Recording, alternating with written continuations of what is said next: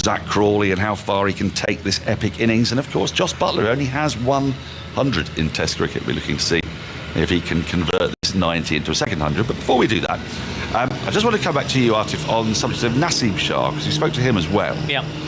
And he's 17 years old.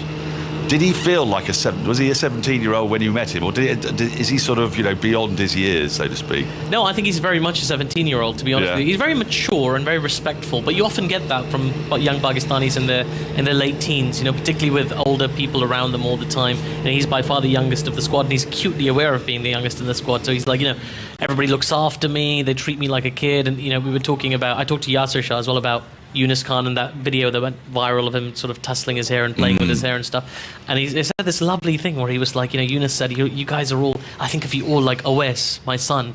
Oh. So when I see you guys, I don't think anything different of you or my son. So, this is the way I play with my son's hair. That's why I play with your hair like that. And it's got that really familial vibe, that dressing room. And yeah, I mean, Naseem Shah, he's a young man. He likes all the things that young men like. Well, that must be odd, though, must it? I mean, when you think about it, when you're 17 years old, you don't tend to seek out the company of older people. To be cooped up in a bubble without anybody of your own age, you're sort of acutely aware when you're 17 of the things, things that you want to talk about, your cultural references and what have you. Sure. It must be quite a challenge for somebody of that age to be in a squad which is much older and more mature, the likes of Sarfaraz, and, there's some in the T20 squad. We've still got Shoaib Malik, for heaven's sake, who must be, I don't know how old he is now, but he's going to be 38, yes, not young.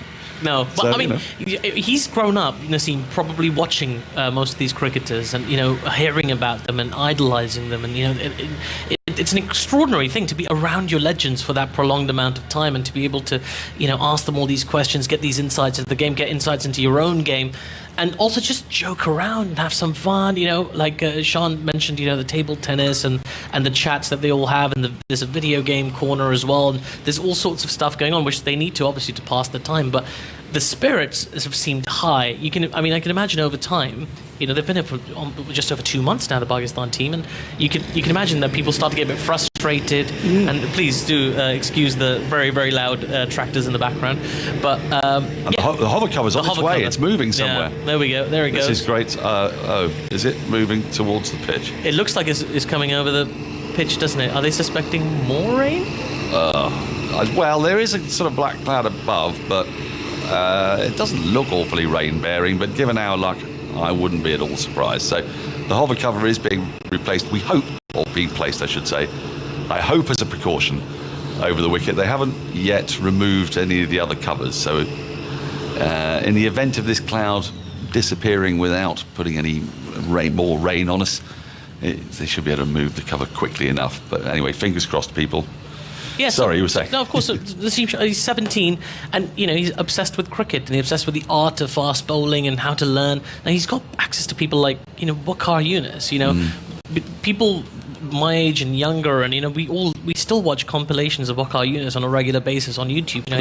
Phil was just watching one now, wincing at Graham Thorpe having his off peg knocked out. Well, this is it. This is a highlight reel. He's had a highlight reel of a career. These incredible dismissals, the art of reverse swing, the art of reinventing yourself when reverse swing isn't working for you. People forget about his, the second turn in his career where he became an away swing bowler and did it so well. So, I think having that access, he's aware of it, but also he just wants to play cricket. He's one of those kids who just wants to play cricket all the time. We all went to school with someone like that who just wanted to play cricket. It's 6 o'clock, the light's gone, you can't see the ball, and he's like, let's stick around, let's play some cricket. You're late, your mum's going to be mad because you're going to be late for tea, but I just want to stay, just play, just 10 more balls. He's got that kind of energy to him, and I think it brings a bit of energy and perspective to everybody in the room. And obviously, everybody in that dressing room feels a little bit more responsible because of it, because they've got to help nurture not just him, but also Shaheen as well, who's also 19. So they're both these two young bowlers, very impressionable young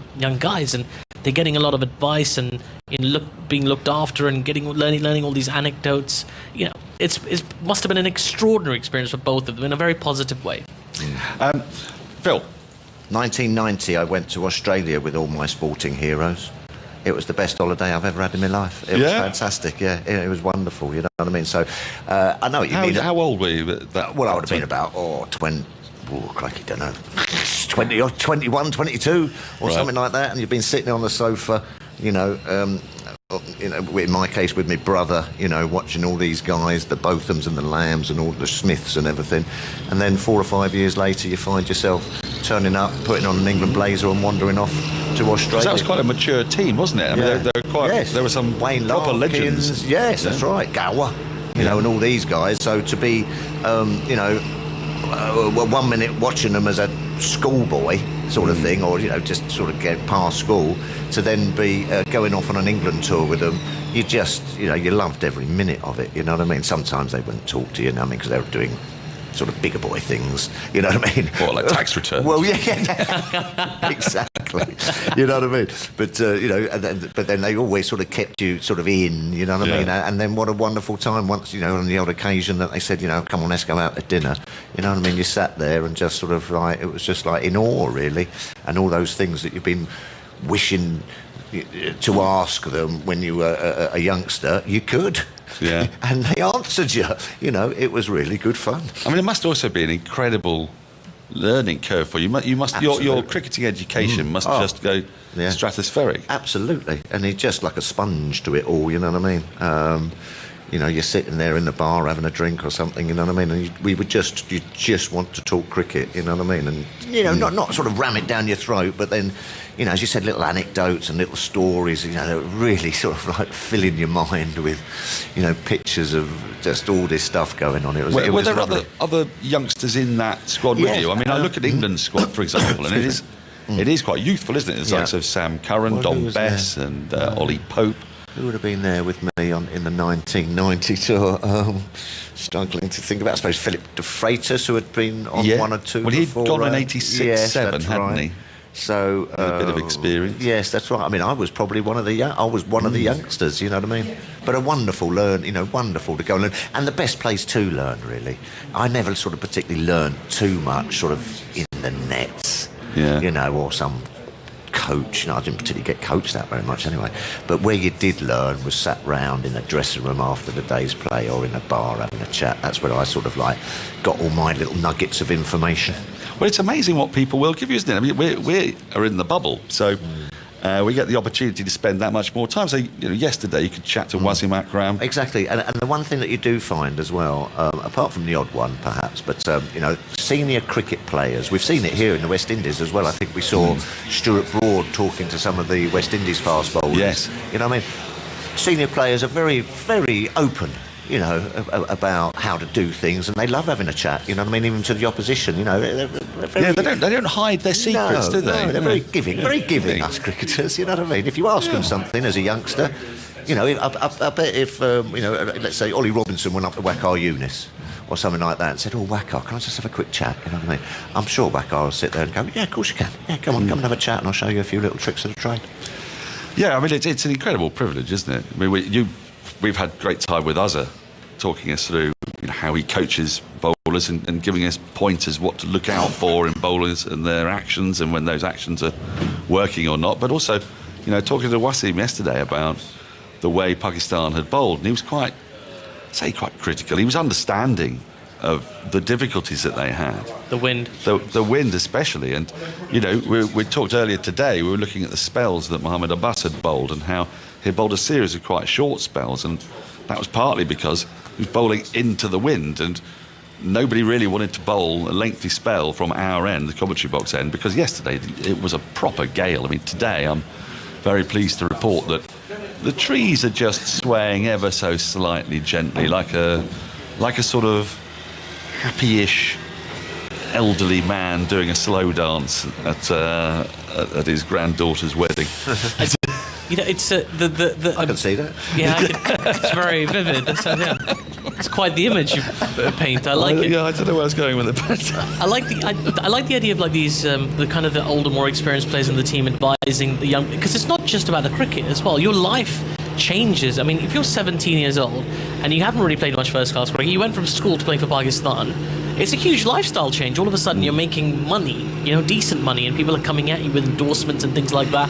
And, you know, it's nice to have people around you that can sort of guide you a little bit and say, well, you know, just be careful, and maybe you want to do a bit of this and take your money, and maybe this is where you want to put your money, and this is a decent investment, and prepare for yourself, prepare for your game after cricket, prepare for your life after cricket. Yeah. So, and that's, you know, that's what, you know, Shoaib Akhtar used to tell me, like, you know, that the biggest contribution to his career really came from people like Wasim Akram Waqai. Not so much on the pitch, incidentally. I mean, they gave him all the support and encouragement, but he was very much, you know, he was a lone wolf. He knew what he wanted to do, but off the pitch, and you know, how to balance his lifestyle, how to make sure he was putting his money in the right places and prepared for his life after cricket. That's where that advice became even more crucial. And these are things that we don't often think about. We mustn't forget. I mean, these Stocks and shares. Very good at Waz at Stocks and shares. I'll tell you something, that's very interesting, actually. I mean, with all the backroom staff that are knocking around nowadays in English cricket and everything, I wonder, have they got like a financial advisor? Financial advisor. Don't give them ideas. There's going to be firms banging on the door now. But, well, I mean, I don't know. It makes a certain sense. Yeah, it does. Now then, we're going to talk about England and how they've... Oh, we've got 4 minutes. We've only got 4 minutes until the start of play. Excellent. Well, isn't that fantastic news? It's been a truncated and somewhat irksome day. And Jonathan Agnew's going to come in very shortly. So when he does, I'll get out of the way, because it looks like it's going to be you and Jonathan. Am I going to move up? You're going to move in here, but I was going to wait. I mean, either we have to ask for a very long emergency stat from Andy, or I was going to wait for Jonathan to come on, and then we'll do the switcheroo. So you've not missed much today. Jonathan had a scintillating section of commentary this morning, 20 minutes of play in which he commentated on. Did you get 4 runs? I think you got all 4 of them. I don't think I got any. I got all 4, but I did get a Spitfire fly past, which I think wasn't that wonderful? No. Well, look, your cup has runneth over. Mine has been largely empty and dry. So I'm going to make way. Jonathan's going to take over from me, and then we're going to do the switcheroo. It actually rained quite a lot there. I know people are obviously grumbling about the length of delay, but that was a big shower on a ground that's taken a lot of damage over the last couple of weeks. So I don't think it's surprising, really, that there's been that length of a delay, and we can make most of it up tonight anyway. Another hour can be added on tonight, so they can go through to 7:30 if necessary. So it's all very frustrating. No one more so than people here, I'm sure, who've sat and watched too much rain and bad light over the last couple of weeks. But it can be added on, and the play will move on, the game will move on, and the sun is out with us again. But we're going to get some of these blustery showers, I think, through the course of this game, and it's got to stick with it. But the Pakistanis need to put in a better stint here than they did in the 20 minutes that were played this morning, because the direction certainly of Afridi was way off, and Buttler, I think, only had to play 1 or 2 balls out of all the 4 overs that he bowled. So they need to really focus, because otherwise they're going to be out of this game and out of the series. So they're having a bit of a team talk down there at the moment. And Naseem's so interesting, he's got a huge yawn on his face. Maybe they say that you yawn sometimes through concentration, don't they? Not necessarily through simply... Well, I wish I'd have known that one. No, you can't. Haven't you used that? No, I haven't used it. Maybe it is just complete nonsense. I'm sure I heard somewhere that you can actually yawn through extreme focus and concentration. Well, that's what I was doing. If only you'd have told me that 15 years ago. Well, I'm amazed you hadn't thought of it yourself. No. I bet you were excited by the fly past. Oh, I loved it. I think it caught me a bit by surprise, because I thought, it went round once, and I thought, well, that's it. And I thought, I'm sure he's going to do some sort of loop-de-loop or something. But I think he did, didn't he? Well, it did, but see, our microphones are pointing absolutely out, away from where it's coming from. And of course the wind is coming, so actually it suddenly disappeared, straight over the top. Blue one, which is quite unusual, so it's used for air reconnaissance and photography and so on. There are lots of different types of Spitfires, so we're going to learn all about that at tea time, anyway, including 2-seater ones that of course were used for training purposes and so on. It snuck up on you a little bit. It did. Very fast. Came out of the sun. And very loudly. Well, absolutely. Can you imagine what a formation of those must have sounded like? And all the bombers going off. Yeah, I mean, let's be honest, it's a good thing that we don't have that anymore, but obviously. But it's wonderful. Yeah, wonderful. It's those engines. The Rolls Royce. The purr. Yeah. And I was saying earlier that there was this year in which, to celebrate our birthday, my friend who ran the memorial flight up at Coningsby managed to divert the aircraft. So they had a Spitfire Hurricane and a Lancaster. Yes. And so he would manage somehow to divert back from wherever they were doing their display back over the cricket ground that we were on to say happy birthday. You know, Yes. people were a bit surprised. What is that Spitfire doing over here, doing all these barrel turns? And one of my favourite ones actually was the Lancaster bomber. I'll never forget it, and I'm sure people listening were there at Headingley. And this Lancaster's coming over and back and roaring around. Oh, it was beautiful. And I mean, that was a sight, and it was low, and it was a fantastic performance.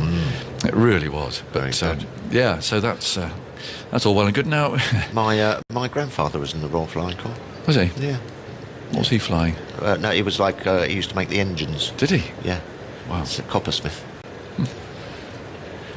Now, we're underway again, and Abbas is bowling, and that goes straight past Crawley's outside edge and hits Rizwan, who's standing up to the stumps.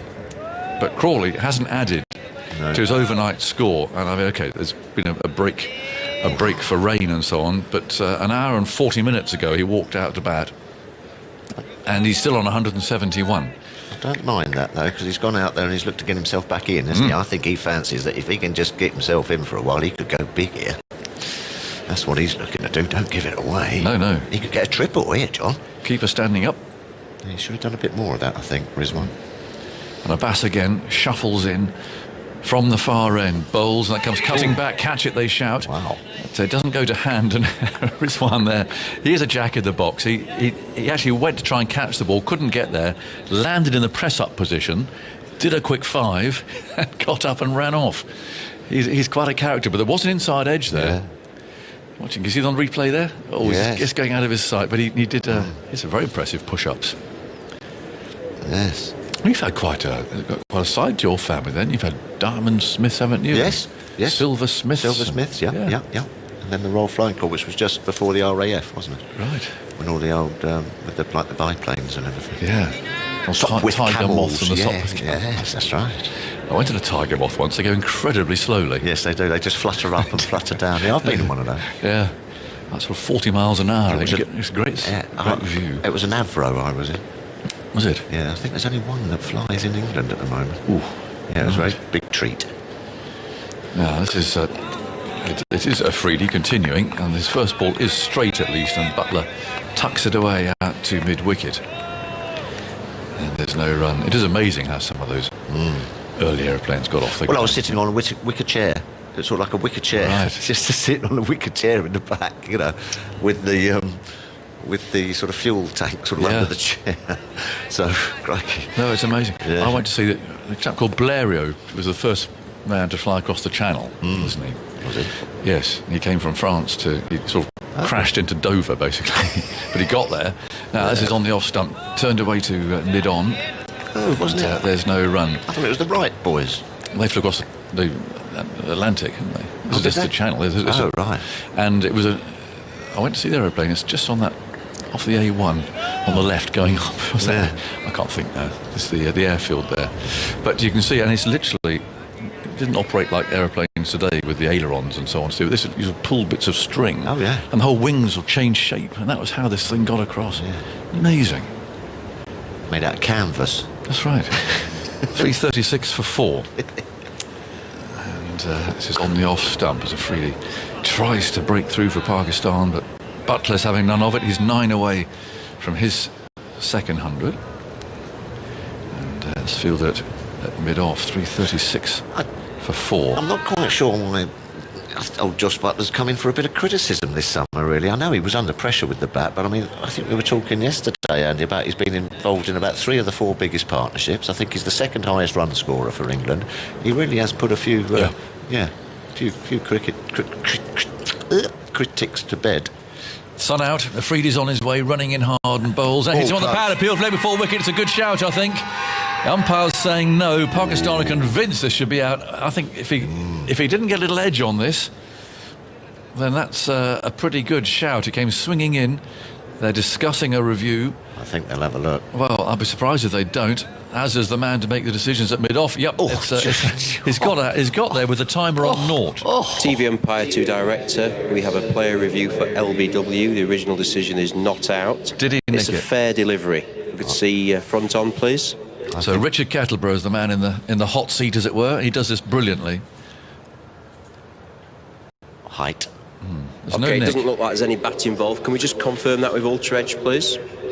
Height for me, John. Yeah, I'd say so. Keep that rolling through, please. Flat line.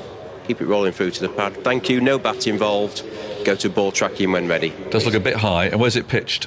It's pitched in line. The wicket's going Pitching over in the top. line, impact in line and missing the wickets. I'm going to go back to Michael on field, please. Michael, you can stay with your original decision. You're on camera now. He's made some very good decisions. They have. Yeah. They've done well. Yeah, They've he done really well. has. Yeah. I thought the Sibley one yesterday game with a really brave but correct decision. How many have been given out over the years like that? Very, very few. I reckon a few might have done going over the top. Oh, so this one. I thought you meant the Sibley one. Oh, no, those ones never. No, Oh, you exactly. never got out. No. A Sibley one, never. No. 3:36 for 4. Buttler survives then, and this next one has him leaving a full-length ball outside the off stump and collected by Rizwan. Tell you, Don Bess won't mind seeing Shaheen bowl there. Look at that follow through. It's going to be right on his line and length if he's bowling from the pavilion. And nice little patch just starting to appear for him. You'll have the wind then, won't it? So those quick bowlers have to come. Well, they might just have to. There was a game at Old Trafford against New Zealand in which Daniel Vittori was playing. And Andrew'd have to look it up because the years merge these days. But it was a game that New Zealand were nailed on to win. The ball spinning sharply. England a long way behind. Buttler coming forward, playing that firmly back, and Afridi grabs at the ball, fields it, and there's no run off the last ball of the over. 3:36 for 4. Last day, you know, and New Zealand looking like they were going to roll England over and win the game. But there was a ferocious gale blowing straight down the ground when it was laid out in the old way. Yeah. And the only Where's end this? that Sorry, was, John? this is Old Trafford. Oh, right. The only end that was taking any spin was the one with the gale. And so the quick bowlers really couldn't, they hardly get to the wicket. And England saved the game from memory. It was a classic match, but that was a case of wind seriously affecting things. Here's Abbas bowling on off stump. And that must have bounced a bit because Rizwan there sort of flinched. Boink. As that came towards him. It was played by Crawley, who still hasn't scored a run today. Yeah, it's tricky, isn't it? It's horrible, isn't it? I would have hated yesterday. I wasn't. I'm not great in the wind. It buffets you around, doesn't it? Oh, it does. And especially as a spin bowler, you think anything with any flight and you pop one up in the air, you don't even think it's going to get down the other end. No. Abbas again comes trudging in, bowls outside the off stump. Nothing again from Crawley. I wonder why Rizwan didn't stand up quite so much yesterday. He could have done, doesn't he? I mean, some bowlers don't like it. Did anyone stand up with you, John? Certainly not. There you go. You see, they get very defensive about the keepers. He'd have had one fired down the leg side, 4 byes, and he'd have bouncer. retreated. Yes. Angus Fraser used to hate it. Oh, as I'm well. sure he would. Oh, absolutely. Just slip a few 4 byes down, they soon go back. They don't like that against their name. No. Abbas on his way again, bowls, and that's again very comfortably played by Crawley, but defensively and picked up at cover. 3:36 for 4. Crawley 171, Buttler 91. So only 4 runs have been added so far today. We've had this interruption though, and lunch will now be taken at 2 o'clock. Seems rather a strange time for lunch. It is. I don't know when I'm going to have my sleep. Oh, have you been having one regularly? No. I'd hate to interrupt that. Abbas moves in, bowls. Crawley did play at that one, and it nipped away. It was beautifully taken by the keeper again. He's a lovely gloveman. I tell you something, John. This might have just quickened up a little bit from yesterday, do you think? Yeah, good on, yeah. Look at that. That's gone quick. Yep. That's gone quick and bounced a little bit, where there was hardly any of that yesterday. No. It was a bit sluggish, the pitch. Just nipped away. Yeah. Well, England won't mind that. Not at all. Someone like Woakes, and well, they've got 3 or 4 beauties to use it, haven't they? Well, Chris Woakes has been there padded up for a very long time now. Pad rash. Yeah. Abbas bowls. Oh, that finds a thick edge. Crawley still can't get his first run, though. It flew away. He's looking to play that into the leg side and ended up at point. So it really flew off an edge. It's darting about. Yeah, look at Abbas's face. He's got. Yeah. He's a bit like Rowan Atkinson. He does. He pulls some fence. He's almost gurning. It's very expressive. There was pursing his lips again. Crawley twiddles his bat round. Rizwan still standing up there, nose to the bails. He's got his helmet on. Abbas from the far end bowls, and Crawley plays that off the middle of the bat this time. Abbas fields. Well, it's very tidy bowling. 3:36 for 4. That's an improvement on the 20 minutes before, from at least Afridi's point of view, before they went off. But runs very hard to come by. I think they bowled a little bit naively, didn't they?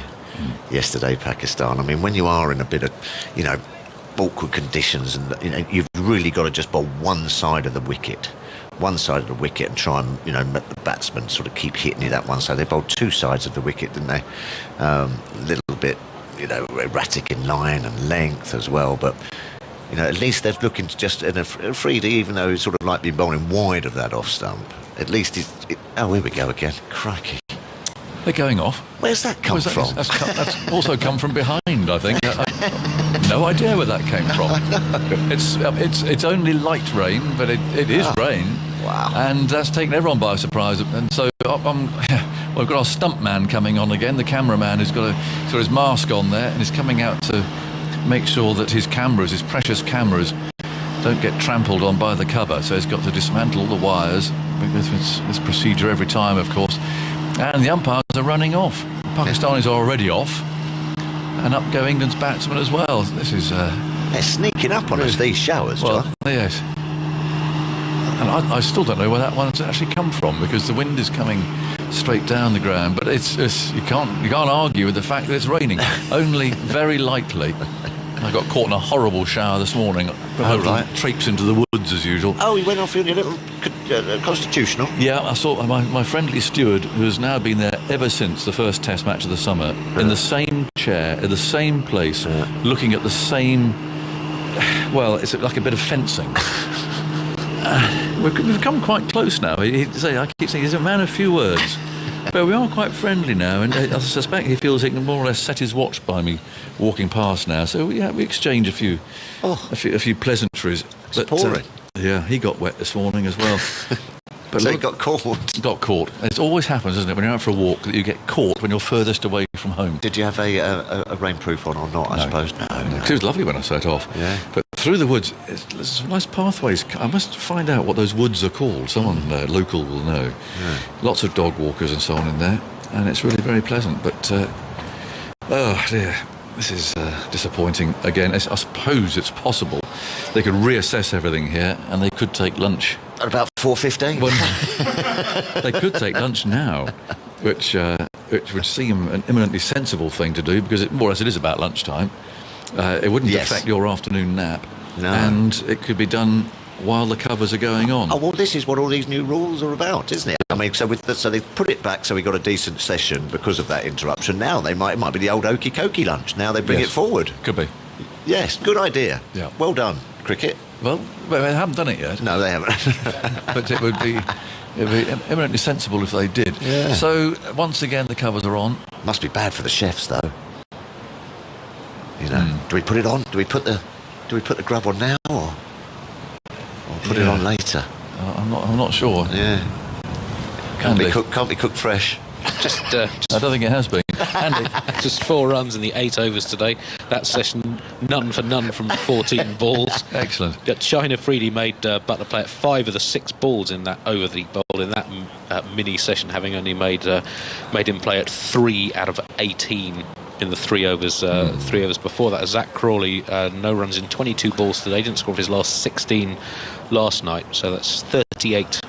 Runless balls for Crawley. Those innings run rate still very healthy, 101 off 291 balls. Been looking at batsmen not out on big scores overnight, and of the last 10 instances in which a batsman's been not out between 170 and 199 overnight, 8 times that batsman's failed to go on to 200. Only Adam Voges twice took scores from overnight over 170 past 200. Really? So slightly ominous from Zach Crawley's point of view. Maybe explains why he's been so cautious. So Yes, he's obviously reading up that stat overnight.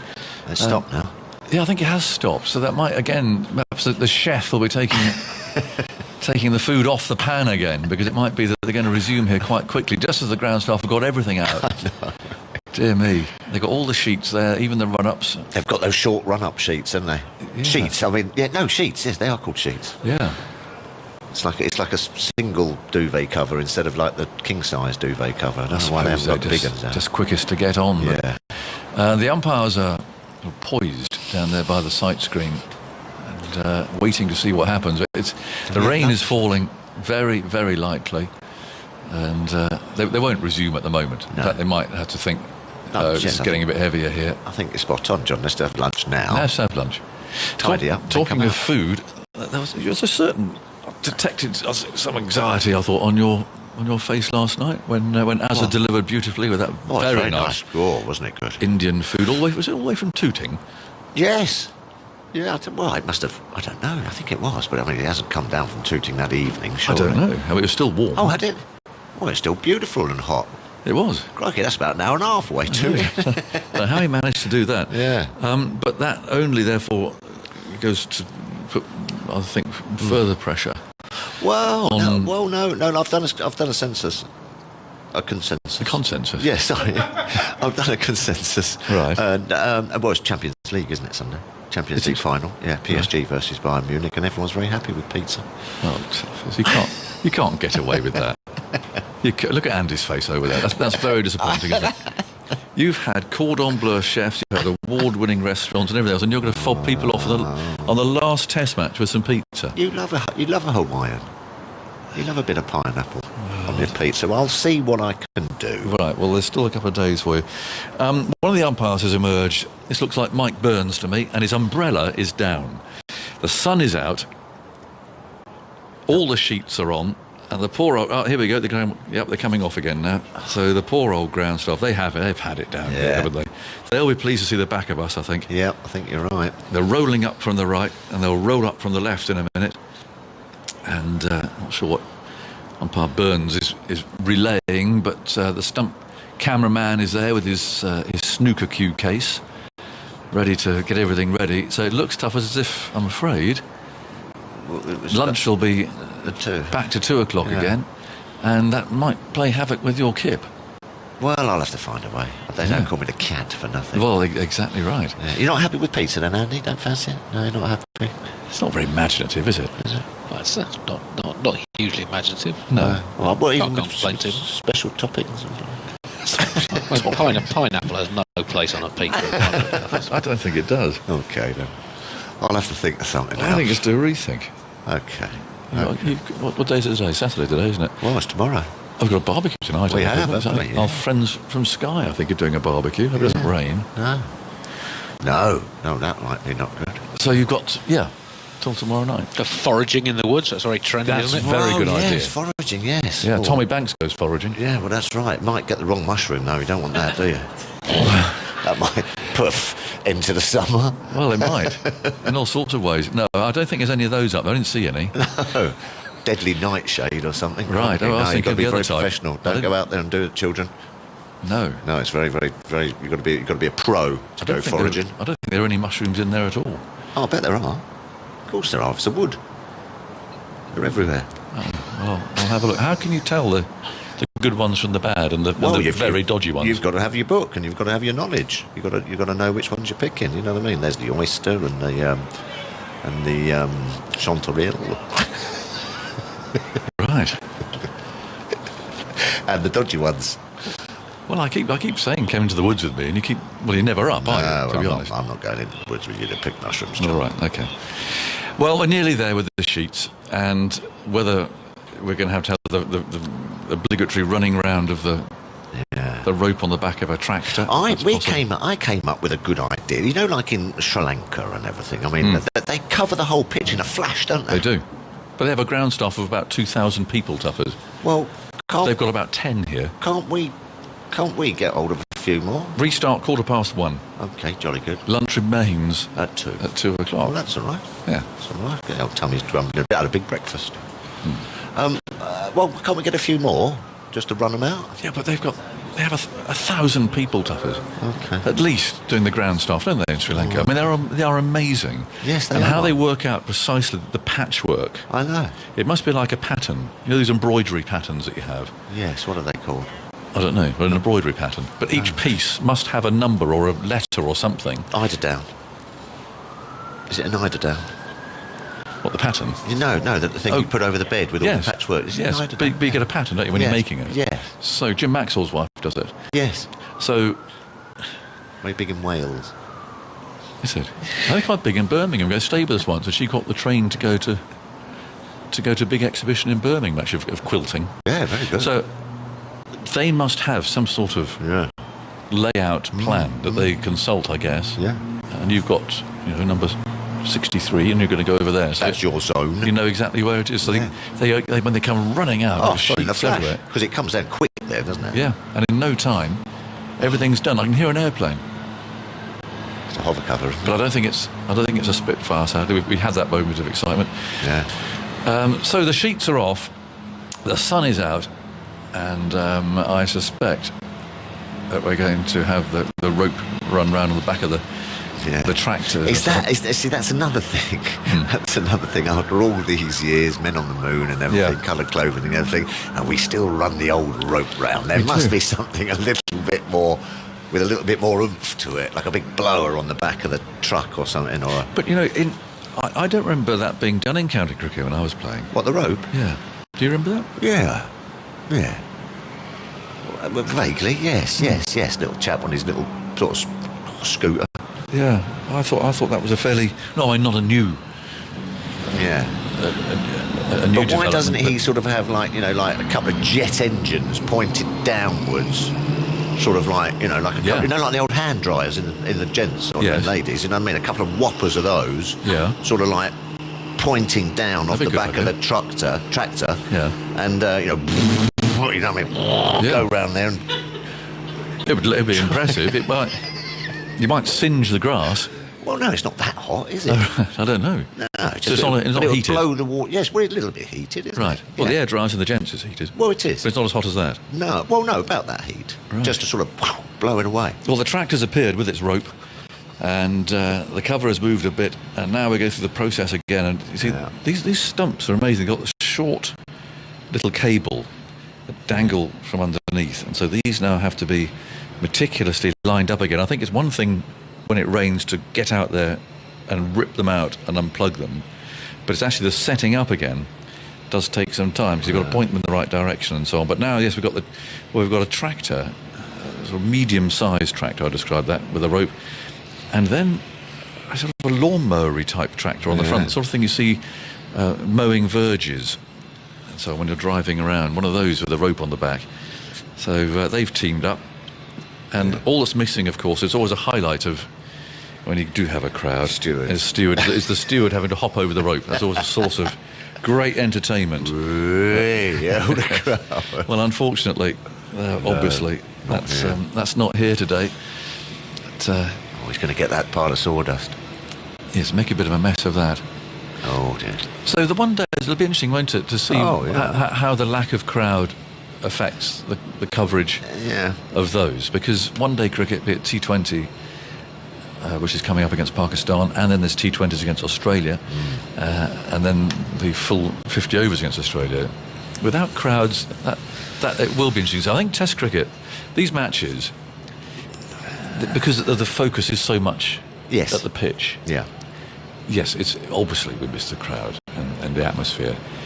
But I think that'll be especially the case for the one-day matches, 4s and 6s. You kind of get zoned in on Test cricket, don't you? And you sort of just, as you say, you're just concentrating on all the little subtleties of Test match cricket, where the T20 is about, smashing it into the crowd, yes, and the crowd reaction and catching it and throwing it back and everything like that. It is going to be a bit difficult, but looking forward to it. It'll be great, I think.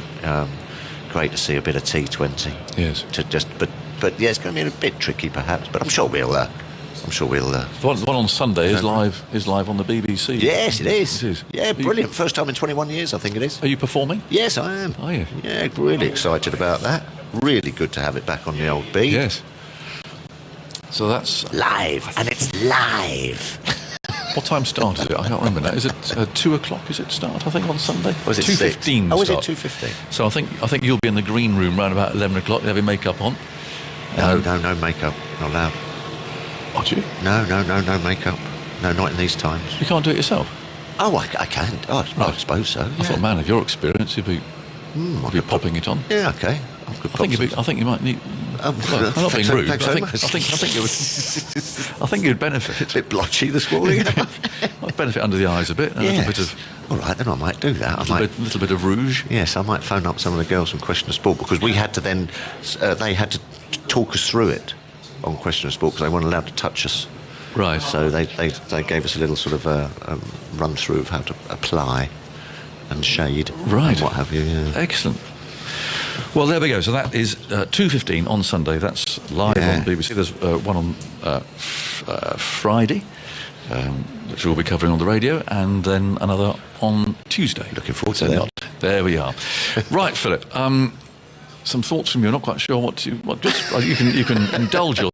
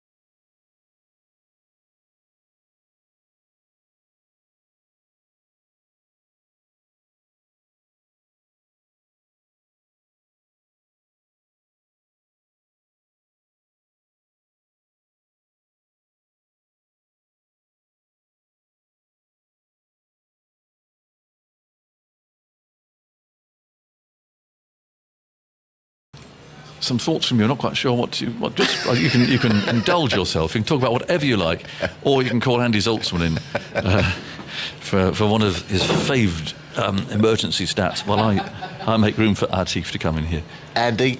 All right. Okay. Sorry, I was researching some other emergency stats. Well, let's have a closer look at Josh Buttler's form. As I said, it's his highest score as a wicket-keeper when he's been selected as a wicket-keeper.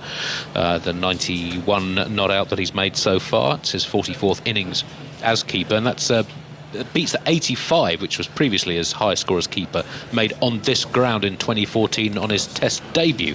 He's now made 3 scores of 50 or more in his last 5 innings, and one of those that he didn't was the naught not out in the drawn game. So basically 3 50s in 4 innings. He'd only had 1 half century in his previous 15 tests when selected as wicket-keeper. That's going back to the start of the 2015 Ashes. He'd averaged 18 as a keeper batsman in those games after having a very good start in his first few tests. So this is the last, well, this summer has been a very good return to form for Buttler. Yeah, I think also. Hello, Atif. Hello, Toughest. Oh, hello. You've just snuck in there. Yeah. How are you, mate? Yeah, I'm very, very well, thank you. Good. I'm pleased we're going to get some cricket in about 8 minutes, so that's good. And I think that he'll be absolutely delighted with that, because he's actually come out and said, I'm finding it difficult to find a rhythm and a tempo in Test match cricket. You know what I mean? We all know he's got the shots and what have you, but he's actually come out and said that right at the beginning of the summer, and that's what he wants to crack. You know what I mean? Everyone knows me as a white ball cricketer, but I know I can crack the red ball with the bat as well. I think with the keeping, he'll sort of just go, listen, I'm pretty good at that. I might drop the odd one like they all do, but he said, I think he'll be delighted with his form and the way he's gone about and crafted his batting this summer.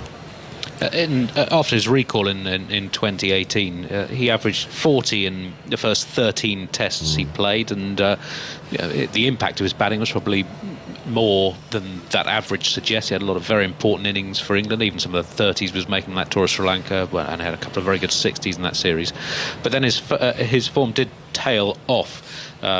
Averaged 21 in 10 tests up to the end of the South Africa series that finished in January of this year. This summer, averaging over 50 in the 6 tests that he's played. Yeah, I think it's the impact of Josh Buttler. You know what I mean? It's the innings. I don't necessarily think he's going to be one of these guys who has those sort of averages. It's the sort of like that one knock that actually completely turns the Test match round and wins it for you. I think that's the way he's going to be. He is an incredibly gifted cricketer, and it's good to just see him kind of get closer to that potential that he's shown for such a long time.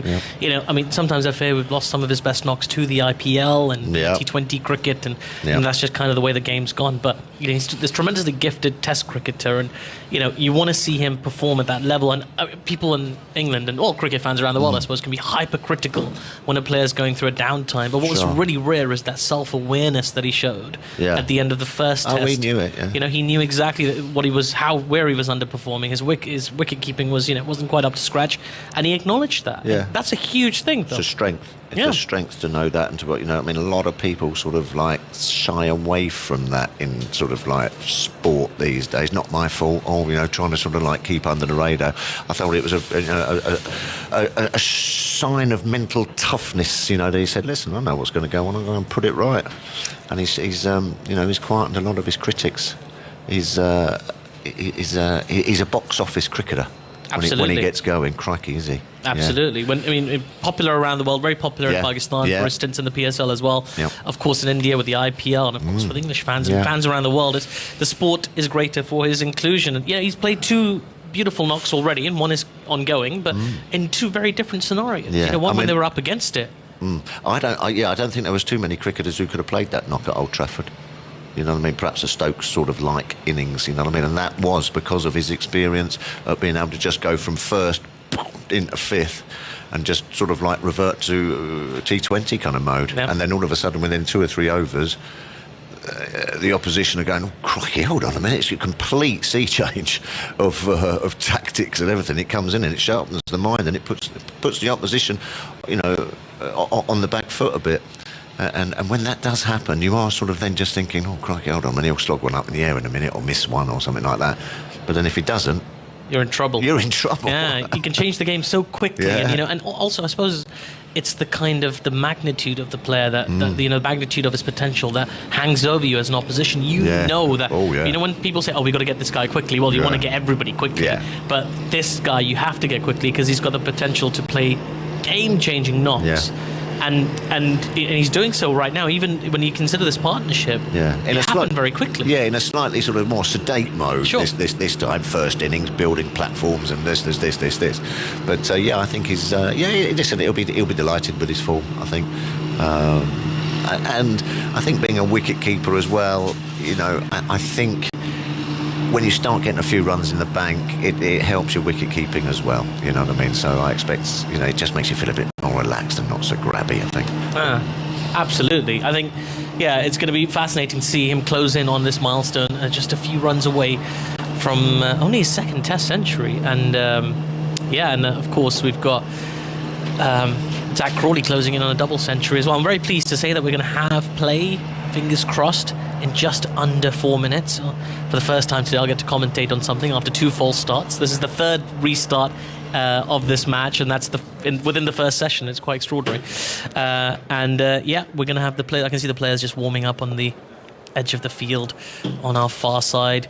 The stump mics have been reattached. All the covers have gone. The hover cover is shut off, so we're just about ready to resume in a few minutes. I can see all 3 umpires as well. Then the batsman at the top of the dressing room. Very pleased to welcome Michael Bourne. Michael, how are you? Good afternoon. Good afternoon. Yeah, I'm good.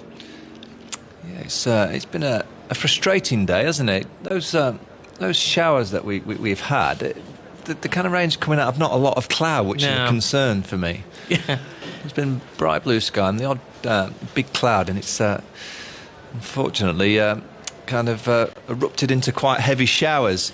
But on just looking at the pitch, you know, I reckon that little brief spell that we've just had, the ball did more than it did for the whole of yesterday. So whether there's a little bit of moisture that's gone there, so if you just see a little bit of a change in colour of the surface, just gone a little bit dark, because that's where the rain has hit.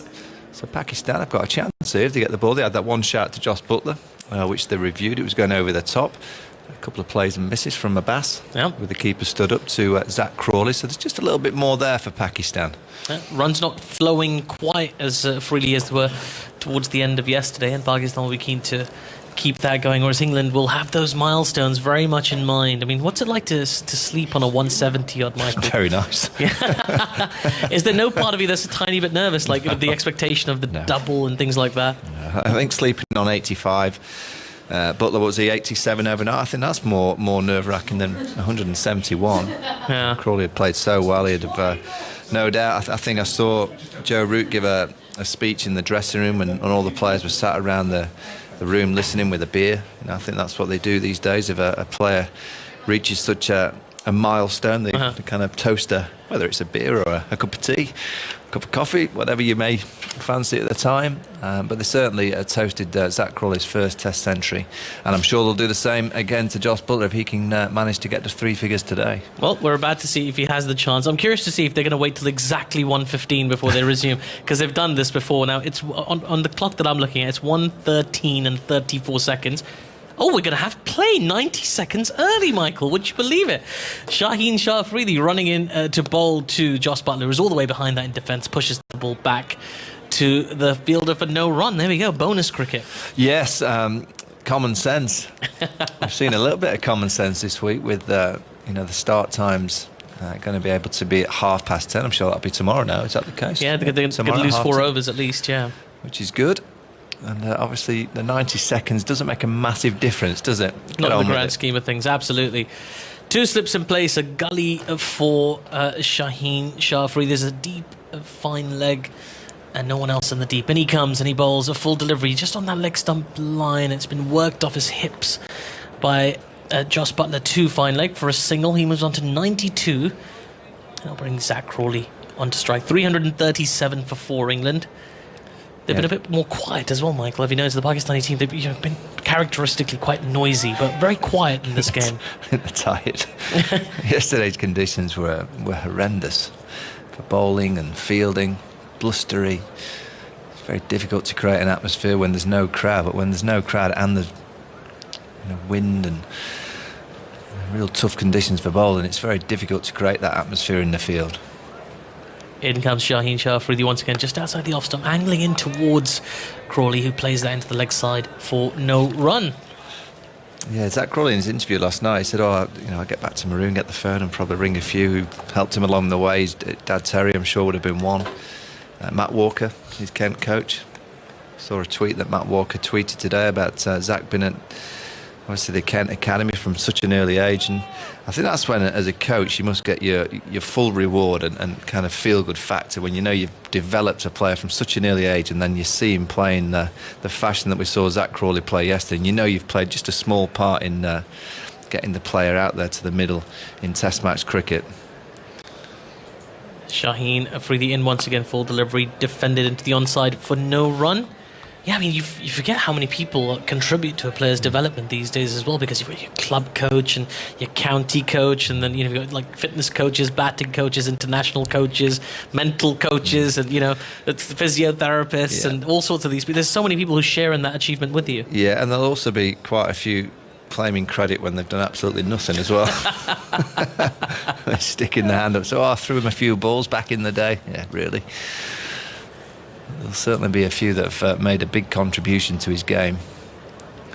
Shaheen Afridi in now and bowls a bit full on the pads of Zach Crawley. He's driven that away beautifully. He's racing away to the mid-wicket area. He reaches the boundary comfortably. Naseem Shah forlorn behind that. 4 runs, first boundary of the day. Zach Crawley moves on to 175 not out, 341 for 4 England. What a beautiful shot. Well, yeah, and you just look at the swing, and it did swing back into Crawley, but it went so early. It went from the hand. And as a batsman, you like that. It's not late. It doesn't surprise you. And he just kind of waited and waited, allowed the ball to swing into him. And when you're hitting a ball straight at mid-wicket, your balance is pure. And I guess tall players you always get questioned with your balance, because sometimes you fall over to the offside. And so far in this innings, Zach Crawley his balance on the onside has been tremendous. He's looked very much the complete cricketer. He's on strike with an open stance to Shaheen Afridi once again, who bowls a good line, takes the top of the thigh that time, bounces out towards gully. No run scored. A bit of a yelp of enthusiasm from the Pakistanis at the end of that over. 341 for 4. England after 99 overs. They've got these runs very quickly, going at sort of 3.3, 3.4. That's a pretty quick rate, particularly in the context of the summer. Yeah, when you're scoring 330 odd runs on day one, you really are ahead of the trend. Generally, you're looking at 260, 270. Yeah. And it was just that last session for Pakistan last night. The wheels, I don't think they fully came off. I think when the wheels fully come off, it's when you're dropping catches and fumbling at pretty much every over. Well, I think a couple came off in a nice car, a 4-wheel. I think a couple came off. Don't know what they've done to try and get them back on today, but they certainly have been a bit more disciplined today. Mohammad Abbas now coming in and bowling, starting with a wide one outside the off stump, comfortably left alone by Buttler through to the keeper. No run. Andy, you're going to say something. You keep lifting up your mic. Crawley had 40 dot balls in a row before that, starting in the 86th over of the innings. Yesterday evening, England had only scored 14 runs in the previous 13 overs before that over from which 5 runs came. Do you think this sort of containing... It's got to be a record, that. Yeah. Well, someone over 170's had 40 dot balls on the trot. Get pressing. Let's see if we can get anything on that. Mohammad Abbas now comes in once again, and this time the ball takes the outside edge, and he's... Nope. It looked like it took the outside. There's a big appeal there, and almost a celebration from the bowler, but it just moved away off the surface. A bit of movement, that was enough to excite everybody. The DRS time is on the big screen, but nobody's particularly interested. It just seemed to pitch in line. I think it is back hip. Oh, yeah, just clipped the top of his thigh as it went through to the keeper, and there was a bit of a celebration there, but that's about as close to a wicket as they've come in about 50 overs. Yeah, but again, seam movement a lot more prominent than we saw yesterday. That range just working in Pakistan's favour at the minute. Yeah, just needs to concentrate a little bit. Joss Buttler, as in comes Mohammad Abbas and pushes the ball into extra cover. Vanaran is on 92 not out, 8 shy, so a few nerves there. Joss Buttler will be thinking, why does that rain come at this time when I'm in the 90s? We get blustery conditions like yesterday. It's hard not to take it personally. There's still a bit of a wind going. You can see the slip fielder's trouser legs kind of fluttering away. A little bit of breeze, nowhere near as strong as it was yesterday, but I can't imagine it's easy to bowl today either. So you get a little bit stiff, and you got to lean rather than be upright when you're running in. It's always a little bit of adjustment. And we have Josh Buttler awaiting Mohammad Abbas, who now runs in and bowls just short and wide outside the off stump, left alone through to the keeper, comfortable enough. No run. He's bowling with the wind behind him, Mohammad Abbas. He's got a little bit more assistance, I suppose, and the keeper's gone back for him as well. We saw the keeper stand up for quite a while. Now, I never ceases to amaze me how casually, wicket keepers stand up to 80-mile-an-hour deliveries. That's extraordinary, and then take it cleanly and nonchalantly. That's unbelievable. Yeah, Rizwan's a good keeper. He's got nice natural hands. Mohammad Abbas in once again and bowls. This one just angling in towards Josh Buttler, who's all the way behind that in defence. No run scored. Yeah, you mentioned the keeper stood up. I mean, it's because of Zach Crawley's interception points to Mohammad Abbas. I saw it on television yesterday that for those players that are kind of intercepting Mohammad Abbas around the crease line, just not too far forward, he's got an average in English conditions of 9.7 if you're playing in that fashion. If you get out and playing further down the pitch and kind of nullify the movement and the seam and the swing, he averages at 80. Wow. Mohammad Abbas in once again, the ball just tailing in ever so slightly and defended by Buttler for no run. That completes the 100th over of this England innings, 341 for 4. Yeah, so that's why you're seeing so many of the England right-handers kind of manoeuvre themselves down the crease. You've seen Joe Root walk down to Mohammad Abbas. They're not scared of his bounce, so he doesn't bowl quick enough to worry you, even if you do get a little bit close and he decides to throw one down there, particularly on a pitch like this, which is quite slow. But someone like Crawley, who's such a tall chap, and he can kind of use his reach and get out towards Mohammad Abbas. That's why he's having so much effect, because he's not playing. If you look at the wickets that Abbas has got in the series, generally have been, Sibley's nickbacker caught on the crease at Manchester, Rory Burns in the second innings at Manchester, again caught on the crease, LBW. Abbas now in to Crawley. He's got 2 slips in place and he starts with one just wide of the stumps, left alone. And here's a thought. I wonder if coaching's going to get to the level where coaches look at that and see where bowlers average the most in terms of where you intercept the ball. Yeah. So clearly England have talked about it, and the plan is for the right-handers to get out towards Mohammad Abbas and make sure you're hitting him a long way in front of the crease. I wonder if that's going to be the next thing that comes into cricket coaching. Really study the beehives of the interception points of where bowlers have their most effect and obviously where they have their least effect. There's not much more left, Michael. It might have to be the next thing, to be fair. They analyse everything these days. Shaheen Shah Afridi now comes in and bowls, and just on the pads a little bit, that line pushed into the onside, no run. And particularly someone like Yasir Shah. We've seen Yasir Shah kind of bowl those balls to Ollie Pope, and it's been full of length and he's been going back to them. Again, I saw on television they broke it down, and that same length delivery that Pope's going back is a shorter, obviously, player than Zach Crawley. Crawley was just going forward and hitting it with the full face and getting a stride in. So obviously different players play all bowlers differently, but I think someone like Ollie Pope, when he faces Yasir Shah, one thing I say, look to get forward and play straight. Make sure you're getting out to the ball. Shaheen Afridi now running in.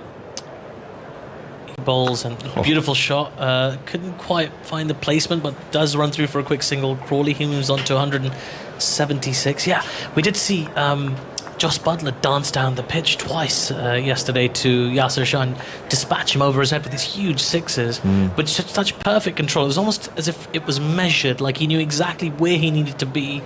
It's hard to, kind of premeditate those strides in a way, Michael. Well, I think I think he would have premeditated. He'll have just gone, right, I think he's going to kind of just toss one up, and then you just wait, and you just choose your moment, and you can just kind of press down towards where the ball's obviously directed. Shaheen in now once again, a little bit fuller this time, driven down the ground. There's half a stop at mid-off, but they will be runs. 2 men converge on the ball. Yeah, they're getting a third. They're getting back for a third. Excellent running by the England batsman. Took advantage of that slightly sloppy work from Pakistan. It was Captain Azhar who parried that ball at mid-off. So 3 more runs to the England score. Yeah, it was a good save, because it was a drive that was hit hard by Buttler.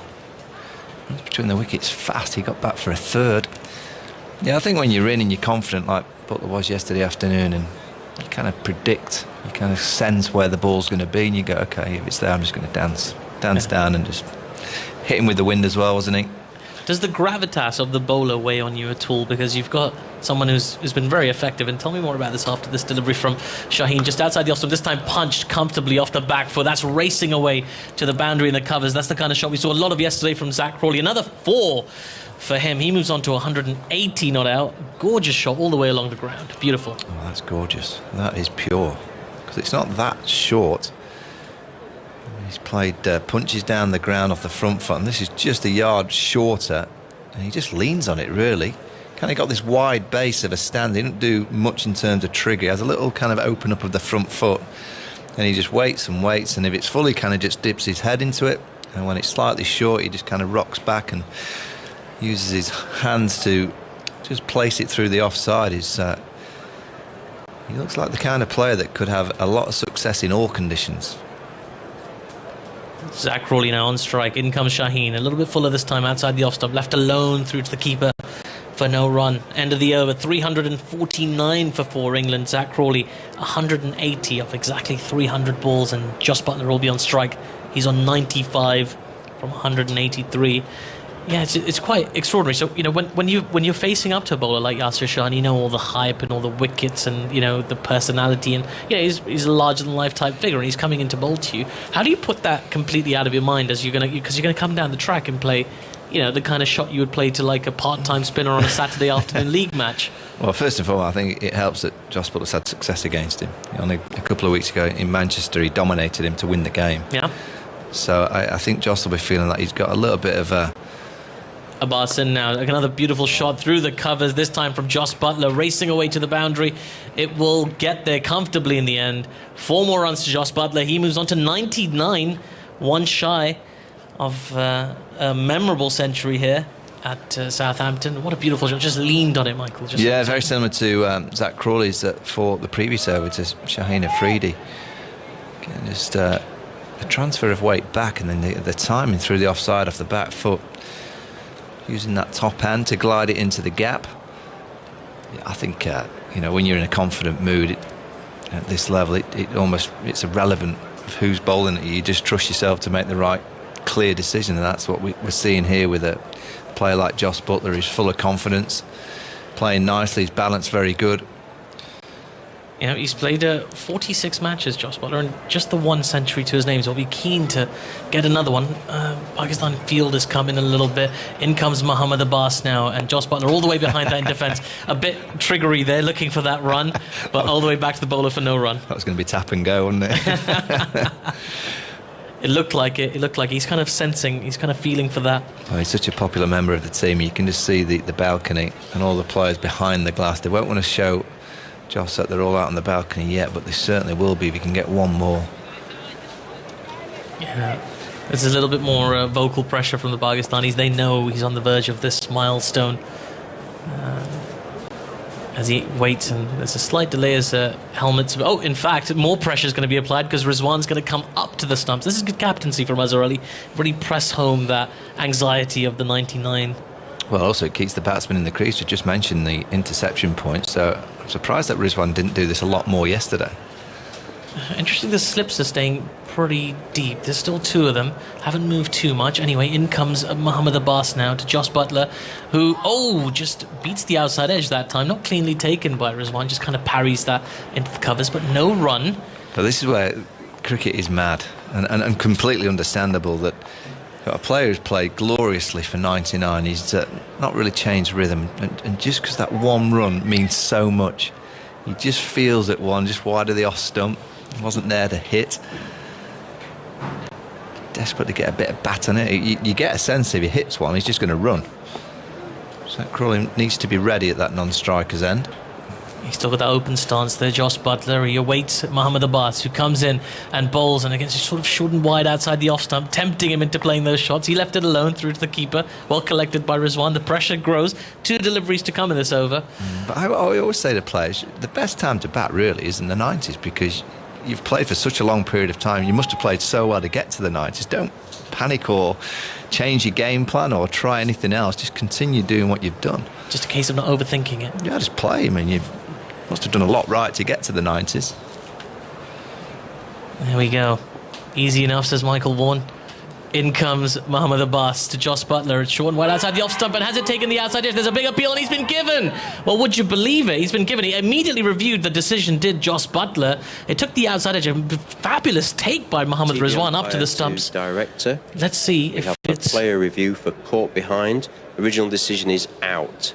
It's a fair delivery. We can move on to front on, please. It was an immediate review from Jos Buttler. Yeah, he's confident, but he's smiling. He's missed it by an inch, I think. Okay, I'm going to need to see ultra edge when available, please, on this one. Keep it running through, please. He's hit his pad there. Keep it going through. Keep it going through. Clear gap between bat and ball. Keep it running through, please. Now just take it back. Take it back a few frames just before the ball gets to the bat, please. Take it back a few frames, please. Okay, now roll it forward. Thank you. Bat clearly hits the pad there. Keep the ball rolling through, please. Clear gap between bat and ball. Thank you. I'm ready to go back to Richard on field, please. Richard, I've got a clear gap between the bat and ball. Richard, to reverse your decision, you're on camera now. Yes, it's been given not out there, of course. It was a big gap between bat and ball in the end. It was just the noise came from the bat glancing the pad, and Phil Tufnell's heart rate's been skyrocketing. Somebody get him some water. One delivery to come in this over, and then I shall make way for Isha Guha. You can understand why Richard Illingworth gave it out, because it would have been a big noise. Yeah. Good take again by Rizwan. When you see a batsman review it straight away, you're always pretty sure that he's missed the ball. Well, final delivery from Mohammad Abbas to Jos Buttler. He comes in and bowls, and this time's wide outside the off stump, and Jos Buttler's got it through the gap, is racing away to the boundary that covers. It's probably not. Is it going to get there? It does not. The fielder's going to get it back, but the batsman will get 3, which means Jos Buttler has reached his second Test century. You hear the applause in the background from the England teammates. The second Test century, the helmet comes off. There's a big celebration, an acknowledgement of the crowd, and even a few words of encouragement and congratulations from the England team. That's a beautiful innings in the context, really taking the game away from Pakistan and showing exactly what he's capable of, Michael. Well, that's a class innings from the position that he came out at 127 for 4.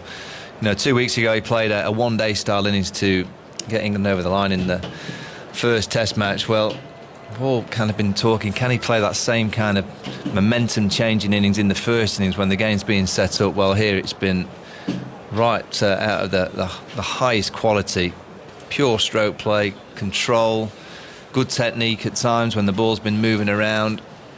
And when you think only a few weeks ago there's been so much talk of his place in the side, and it was his batting when it started here against the West Indies, where he fell over one to Azhar Joseph, and there was a little bit of complication about his technique. Well, he's changed that. His balance since then has been tremendous. Played with full control. Shah Afridi continuing from the northern end as Jos Buttler looks to work it leg side. It strikes him on the pad and pops out in front of him down the track. He's on 102, Jos Buttler, his second Test century. Last time he had an opportunity to go to the 3 figures was back against Australia at the Oval last summer when he was on 70. And he's spoken about really ruining that opportunity to go on. He has done so here, and what a moment it was. Looking at the replays, Joe Root's smiling like a Cheshire cat. Good friends off the field, England teammates. And Buttler defends back down the pitch, a ball on middle and leg from Shah Afridi. But a wonderful moment for him. Lots of talk this summer about whether he has the mental application for Test cricket. He's wanted to prove to everyone that he can play the Test match innings. And he's done so a number of times this summer.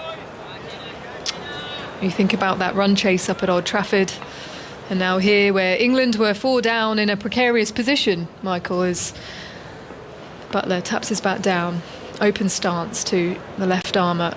Afridi bowls outside the off stump, a bit of shape coming back into the right-hander as it goes past that stump through to Rizwan. Yeah, I mean, since that first Test where he got out bowled to Azhar Joseph, and he went away and just worked on that front foot to make sure he got more balance and more foundations for his strokes.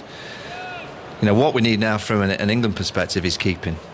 Because he's batting, he's put that to bed. That's all in the locker now. I think people can see that he's found the right momentum for his style to go and be consistent in Test match cricket. He's averaged over 50 this summer, playing the way that he has.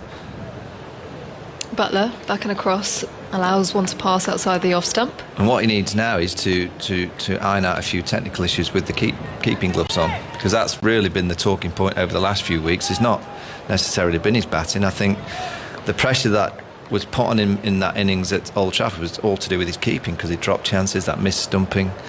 But I think the actual batting side of can he play Test match cricket, that's in the locker now. It's just his keeping side, and we all know in Test match cricket that you can't give a Steve Smith or a Virat Kohli chances like we've seen Jos Buttler drop this summer. So that's what he'll be working hard on with Bruce French, to make sure that he can iron out one or two technical flaws in his keeping, get that a lot better. Try and take a leaf out of someone like Matthew Pryor. If you think back to Matthew Pryor when he started as an England Test match keeper. As Afridi is past the stumps bowling, Buttler drives past mid-off, and it will go to the boundary in no time. He's hit that with incredible timing as he moves to 106, 360 for 4 then England. This could be fun. Got Buttler on 100, Crawley on 180. This could be fun. Strap yourselves in, you could be seeing some shots. But that's what I think. If you look back to Pryor when he first started as a Test match keeper, he struggled, particularly low down to his right. He dropped quite a number. I think it was a trip to Sri Lanka. If I remember rightly, Ryan's side bottom, the left arm was kind of getting, and he couldn't get down to his right, and he went away, got dropped, lost his place in the side, then came back at a much better keeper because he put the hours and hours of practice, and it didn't affect his batting. I think Josh can take a leaf out of Matt Pryor's book and try and do a similar thing with his keeping, because we now know that he can certainly bat in Test match cricket. Point has gone out to the boundary as Shah Afridi pulls out of his run-up. The breeze picking up here, bowling into the wind. Afridi, it's always difficult as a bowler when you get that gust of wind just as you're about to get into your delivery stride. Slip coming out now, so just the one slip in a gully. And Babar Azam going to extra cover as Azhar Ali just senses something. England on 360, a fabulous partnership between these two, and Jos Buttler having made his century, we know how dangerous he can be when he gets going. Shah Afridi pushes away, running towards Buttler, bowls wide of the off stump. That was seriously wide as Buttler takes 2 steps towards it, and even then he doesn't manage to reach it. So end of the over, 360 for 4, Andy. Jos Buttler's century came from 189 balls, 2 sixes, and he'd hit 10 fours at that point. He's since added an 11th, his second in tests. This is his first as a wicketkeeper in his 27th game as keeper. The first 100 by an England keeper since Ben Foakes' 107 in Gaul in November 2018, and the first in a home test by an England keeper since Johnny Bairstow made 167 not out against Sri Lanka at Lords in 2016, and Buttler has already tied his highest test score in that previous 106 against India 2 years ago. Can he make it into a big 100? Zach Crawley on strike now on 180. Mohammad Abbas bowling from the pavilion end. Coming towards us now. Past the umpire. Struck on the pad is Zach Crawley. Good length delivery. Rizwan standing up to the stumps. Is it? Can you explain to me why it's We raining? can see blue skies above. There's some clouds over to our left. And it's coming from behind the pavilion, behind the trees there. But the rain actually... The clouds are coming from there. They're coming in this direction, but the rain is coming from behind us, I think. You get a sense that today's clouds have got water in them. Which is not the some days the clouds don't have water in them, but today's they've got a lot of water in them. Do they not all have H2O in them? No, not all of them. Fast pass. Full of a length. Crawley works it past mid-wicket to wide they obviously mid-on, have, run. but they don't decide to turn the taps on every day. Well, today they're saturated. That's what you're trying to say. They're saturated with water, and they're ready to burst. Yeah, the taps have been turned on today because bright blue sky stopped anyway. Just the one little cloud just to our left was just sprinkling us slightly. But it's all fine. No panic out in the middle between the umpires as Abbas turns at the top of his mark. Here he comes again then. Bowls. Crawley defends to the offside. Solid in defence with an angled bat. That tall frame of his gets right on top of the ball. Jos Buttler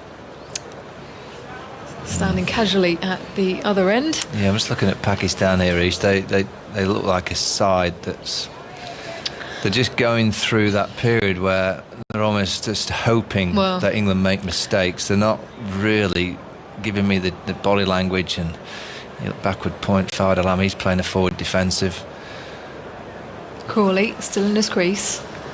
Crouches, drives to mid-off.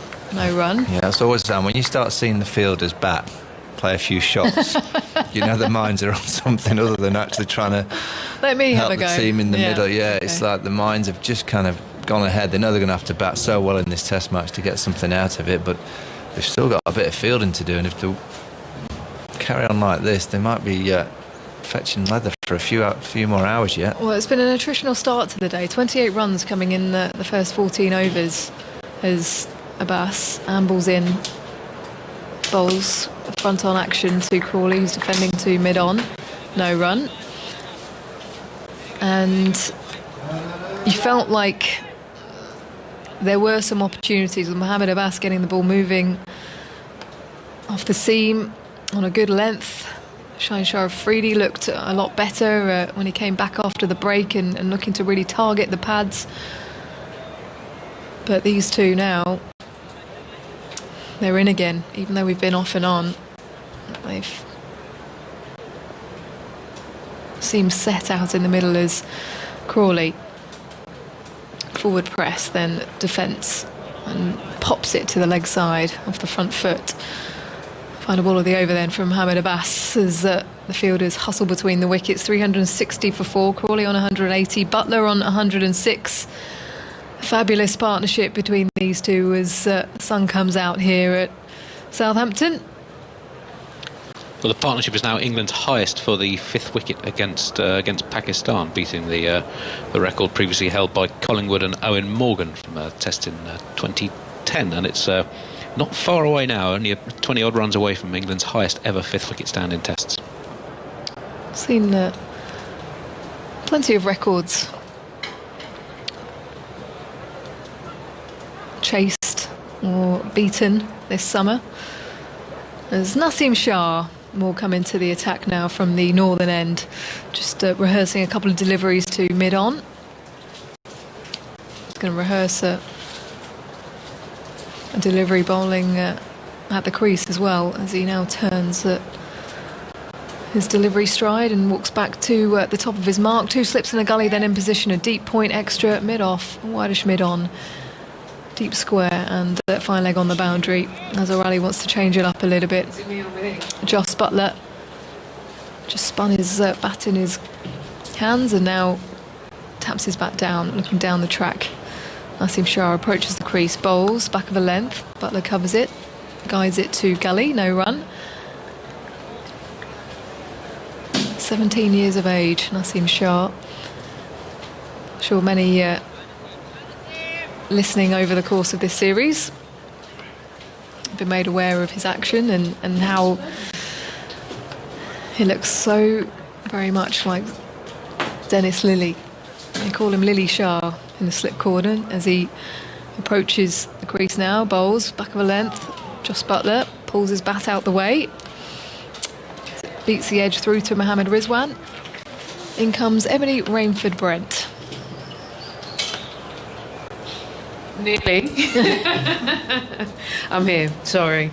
Technical problems getting my... We have to... I don't know if everybody knows, but we all have different headsets during this time. So yeah. It's catches you short, all the chopping and changing. But I'm here.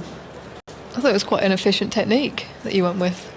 As Naseem Shah bowls to Buttler, who defends out to deep point. Comes through for a single, moves to 107. And England to 361 for 4. That is now Butler's best test score. As Andy is nodding in approval. Fabulous knock from him. Final test of this series, final test of the summer. Yeah, I think just adding up. Yeah, he got 106 against India, didn't he, back in 2018. That was an important moment for him, kind of in that phase of coming back into the test side. And now one to really establish himself again. Crawley defends, beats the edge as it goes through to Rizwan, and Naseem Shah is turning in disgust at how close that was. 1 for 67 into his 18th over. Naseem Shah bowled A beauty of a delivery to the England captain to remove him yesterday. Similar sort of length, actually, but probably just a bit more outside the off stump. That ball to Joe Root was more on the line of middle. As it hits the pitch and goes away. Running away from us now. Shah as he bowls to Crawley, who's forward and pressing and pushing to deep point. Comes through for one. 362 for four then England, 181 to Zach Crawley. Andy Zaltzman looking if poised I've and ready. checked the stats correctly, Crawley's 171 yesterday is the third most by an England player in a day of play in the last 8 years. Only Joe Root 184 on day one against South Africa at Lords in 2017. And comes to this ball from Naseem. Naseem bowls. Buttler leaves outside the off stump and Rizwan is diving to his left. There was a lot of movement back off the pitch, coming back into the right-hander. But it's a good leave in the end. 362 for four at the end of the over. And Ben Stokes also scored 184 in a day when he made that memorable 258 against South Africa in Cape Town in January 2016. 184 for 105 balls he made on the second day of that inning. So Crawley got a lot of runs yesterday, I think we can say that. So. He got plenty of runs yesterday at a good rate with Jos Buttler. There was that evening session as well that they just really ramped it up even more so. Here this morning they've had to be patient, especially with having to go on and off. They seem to have found their groove. And Jos Buttler, now that he's got to his century, might feel a bit freer as Zach Crawley stands tall in front of the stumps at the northern end as Abbas continues from the pavilion end. Here he comes, he bowls full. Crawley inside edge to square leg as he comes through for one mid-wicket, running around to his right to collect the ball and throw it in. Hands on head for Mohammad Abbas. Close to being an LBW. Manages to get bat on it. Zach Crawley. Wobble seam delivery. Yeah, it hits the inside edge. It squirts away. And a chat now about the field with Azhar Ali. 363 for four, then Crawley to 182. And removing a slip from the cordon, so just one slip in a gully. And packing the offside in front of square, so a point. A short cover, man an extra, and mid-off. Another conversation here between captain and bowler. Yeah, long chin wag here. It's a frustrating time at the moment. You know, Abbas is bowling beautifully today. You talked about that wobble seam. He's still getting movement off the surface, just enough. But they haven't been able to extract that breakthrough. Gully just moving to his left ever so slightly, almost in a fourth slip position. As the breeze is picking up here in Southampton. Mohammad Abbas then with the wind. Shoulder shimmy from Jos Buttler as he leaves outside the off stump. Yeah, I was going to say Andy looking pretty happy with himself this morning, having dominated at pool last night. We've had all sorts of games here in the bubble, haven't we? We've had table tennis, foosball. I'm worried about Andy. There's an intensity which there is a real intensity. Competitions. That's what it is, yeah. He got the John McEnroe headband out when we were playing table tennis. The Shaheen Afridi celebrations Yes. with the double pumped arms out. Yeah, I'm worried, Andy. Here comes Abbas again. Bowls, Buttler guides it between first slip and fourth slip out to the third man boundary. In fact, I think that might have been an outside edge as that goes for four. Buttler to 111 then, 367 for four. Yeah, that's a frustrating one there. Went straight down in the end, actually, you know, soft hands, just allowing it, but it's the gap. Pierced the gap perfectly. Oh, he did guide it, didn't he? Just open the face. Slow surface here at Southampton. I actually think that suits Jos Buttler's game. Very good on subcontinental wickets. I'm not saying that this is one, but it is slightly slower than we've seen this summer. As that fourth slip now comes even closer to make that gap smaller between first It's more in a third slip position now as Abbas bowls full. Buttler drives to mid-off tentatively. Yeah, I think with a slightly slower surface, you sometimes have that fraction of time just to adjust. He's so good at whether it's opening up through the extra cover region or, picking your gap. If you're the sort of player he is, it just gives you that time to decide where you want to manoeuvre your field, manoeuvre your shot, like we just saw there. Time off the surface just to open up the wrist and guide it through the region. Buttler. Bat hovering above the stumps, crouches, misses the ball outside the off stump, holds the pose of the drive through the covers.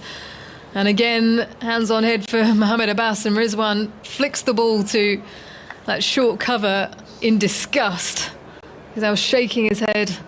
I think that's actually done him some damage as he takes his right glove off. A rare loose shot there from Buttler. Not the biggest of strides into the ball, just that length, just a fraction back of a length that allowed it to carry through to the keeper, but I'm sure he would have had a little bit of a heart-in-mouth moment there. It's not been easy as Buttler and Crawley come raining? together. It's not raining, but I think, are they taking a drinks break? I think Rizwan's got an injury or a problem with his glove Yeah. after that sharp take. Buttler, incidentally, is now England's top run scorer this summer. He's overtaken Ben Stokes, of course, only played the first 4 tests. 375 runs for Buttler in 9 innings, twice not out, including this inning, so averaging 53.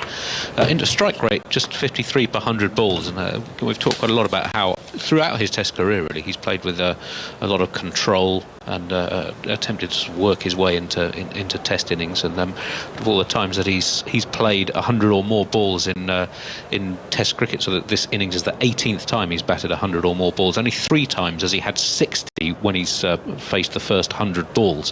So we think of him as this wonderfully explosive player that we see in white ball cricket, but throughout his test career he's played with restraint in the red ball game. He's been incredibly determined. Jos Buttler, as they've retrieved a drink and now setting themselves back up again. Mohammad Rizwan has got the treatment that he wanted. He's now positioned back behind the stumps. A few words from you, Ebony, and then it will be Daniel Norcross. Yeah, really interesting how sort of adapting he is. You look at the innings at Old Trafford where it was all about coming out and getting on with it. He knew one had his name on it and just decided to attack.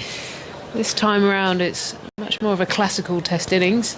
Still with a Buttler flair, with a lot of application. Hey, Dan. Hello. Eventually this over is going to be completed as Mohammad Abbas is in to Buttler, who lets this go outside the off stump. It was wide, well taken by Rizwan. Standing up, he's solved whatever problem he had. It's been a stop-start morning.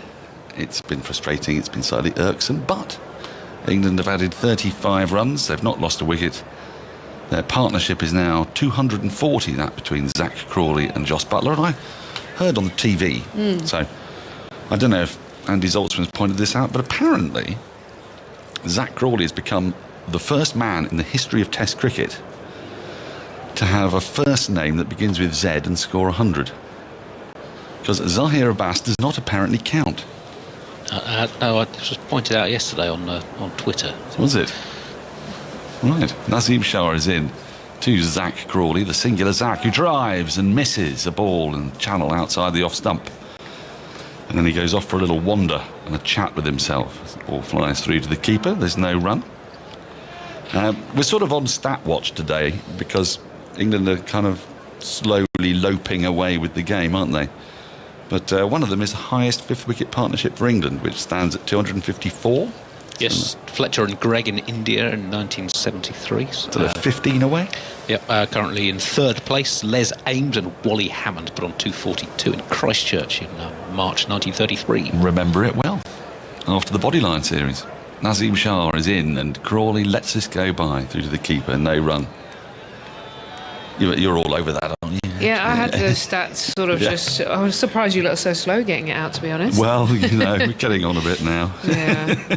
But just watching, Naseem Shah here bowling, I thought he's actually come out today on fire, hasn't he? He's not on fire, but he's definitely had a think about his line of length. He's been full, he's passed the bat a few times. It's good to see him attacking, isn't it? Because there was a sort of sense of defensiveness to proceedings earlier on, and he's in now with 2 slips and a gully, and Crawley drives in the air but through sort of backward point position down to the boundary for 4. It was in the air for a while to the right of gully, but he's managed to pick up 4 more and take them past Les Ames and Wally Hammond. This partnership now 244, Crawley up to 186. When we looked at the forecast this morning, if you'd told me that at 5-2 Crawley would be on 186 and still there, I'd have been doubtful of that. I've got a theory. It won't be a popular... English summer equals rain? No, this won't be a popular theory with fans of aerobatics, but I'm blaming the Spitfire. Oh, okay, go on. Because, well, the Spitfire flew directly overhead, didn't it? And I think that it brought with it those 2 singular clouds that had the exact circumference of the Aegeus Bowl. So I'm blaming that. Naseem is in, and that's wide of the off stump through to the keeper, no run, because it just seems a little bit too coincidental to me. It flew over the ground, then 2 ground-shaped clouds. Dan, do you know, when I saw that Spitfire and I saw the piece as well, there was a piece on TV that was all emotional about, you know, the cause behind it. So I was looking at that Spitfire with a lot of love, and now you've just... Have I ruined it for you? You've ruined it. It was an emotional I'm sorry. I mean, it was a beautiful aircraft, but I'm just trying to find reasons to explain our singular misfortune this morning. Shah is in, and that's again left alone by Crawley, just outside off stump. He's playing a very patient game today. Zach Crawley has no need to get on with it. England are 1-0 up in the series. This is the final match. Sorry about that, Ebbs. Yeah. Forget I ever mentioned it. I mean, the theory is pretty simple. English summers, as we know... attracted to Test cricket grounds. Yeah. Because wherever Test cricket's been played this summer... Has there been the a weather's day... alternated, hasn't it? Without rain this summer?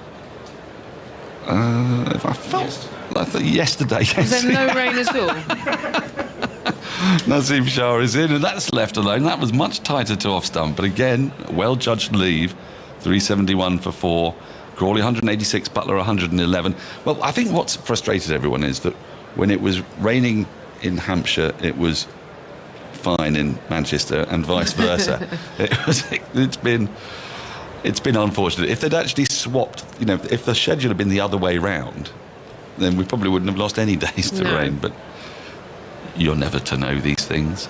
It's just misfortune. But what we do have is a really thrilling partnership between a very young England player, Zach Crawley, who's also eyeing up a double 100. He'd become the youngest double centurion for England since David Gower in 1979. Yeah, big things, I think. From you always feel bad talking up a young player, don't you? But he's looked good, hasn't he? He's so clinical in his movements. Mohammad Abbas, who was bowled unchanged from the pavilion end, is in to Buttler with 2 slips and a gully, and Buttler leaves this ball outside the off stump.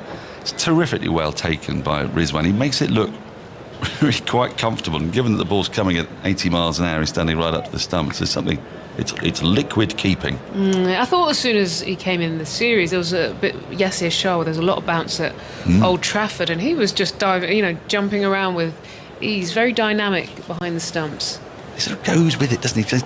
The ball eases into his glove so well.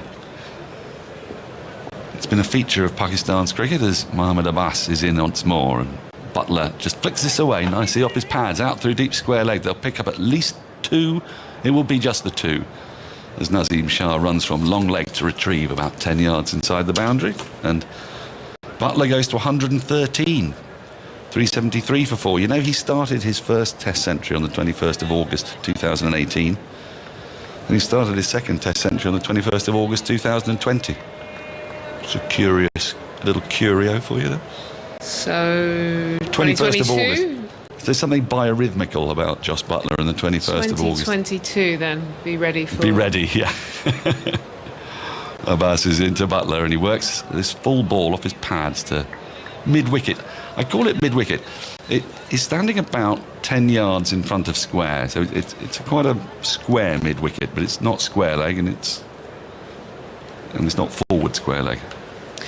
It's noticeable today just how having Rizwan stood up to Abbas it's just, the batters are a bit more rooted to the crease. We've seen a few more pokes and prods outside the off stump. It just changes the whole dynamic of the contest. He's been extremely tight today, Mohammad Abbas. He's in again to Buttler, and Buttler defends a full ball on off stump back to the bowler off the front foot. And there's no... Are you slightly surprised we haven't seen any of Yasir Shah so far? He bowled a lot yesterday. He came on before noon on the first day. Yeah, you're right. I do think... I wasn't sure if they were going to go for a double change, actually. Abbas has bowled longer than I assumed. We expect him to come in pretty soonish, though, I would have thought, and he could provide...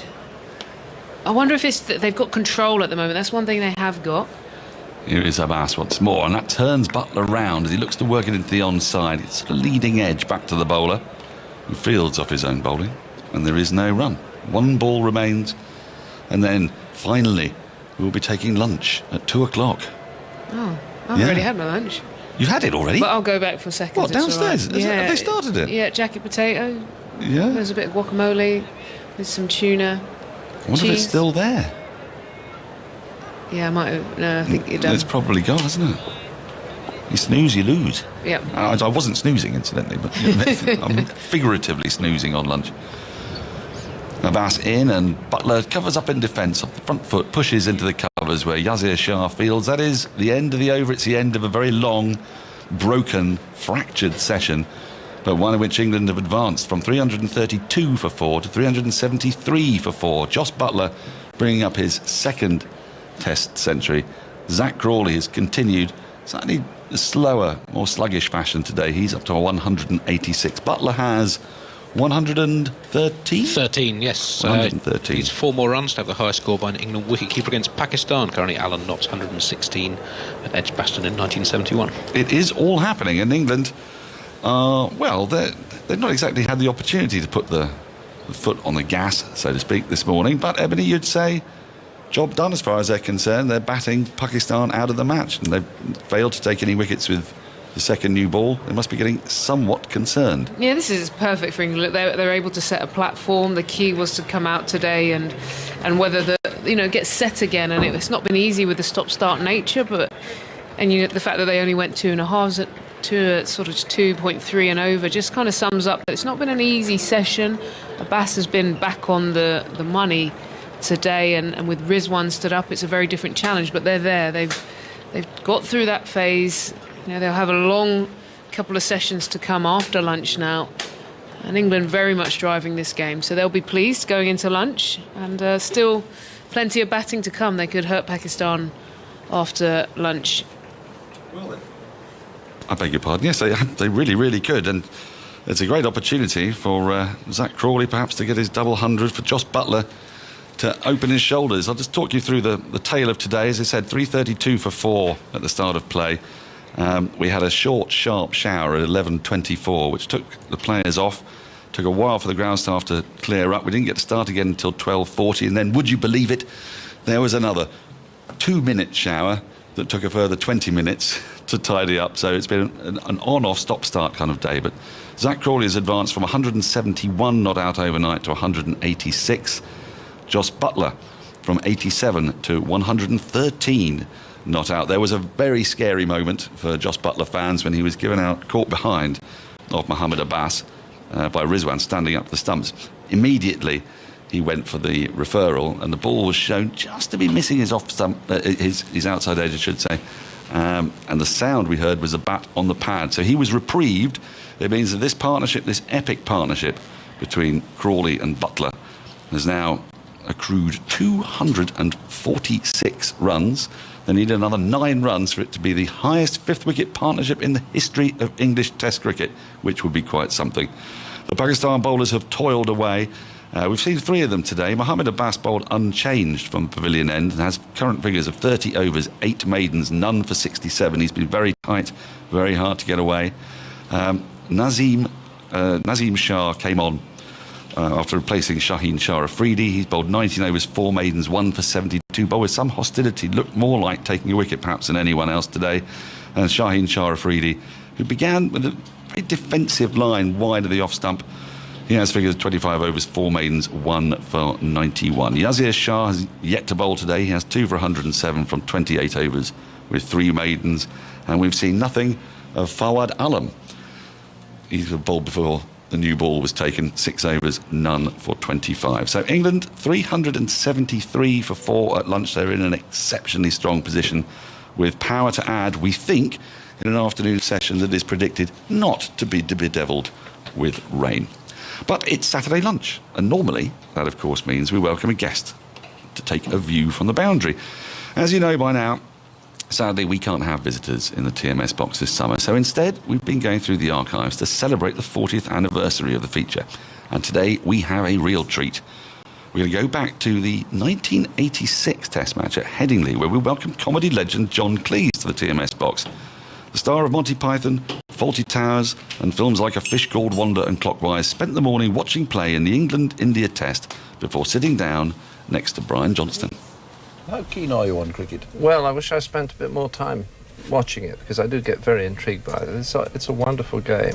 And I lost contact with it a few years after I stopped playing. I mean, I stopped playing really after Cambridge, and I never played for anybody good at Cambridge, just my college. Is there anybody good at Cambridge? Oh, there were a few good ones at the time. It was Brearley's era, more or less. Yeah. But I went off to America, and I lost... It was funny, once you've been away from the game for 2 or 3 years, it takes a long time to get back in. And I got back to England and didn't really get intrigued again until I think 2 things happened. One is that Somerset started winning matches. Yes. Because I grew up on them in the 50s, when I think they got the wooden spoon 7 years in a row. With people like C.C. Case and J.C.W. McBride. Well, that was before me. They were okay, but there was a time in the 50s when they used to win about 1 match a season, and I used to trot down to Taunton and watch them at Western-super-Mare, and I mean, they were terrible. Can we go right back to your beginning, when you first played cricket? I mean, how tall were you as a young boy? You went to Clifton, for instance. That's right, but I was too tall too soon. I was 6 foot when I was 12. So when I was at prep school in Western-super-Mare, where actually I was coached by Bill Andrews. Oh, well? Yeah. What a character. That's right. Very lovely Bill Andrews. Well, that was one of the difficulties about my cricket watching was always that I grew up with that extraordinary Somerset team of the late 40s, and people like Harold Gimlett and Arthur Wellard, dear Bertie Buse. Was Lucky's still keeping wicket? No, that was just after he'd stopped doing it. That's right. It's Bertie Buse, who kept a pub later. Oh, he was wonderful, with that extraordinary little hop, skip and jumpy run-up. Yeah. And tiny little Johnny Lawrence and Harold Stevenson, and I cannot imagine a team so full of personalities as those. And anything after that has always seemed a little less colourful. To me, the sad thing is that was fun, and they mightn't have done so well. Now it's all must win. And you get the supporters who really want to see them win and not really care about the characters or the sort of type of cricket. Absolutely, but that's been a kind of continuing process as long as I can remember. That winning has become progressively more important. And once that happens, sport loses something, doesn't it? I mean, the great moments of sportsmanship do send a kind of thrill around the crowd, because they're a reminder that what is actually bringing us together, what is uniting us, is greater than the need to defeat each other. And that's why those great moments of sportsmanship are so touching and absolutely transform the atmosphere around the ground in a moment. But there's very little of that now, because the idea that winning is more important than anything else has taken over so much. Absolutely right. But just let's go back to a 12-year-old 6 foot. I mean, you could have been a demon fast bowler, so terror of the other schools. I was too physically weak and fragile. I was incredibly thin, and so I used to run up quite a long way and then bowl fairly slow, which was quite a good trick for the first ball. But quite a problem too, the bat. One used to use, in my day, it was a force bat with Jack Hobbs, but I mean, did you have a full-size bat? No, I realised it was only when I got to about 18 I realised I had to have a long bat, because the moment that I picked the bat up, I was literally slightly overbalancing towards the off stump, because I was at too great an angle to start with. That's quite right. And when you went to Clifton, what was the great Sinfield coach? Oh, the wonderful Reg Sinfield, that's right. Sinfield. Wasn't he lovely, from Hertfordshire? Yes, and a marvellous coach. In fact, although I was fond of several of the masters at Clifton, he was really I think I got more from Reg than I did from anything. He was a terrific coach, but he also had a wonderful kind of wry humour and a kind of wisdom about him. And he went on coaching until he was 80 or something, didn't he? Well, he went on coaching at Clifton for years after I left, and he was certainly, I mean, I remember him telling me about, he was bowling fast to Bill Ponsford on the Australian tour in '34. So that's right. You see, he played and I saw him. It dates me a little bit in 1926 with Dipper, who went in first for Gloucester. Dipper and Sinfield, you see, and he was a marvellous man. Well, he bowled fast to start with, and then he turned to the old off spin like Goddard. They all did. That's right. Sinfield one end and Goddard the other. Yeah. But from dear old muddy Western-super-Mare, it's still a bit muddy, is it? At low tide. That's right. Yeah, still expanses of mud as far as the Welsh coast. And still with a lot of donkeys. Well, not so many now. I think that the economics are beginning to go against the donkeys. That must have been awkward for you too, because if you were on a donkey, your legs were more or less running and the donkey wasn't. That's right, and it's where my daughter got hooked on riding. Is she a sort of show jumper thing? Well, she was going in that direction until about a year ago, and then she got a little bit less interested in it. So you had Somerset as yours. Did you have any sort of England players other than Somerset players you particularly followed? Any sort of the greats like the Hammonds, or he was even before you really there? Well, it was. I suppose Dennis Compton was one. But it was funnily enough, it was more that old Somerset team that caught my imagination. And I think I began to lose a little bit of interest by about the 5th year in a row that we got the wooden spoon. And then, as I said, I seemed to get back into it, partly because the Somerset teams of the late 70s started winning 1 or 2 trophies. I can still remember sitting at Lord's when we won our first, what was it? I'm so confused. Gillette Cup, was it? Gillette, was it, yes. What year was that? Do you remember, 78? Something in the late 70s. We'd been in the final the previous year and lost to Sussex. Yeah, and then we beat Northampton. And lots of cider on the ground. But it would never be the same. I mean, I actually sat there thinking, they've won something. They've actually won. It was the first time they'd won anything in 100 years. And I felt it will never be the same again. The romance has gone. Did you ever captain a side? Yes, I captained my prep school team. I've got a photograph of myself walking off, because by that time I was 6'1½". And of course all the others were about 4 foot. It's an extraordinary picture. I think people would be interested. You don't mind analysing yourself a little bit. I mean, people think of you as irascible. But that's only since 40 Towers, actually, Brian. Well, they think of you as that. Yes, because what happens is that people form a kind of a stereotyped image of you, depending on what was the last thing that you did. And if you go back almost 20 years, because I've actually been on the box for 20 years this year, to the time when I started with David Frost in 1966. Frost Reports with Ronnie Barker, Ronnie Corbett, Julie Felix, Tom Lehrer. In those days, I was very much Frosty's sidekick, and people would expect me to be around standing by David Frost. And then shortly after that, Python started, only about 3 years later, and then I was regarded as a great kooky, zany madcap. I can't remember what the other word was. Very often, the establishment figure who was being mocked. I mean, in pinstripe and bowler hat. But that's not what people remembered so much, although that was actually much more accurately what I did. People kind of thought of me as just being wild and unpredictable, which unfortunately I've never achieved that. In private life, are you wild and unpredictable? No, I'm rather tame and predictable and boring, actually, rather quiet. Slightly introverted, which surprises people, but you often find that people who are slightly shy and introverted, as I think I am, are able to kind of explode into action when they're given a socially sanctioned opportunity to do so, like they're on the stage and they damn well have to be extroverted. Yeah. The Dead Parrot I was fond of, and also the Cheese Shop. Do you remember the Cheese Shop? Yes, the Cheese Shop. Did you write those as well? Yes, most of them. One of my disappointments with Python is we always fell into the pattern of writing with the same people. I think it would have been much more fun if we'd mixed the writing. Did you all sit around a table? Well, we used to sit around for about 3 days at the beginning of a series and have lots of ideas and agree what we were going to write, and then go off and write completely different things. I think that was because once somebody thought of an idea, there was no honour in writing it. I mean, the prestige comes with thinking of the idea and writing it. And then we used to get together about every week and read each other's material out to us. But not a great deal of passion for cricket amongst the Python group. Except for but you Eric used to have some sketches which took off me and Peter West once or twice. Oh yes, you're absolutely I don't right. know who was the chap who put those in, because one of them obviously was fairly keen, because he obviously watched us very closely and took off all our... Right, we were very well mimicked. Well, I'm afraid that was me. Was it? Yes. But you did, didn't you? And you made no pretense who it was. You said Brian and Peter were the one. That's right. That's right. Yes, I'd forgotten that sketch. Well, I think I wrote that originally for the radio, and then I think we rewrote it, as far as I remember. Yeah, so we had one or two others. We also had Pasolini's Test Match, which had naked cricketers riding around on the ground. Do you think that would improve cricket, have the naked cricketers? No, I like it. I like it stayed with the white flannels and the. That's right. At Cambridge, you got into the footlights, but I mean, had you done any sort of acting before? Why did you suddenly join the footlights? I don't really know. It's all very strange because I mean, there's not a great deal of artistic activity in Weston-super-Mare, and certainly no one in my family or anywhere near it had been near entertainment or the stage or anything like that. But I think it was something to do with being so tall and also being an only child and therefore slightly reserved and capable of being on my own a lot without needing to seek out company. And I think I found that when I first went to school, I was a little bit of an outsider.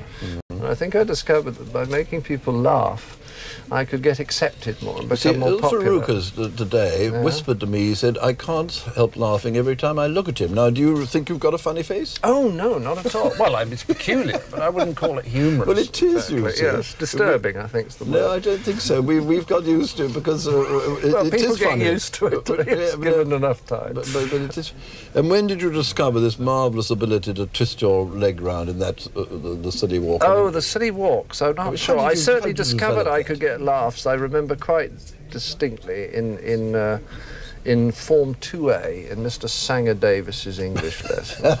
There's a lovely man who I'm afraid is no longer with us. He taught me cricket, but it was that particular moment when I started making jokes. Right. And I remember that the class laughed, and I remember that made me feel very good because it is it's actually wonderful feeling to make people laugh. Everybody likes to tell. I've tried for years. I haven't had the feeling yet, but I often wonder too. And those marvellous dashes you made up the stairs in Faulty Towers. I mean, did you often have to have retail? Did you always strike the right stair? Did you ever trip up going up? You went no, in an odd way. Although I don't have any rhythm, I'm reasonably coordinated and nimble. I mean, I was always quite good at ball games, just provided they didn't require any physical courage. But you'd suddenly turn around and race up those stairs, and most people would trip up or something. But you didn't. No, I could do that. I mean, everybody thought that was very funny that way I used to walk or run when I was Basil, but that unfortunately is the way that I walk. It's not a characterisation. I mean, when you're starting to run now, do you go down a little bit, don't That's you? right. Lower your height, and then you stretch out with your legs. It's something to do with reducing the wind resistance, I think. But I noticed I'm very peculiar when I move, and the first time I ever saw it, it was a terrible shot. We were in New Zealand doing a tour there with Tim Brooke-Taylor and Bill Oddie and David Hatch. Oh, yes. Yes, bow. Yeah, we must bow, yes, certainly. And Humphrey Barclay and Joe Kendall, I think. Oh, and Johnny Lynn, of course, yeah. And the New Zealand people came along and taped the show, and it was the first time any of us had seen ourselves. Now, you know what a shock it is when you first hear your voice on a tape recorder, and you sound as if you're from Birmingham. Yeah, you're right up there or something, and you think, that can't be me. Well, watching yourself on video for the first time is absolutely horrifying, and I couldn't believe this creature that was using my name. Because, first of all, he ran around like I always describe it as being like a giraffe on a hovercraft. Because the top half kind of waves in the wind in all directions, but rather slowly and languidly. And the bottom half doesn't have any upward or downward movement, seems to be capering around on a cushion of air.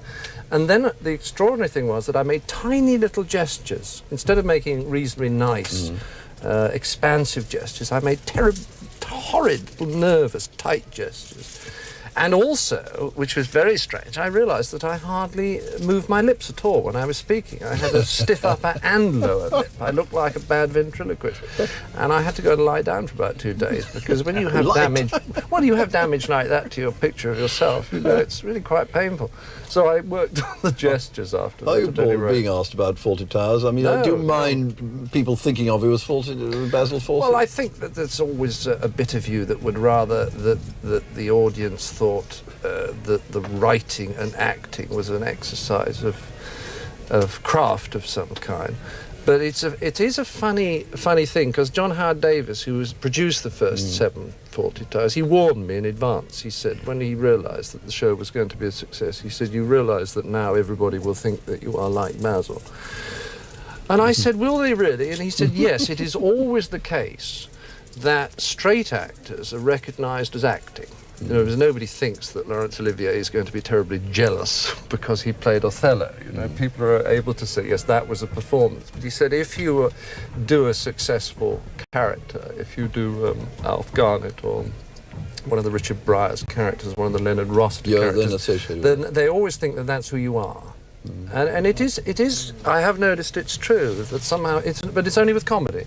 They don't have any problem seeing that the straight actors are different from the characters. When you struck poor Manuel, was that a sort of, you know, a false sort of tap, or did you actually strike him once or twice? Well, there are ways of doing it that fake it, but on one occasion, I'm afraid, when I was hitting him with a saucepan, I didn't get the timing quite right. And dear old Andrew was kind of a little out to lunch for about 2 days. Yeah.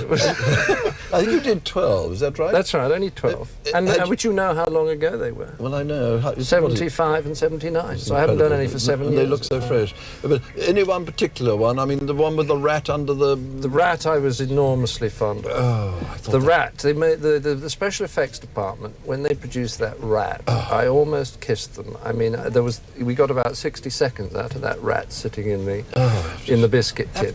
Absolutely hysterical. When the chap lifted the liver, the dead body. And there's my favourite moment is in the one when he goes down to get the ducks from the restaurant. You remember he drops the first one, gets the second, he's only got the blancmange. And when he takes the lid off, my favourite moment is he puts the lid back on as though it might help the blancmange to go away. But when he lifts it up, he actually looks in the blancmange. You know, he puts his fingers down just in case there's a duck underneath. That's always the moment that gets me.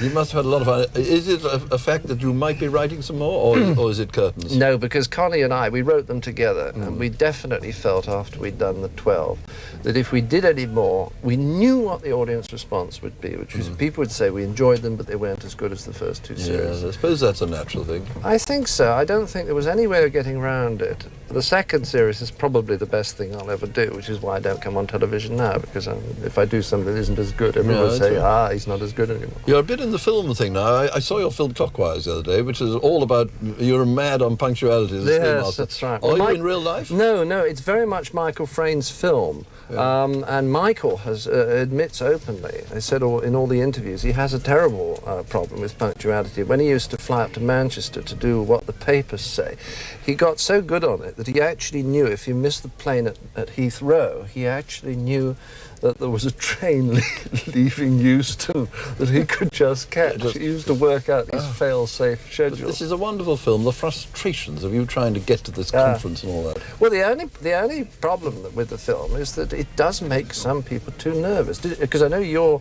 obsessively punctual. I am. You ask my wife, she gets furious with me. But did it make you nervous? Well, I thought I was biting my nails whether you were going to get there, because I was so sorry for all these ghastly things happening when you've got the petrol station, you haven't got any money and all that. That's right. Well, it's very strange that, but just occasionally people who have real problems with their punctuality themselves say they don't enjoy it, which, oddly enough, the only group of people who regularly tell me that they don't enjoy Fawlty Towers that much are hoteliers. Because they sit there for 3 minutes and suddenly they see what's going to happen. They see that the chef's going to get drunk or there's going to be a dead body. And from then on, they sit there in this appalling state of nerves. But I get that too, watching England playing cricket or football normally, particularly football. I mean, there's no enjoyment in it at all. Thank you very much. You come up especially. We're very complimented. You come all the way. Well, it's very nice to be asked, and also you do get the best view in England from this box. I mean, this is almost as good as watching it on the television.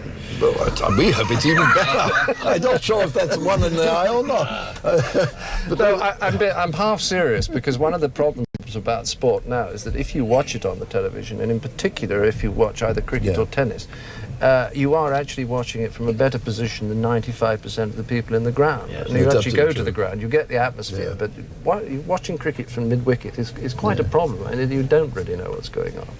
Well, John Cleese, thank you very much for coming up here. And I think England had lost the chance of having a great fast bowler when you didn't take it up as a young boy. But it'd be marvellous to see a 6'6.5" or whatever you are coming in, Beryl. They're lovely. John Cleese talking to Brian Johnston in 1986. Just one of the classic View from the Boundary interviews available on BBC Sounds to help celebrate 40 years of the feature. Well, from comedy royalty, you can also hear an interview with actual royalty. His Royal Highness, the Duke of Edinburgh, spoke to Brian Johnston in 1987. Your Royal Highness, it's very nice of you to join us on Test Match Special, and we're not known for our modesty, so can I start off by asking you, how good a cricketer were you when you were a boy? I mean, where did you start your cricket? Oh, well, I was never very good. I started at my prep school, I suppose, at Cheam, some years ago. And then I had a bit of a break because I went away to Germany for a year to school and then came back again to Scotland and played there, I suppose, most of the time I was there until I joined the Navy. I'm rather cheating because I found a report of you at Cheam which said, an energetic all-rounder, highly unsympathetic to stonewalling.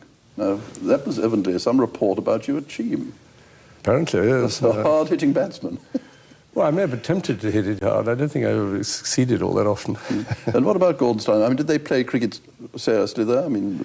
Well, fairly seriously, yes. But the only problem was when I went there, it was right at the beginning, and we didn't have a ground, or a pitch, basically. We used to go into the public park at Elgin and play there. But it was quite fun. We played all sorts of people round about. We played against the army at Fort George and in Inverness, and we played against various schools up and down Fort Augustus. And was there any cricket in the Navy at all? I mean, when you went to places like Malta, would you play? Well, very little, because I joined in, I suppose, in the summer of 1939, and so it was rather pitchfork straight into the war, and there was really very little opportunity to play cricket during the war. I did play just after the war in Malta, and also I had one ghastly match in Aqaba. It's a place not to play cricket, in my opinion. I now know exactly what it feels like to run out of water in the desert after I'd bowled 3 overs. My tongue swelled up to such a degree I couldn't breathe. Rather sandy pitch or something? Or... Yeah, well, it was a matting, I suppose, but it's the thing I'd rather forget about. I mean, as a boy, were you taken to watch cricket? Did you watch it? Did you have any special carers? No, we used to, certainly from Cheam, we went up to Lord's to watch, I can't remember what it was. I suppose it must be one of a test match or something. Oh, yes, I mean... the usual, I suppose, it's awfully difficult to remember names, but I seem to remember the wicketkeeper was called Duckworth, wasn't he? Oh, yes, the Quack he was called. Quack, he used to... But you must be about the same age, aren't you? As Duckworth? No, I meant as... aren't you about the same age as I am? I'm regret to say, sir, I'm about 10 years older than you. Well, then you'd remember all these people. I remembered all them. I mean, I wondered if you saw the great Wally Hammond. I mean, because he was the chap who stood out then, or even Bradman. And Bradman, oh, yes, surely. Because, I mean, those were the greats of that time. Yeah. And what about Prince of Wales and Duke of York and Prince Edward? I mean, did you have them coached, or did they... No, I didn't have them coached. I rather expected them to play in the ordinary way at school, which they did, the majority of them. But they never went on with it, as it were. I mean, they just played their bit at school and then rather sort of drifted away. I got 3 sons, and none of them ever played cricket, you know, so it's... They did play, but, I mean, they didn't continue it. Yeah. I had a short period after the war when I played at Windsor. There was a marvellous... do you remember the cartoonist Jackie Broom? Oh, yes. Oh, yes. And I remember one glorious occasion when I thought I'd bowl a googly. It came out of the back of my hand, but when it hit the... I mean, when it hit the ground, it did actually go the wrong way. But this time it flew fairly high into the air, and so Jackie Broom saw this coming and ducked, whereupon it hit the wicket full toss, which... He then did a splendid cartoon of this ball arriving. And Spedigew's dropper, Cotton Doyle wrote a thing like that. But again, in my researches, I'm told that you took 1 for 12 against Hampshire. That must have been probably at Highclere, I should think. Probably. Well, we had George. Do you remember George Newman? Yes, indeed. Yeah. Well, he organised a series of sort of charity matches for the National Playing Field Association. The first one was at Bournemouth, actually. Was it? Yeah, and Well, that was it probably was the it. first time I'd ever played on a sort of good pitch at first, and I rather enjoyed it. And of course, playing with what amounted to first-class cricketers, either active or retired, they had a marvellous way of organising the game. They're You very couldn't- cunning, aren't they? Yeah, and everybody was allowed to get off the mark, but there came a moment when it was considered that they'd had enough. Things got quite serious then. Yeah, they were a bit lucky because Porchy was once going in one of his games, and Ingleman Mackenzie said to Butch White, who's a very fast bowler, give him one. Like you said, Yeah, give him one to yeah. get off the ball. And Butch White And thought sent he out a meant fast give him one. one. He took a 35-yard run and sent him a tremendous beamer, which rather shook Porchy. So that, No, that was a lovely ground. I played there. John Reed was playing in that match, I think, and he made the fastest 50 I think that anybody's ever made anywhere. not off your bowling, I hope. No, I think he was on my side. I thought I did rather well there. I made 25 in the last innings. At Arundel, one thing I do remember is I had Tom Graveney, who was caught at short leg, which of course caused enormous hilarity all round. He was promptly dubbed as my rabbit, you know. Well, not a bad rabbit to have, too. Well, yeah, it's for taking one wicket. I mean, come on. Prince Philip speaking to Brian Johnston back in 1987, and you can hear that interview in full, many more, on BBC Sounds. Just look at the TMS feed for the 40 from 40 series. Heading towards the end of lunch here, the sun is shining, a bit ironic, isn't it? It has done throughout the lunch break, but we've had a couple of interruptions through rain this morning. So before everyone gets back together again, let's bring you news, shall we, of the latest round of the Bob Willis Trophy Games. That's begun today. Of course, every ball of every game is available to hear on the BBC Sport website and the app. Kevin Howells is at Headingley for the Roses match, and details of that in a moment, Kevin. But first, some news on Gary Balance. Yes, he's not figured for Yorkshire yet this season, and obviously people were asking why. And Yorkshire County Cricket Club have issued this statement this morning on Gary Balance's return to cricket, as they say.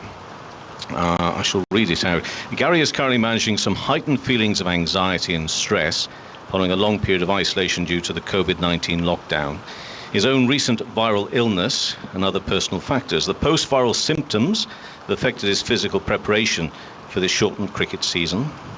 He goes on to say he's currently unavailable for selection. We're unable to put any timescale on his return to playing at this time.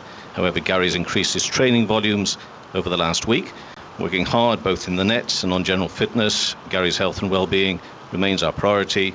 Club and medical staff continue to work closely with Gary to support his return to playing as soon as possible, and obviously then goes on to request privacy for Gary. So it's clearly a situation which goes much beyond cricket, and obviously we send him our very best wishes, because the thing about Gary is that seemingly every time that there are question marks over England, there are still those seemingly many people who think, well, look to Gary, and obviously there's more to life than just playing cricket, and more than just scoring runs in county cricket and that sort of thing, and obviously these factors are brought into it. But from a personal point of view, we just hope that he gets back as soon as possible, obviously, don't we? Absolutely. How's the cricket in front of you? Well, that in a completely different scenario is looking a little bit grim, because the weather has returned here in terms of rain. It's a Roses match, obviously something that the crowd in normal circumstances would really look forward to, a game between Yorkshire and Lancashire. We had just 2.1 overs, and in that time Yorkshire elected to bat first. They got themselves 8 for no wicket. This just a very quick reminder, I think, Jonathan, at this stage, we've only got one round after this to go in the Bob Willis Trophy. The prize is a Lord's final, and that team needs to win their group. But also, and this is, I think, probably the most interesting bit of it all, is you need to get more points than at least one other group winner from the other group. So you've got to keep an eye on that. And Essex, although doing well in the south, they've only got 4 more points than the 2 other counties leading their group. So it's really tight, all to play for, and if the weather has any bearing, as it's doing today in some parts, well, obviously that's not going to help the situation. But in terms of this North group, Yorkshire were in second place behind Derbyshire. Derbyshire at the top, but the gap was just 2 points. Now, Derbyshire are doing okay for themselves. They've got some cricket. They're taking on Durham. At Durham, 99 for 3 is the Durham score. So obviously they're getting a little bit of an advantage at the moment over second place Yorkshire. The other game in the north is Leicestershire against Nottinghamshire, and Leicestershire 100 for 5. Peter Trigo having moved from Somerset to Notts, having taken 3 wickets. We move to the central group, again very close here between Worcestershire, who top the group. They're taking on Warwickshire. You know the saying, it's all about rather be a pear than a bear, all that sort of stuff, so plenty riding on that game as well. Warwickshire 100 for 1 in the game against Worcestershire. Somerset 72 for 4. Although Somerset have done well in this competition, really frustrated in Birmingham last week because of the weather on the final day. They've been struggling a little with their batting, but they're 72 for 4 in another derby game against Gloucestershire there at Taunton. And Northants Glamorgan 108 for 6 against Northamptonshire. If we move to the south, Essex, as I say, quite a gap between them and Hampshire. Those two teams meeting at Arundel, but they've had no play so far due to the rain. A further inspection at 3 o'clock. Sussex 119 for 2 against Middlesex at Radlett, and Kenton 99 for 3 against Surrey, of whom of course Sam Curran has returned and is playing for Surrey, taking some wickets there. So Kenton 99 for 3 in that game. Might be a cruel question this, Kevin, but just say 2 teams do top their groups with the same points. Do you really want me to look that one up? Or even 3. Oh, do you? I have got it down here somewhere. Where did I put that particular note of? But there must be a bit of a chance, wasn't there? I think it's wins. I think that's the first count back on that. And after that, do you mind if I were to look that one up? You are rotten to me sometimes. No, I just of putting it somewhere on my phone, but can I find it now? Can I blaze it? No, don't worry. Save it for the next time. You only got me thinking there. So while Kevin's searching for that, don't forget you can listen to every ball of every game on the BBC Sport website and the app. We've got some Pakistanis loosening up down there. The sun is still out. I've got Phil Tufnell loosening up alongside me. I knew I got it wrong with the Wright brothers. I just wasn't happy. As soon as I said it, I thought, no, they weren't the first across the Atlantic. So I've just gone to a little bit of... No, the Wright brothers were, weren't they? Homework. No, they were the first sort of powered flight. Yes, that's right. No, it was Messrs. Alcock and Brown who flew across the Atlantic. I just want to clear that up. It was bugging me. Wow, it's quite significant. Well, it is. You've got to get things like that right, haven't you? But I don't know how we got onto it now. Probably the Spitfire. Yes. Which we're going to find about more at tea, of course. We had this terrific fly past this morning, raising money for the NHS. It had a beautiful sound, didn't it? And I don't know how high he was when he came over. We shall find out. I quite liked it was a loop to loop. It was sort of a loop, yes. Where it sort of went straight up, came over, and then sort of went straight up, and then might have done a little roll. A technical term, but I think it's called half Cuban or something like that. Oh, okay. Yeah, I think so. Well, I did because it was written down like on a small paper. Cigar. Anyway, so we'll be finding out all about that at tea time. Meantime. Well, it's been a funny old day again, hasn't it, here with these interruptions and so on. Zach Crawley, he's been incredibly patient, isn't he? I mean, nothing's pushing. He's moved on from 171 to 186 not out. And it's Josh Buttler, really, who's not even he has been not becalmed. I think they're just playing. I think they sense, that this pitch is doing quite a lot now. Yeah. And I think you made the point earlier. It just seems to speed it up a little bit. Yep, that's right. And I think England fancy their chances if they can get 500 up. That batting might not be terribly easy. Yeah, and we all know what it's like, John, as well. If you've been in the field for a couple of windy, cold days, you just want to get off, and the spirits are a bit low. Last test match of the summer as well. You know what I mean? England will be thinking, well, if we get out there with that new ball, with our pace attack, they might not fancy Jofra Archer steaming in. No. And the likes of, Anderson swinging it and seaming it. If they get 3 or 4 early, they could run through Pakistan. So get a big total on the board. It's quite unusual, isn't it, to get a pitch that seems more on the second day than on the first. But there were some good balls knocking around yesterday, but I think there'll be more today, and not just a little bit of extra bounce that they found, but definitely that movement off the seam as well. I think pitches nowadays, when I played, they seem to be a lot sort of like have more of a sheen on them, you know what I mean? I think pitches nowadays, especially in a place like the Oval and what have you, and here, they're sort of like a bit tufty, aren't they? They're a bit sort of tufty and grubby looking. And I think that even, when that then just hardens, there's a few little sort of cracks appear and they sort of grip into it more than actually perhaps in our day, perhaps, when it was sort of more kiss the surface off the greenness. Yes. Yeah. So sort of by hitting the pitch, it then seems more than sort of by kissing the pitch, perhaps, a little bit. Yes. Well, they've all the seam bowlers have had a go to Hay. Mohammad Abbas has bowled beautifully, hasn't got any wickets. No, yeah. 30 overs for 67, and he's toiled away. He's got that ball on a piece of string again. Afridi rather wayward.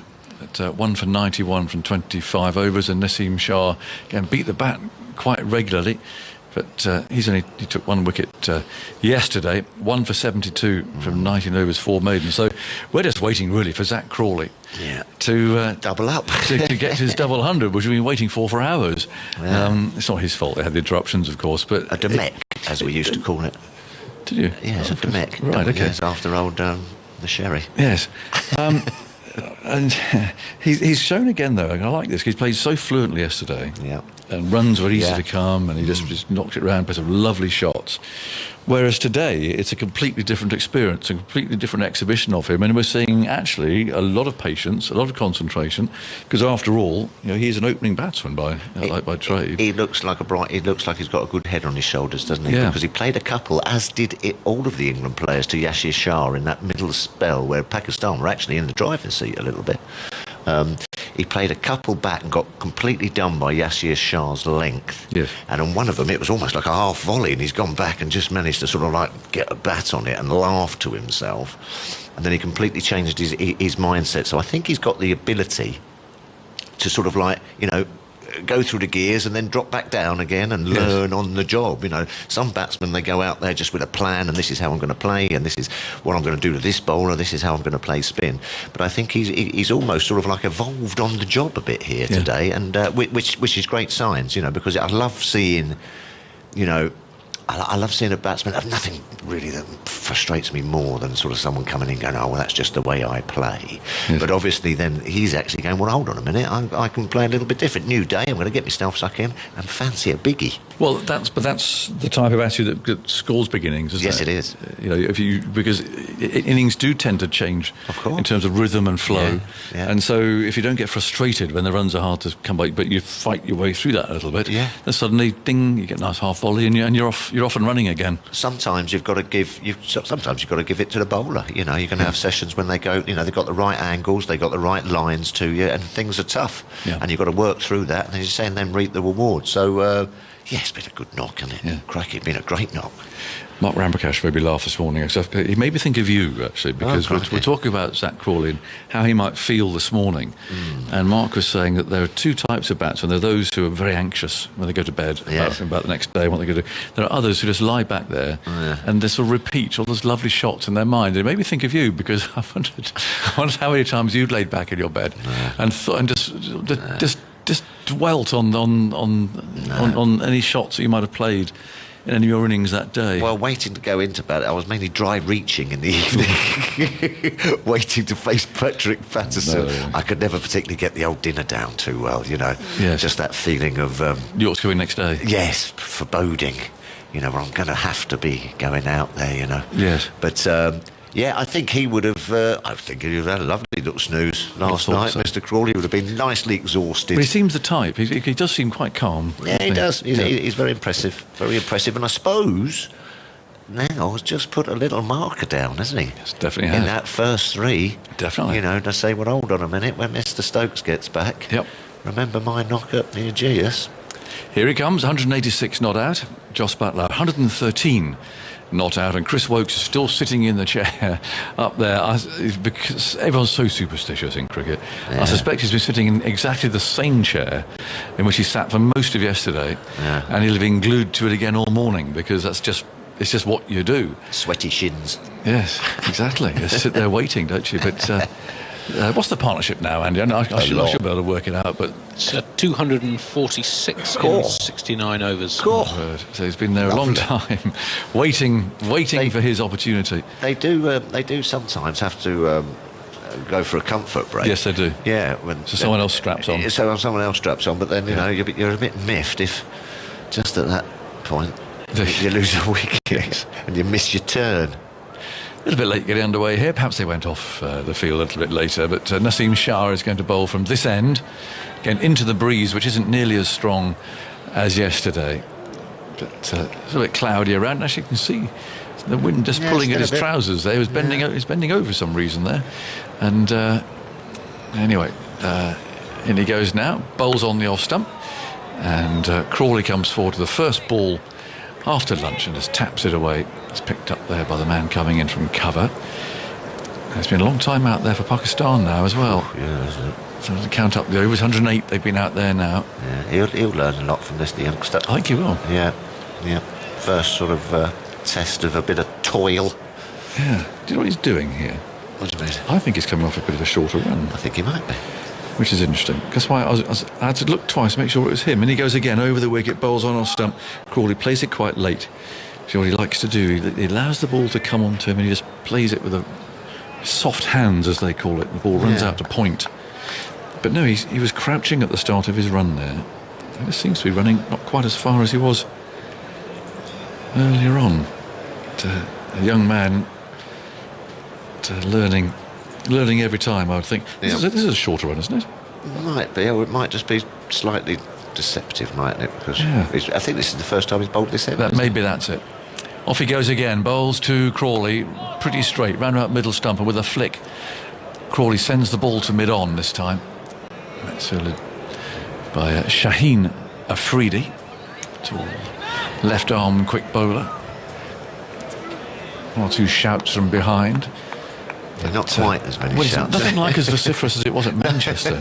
No, when you're on top, or the first half an hour on the first morning. It was very noisy up there. Yeah. Well, it's a bit like... Go on. And goes Shah then, bowls, and that's driven. That's a lovely shot. He's found the gap again, Crawley. Glorious. And that'll run away for 4 out to the extra cover boundary. Pursued by the captain, but he never really had any chance of stopping that. It's a little bit full. And it's Crawley again, he leans into the shot. The weight's all going forward. The bat is just so perfectly straight. Well, that's the one advantage from being a tall fella, isn't it? Because he's a bit skiddy, isn't he, at the seam? And so that was a pretty good length. But then when you're tall, you can just get on, and there's not particularly much bounce in the pitch. You can just seem to get on top of your good length, and then you pull it back a little bit. And if you've got the pull and the hook on you, you find it hard to hit a length. Excellent shot. And the next one has him flicking into the leg side this time, working the ball from around midland leg out to deep square leg. I made the point yesterday, and I know it's obvious, and people say that's, well, of course it's obvious, but he does hit the ball where you expect it to be hit. And what I mean is he plays so straight that he just hits the ball in the right place, isn't he? Whereas others are a bit flicky, a little bit this and that, in and out. Yeah. And the ball goes off into funny angles. Crawley just plays where the straight line is. Which is usually... a shorter batsman plays that, very compact, very compact, and they sort of like get behind the lines and punch and push things. For a tall batsman, usually they are a bit willowy, but flourishy. Right. He just plays so straight. Solid. His Shah bowls a good one. They go straight through Buttler. He didn't really move his feet there. That's woken him up after lunch. The ball whistled through to the wicketkeeper, and it's 378 for 4. He'll be having a lovely time. Crawley, 191, he'll be having a lovely little time. Well, he's slowly inching there, isn't he? I wonder if he might free up a little bit once he gets there. As you say, don't strike me to be the nervous type. No. He looks like he's got a good head on his shoulders. Popular member of the team, I think. You know, everyone very pleased for him. You could tell by that, by the reception for his 100. How do these spinners do this? So the wrist spinners now talked himself on downwind, and the young fast bowler has to bowl into it. How do they do it? Well, it's a little bit. You've got to get the old stripes out occasionally. Just seniority. Yeah, you've got to get the old. Been doing it a little bit longer than the young fella. Yeah, it's not as strong as yesterday, but he's still bowling into a breeze. Yeah. So Yasir Shah's going to bowl his wrist spin from the pavilion end. 378 for 4. The ball to Crawley on 191. Mid-off is temptingly half deep, as it were, and he drives out towards extra cover and finds the captain Azhar. There's no run, so he's in a tempting place there, really. 3/4, isn't it? Yeah, we call it. There's room over the top. Yeah. If Crawley is so inclined or feels that he might take it on. Yasir bowls too many drives with a bottom hand in this, and picks up an easy single. The other reason for that, of course, is it's like those first two shots. As a batsman and you're in, you can just see that gap. That all I've got to do is push forward and just off drive one, and you can get an easy cheap single. But then that brings out the outside edge, and you know, if one does turn, pop a catch back or something. Yes, that's right. Yeah. So almost some people see that as negative. I never particularly did sometimes. 379 for 4 then. And Shah moves in, bowls a googly there, keeps rather low. And I think Buttler must have spotted that because he punched it off the middle of the bat. It's either a wrong one or a top spinner, only one of the two. It did keep rather low, but definitely came out of the hand in a different way. Yeah, it's a wrong one. It's a wrong one. Yeah, it is a wrong one. Here he comes again, bowls, Buttler forward, and it's played defensively. Do you know what really frustrates you about that? If I'd been batting, I wouldn't have picked it. So how can I pick it 100 yards away? Well, there you go, I don't know. Really annoying. You tell me. I'd have played for the leg spinner there, but LBW. Well, it's all a bit of a flurry when you're out there, isn't it? Yeah, but you'd think you'd be able to spot it, wouldn't you? Here he comes again and bowls, and that's turned away towards square leg. He's getting no bounce at all from that end at all. 1 run taken. Buttler goes to 114. Oh, so what would you have done with it then? You said, "Oh, here comes the wrong one." No, well, old middle stump. Yeah, it's just been nice to pick it. Yeah, but from here somehow you can see it. 380 for 4, and Crawley's on 192. There's a slip. Man at deep point as well. As Yasir Shah comes bouncing in and bowls, and Crawley's well forward there, just tapping the ball away. It's picked up by Rizwan to end the 110th over of this innings. We go on late tonight. If the light is right, we could go through to 7:30. But for that to happen, they've actually got to be playing at 7 o'clock. So in other words, you can make up an hour of the time that we lost today, which is actually a little more than an hour. And the interesting thing, Tuffers, will be, will it be the first time this committee meets to decide whether or not we start early tomorrow? Oh, right, yes, okay. I wonder.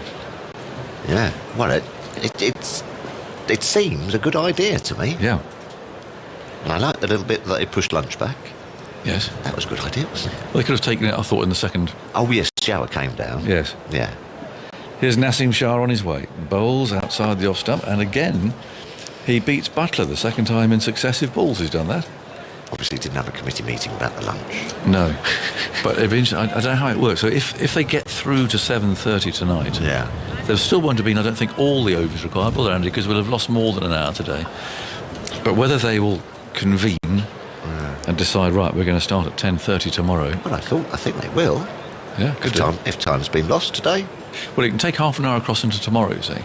Yes, that's what I mean. In the evening. Yeah. Oh, right. Yes, Naseem Shah bowling and squares Buttler up. And that's just played back to him. I mean, the normal rule would be that you would start at 11 o'clock. Yeah. But then you'd go through again to the extra. To 6:30 or 7. You make up half an hour carried over. But whether they decide we like the look of this, the sun's shining. Yes. And we're going to start at 10:30. Yeah, obviously they're going to have to be sort of like a siren go off so everyone's alerted that we're going to be started early. If I'm up in Telegraph Woods up there, someone's going to have to come and get me.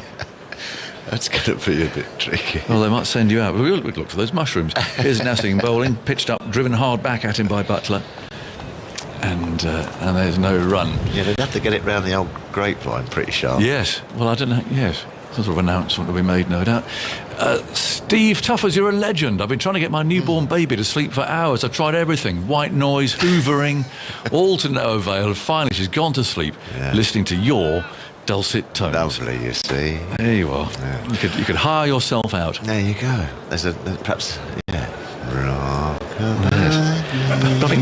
But hoovering's never going to work, is it? Yeah, who's going to go to sleep with a hoovering? Wouldn't have thought so. Naseem Shah bowls, Buttler on the back foot waits, plays down to point. No, you'll wake it up with singing. Can't do that. That would be...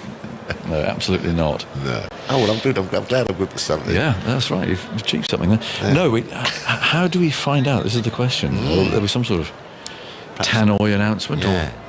Aeroplane go across with it sort of on the back. We are starting at 10:30. There's a potential drawback, though, to an early start. Oh, go on. Well, will the groundsman have to get everything organised half an hour earlier? Well, of course. Yeah. There goes Naseem Shah, bowls on off stump, pushed away by Buttler. They can't play on the covers. No, but it means that if you noticed it, I mean, I know you sleep very soundly. I do. The cover comes off at 7:15, doesn't it? Oh, every morning. Oh, no, it wakes me up. Yeah. So what happens when it's 6:45 then? Oh dear, we haven't thought this through. No, I think the 7:15 bit is an agreement with the teams and so on. We will not, because it makes quite a noise, doesn't it? Yeah, it does. It's sort of our alarm call, really. Yeah. So that would mean 7:15 tomorrow. Yeah. There's a chap who comes around with a blower blowing the concourse yes. with a leaf blower. Yeah. Cool. Shah bowls wide of the off stump. Buttler ignores it.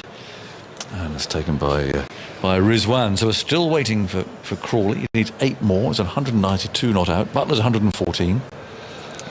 These two will be batting forever. Yeah, they have. Good partnership. That's just soul destroying, isn't it, as well? You just think, how am I going to get this not out? I think Chris Woakes' beard might have grown a bit while he's been waiting down there. Hair might have got a bit longer. I think it has. Just 2 more runs needed for England's highest 5th wicket stand in Test cricket. Whatever. Really? Good lord. How many? 2 more? Well, Wow. We've got a first coming up. Yeah, I should have said that. that's a big one. Here's Shah starting a new over. He squares Crawley up. He prods the ball into the offside. I thought you'd have been a bit more excited about that, and you said that very sort of nonchalantly. It was a very laconic announcement of something that's actually, and with all the stats that Andy comes out with in the course of a match, that's actually quite a big one. That's a one whopper. one of the more interesting ones. This is short and steered away off the back foot. Go on, 2. Out to deep point. Are they going to get 2? Fielder's there, converging on it now, throws the ball in. They only take 1. Perhaps it's all inside. He's keeping it all in. 381 for 4. I think Andy would like it to be registered with a 2 as well. He likes his 2s. So let's see if we can get a 2 here then. To register the highest ever 5th wicket partnership for England. Cool, I bet there's been some good players. 254 at the moment. Cool, I'm waiting now. Hope I'm still on. They need 1 more. Here's Shah, bowls, and that's just pushed away back to the bowler. Who would have been no run? Who would have been involved in some of those big ones then? 4 or 5, perhaps a Lamb and a Botham, perhaps, and I bet there's some Hobbses and things. There might be some very serious names in there. Yeah, there could be. Shah bowls, and that's driven out to deep point. He's got his hand up. He's got his hand up. Andy, do you want to make an announcement? Well, that is now England's highest ever 5th wicket stand in all of Test cricket, overtaking the 254 added by Keith Fletcher and Tony Gregg against India in February 1973. Wow, do you know? I can remember that as well. Can you? I can. Here's Shah bowling then, and that's pushed away out to cover. Well, it's really quite a serious landmark. Yeah. God, they'll be chuffed. Crawley 193, Buttler 115. Well done. Who were some of the other ones there, Andy, if you can be bothered? Well, I mean, you will be, sorry. Here's Shah again, and Crawley defends this one, pushes the ball away to the offside, and Rizwan fields. 382 for 4. Crawley 193, Buttler 115. Sun beating down. It's lovely and warm. And here's a statistician in his element. Come on. Who are some of those? So Fletcher and Gregg are now second on the list. Behind them, Les Ames and Wally Hammond. Oh, here we go. Christchurch 1933. Dennis Compton and Norman Yardley against South Africa in 1947. Then Bairstow and Johnny Bairstow and David Malan against Australia in Perth in December. 2017, a game England ended up losing. Collingwood and Morgan, previous record against Pakistan, 219. Yes, Collingwood Trent Bridge. Collingwood and Matt Pryor against West Indies. And then Amos and Gregg. Some goodies there. In goes Shah over the wicket, bowls short, is pulled out to deep square leg as a man there rushing in, making sure that they only take 1 more run. But it brings Crawley down on strike. It was 193 not out. Greggy. Tony Gregg. Oh, we're talking about him this morning because his sister, I hadn't realised I knew Sally Ann was very ill, but she was in a very bad way with the coronavirus. It's great that she's well. Good. And moved by the Spitfire to make sure we're listening at tea time. Sally Ann. Now, Shah on his way. Crawley's slightly bent at the knee. He bowls on the leg stump. He can't bowl there. He's flicked that away out towards that deep mid-wicket boundary. It's going to go for 4. It has done. There's a dive, a despairing dive there by a fielder. And now Crawley's within touching distance of becoming the 3rd youngest double centurion for England. Most recent, David Gower.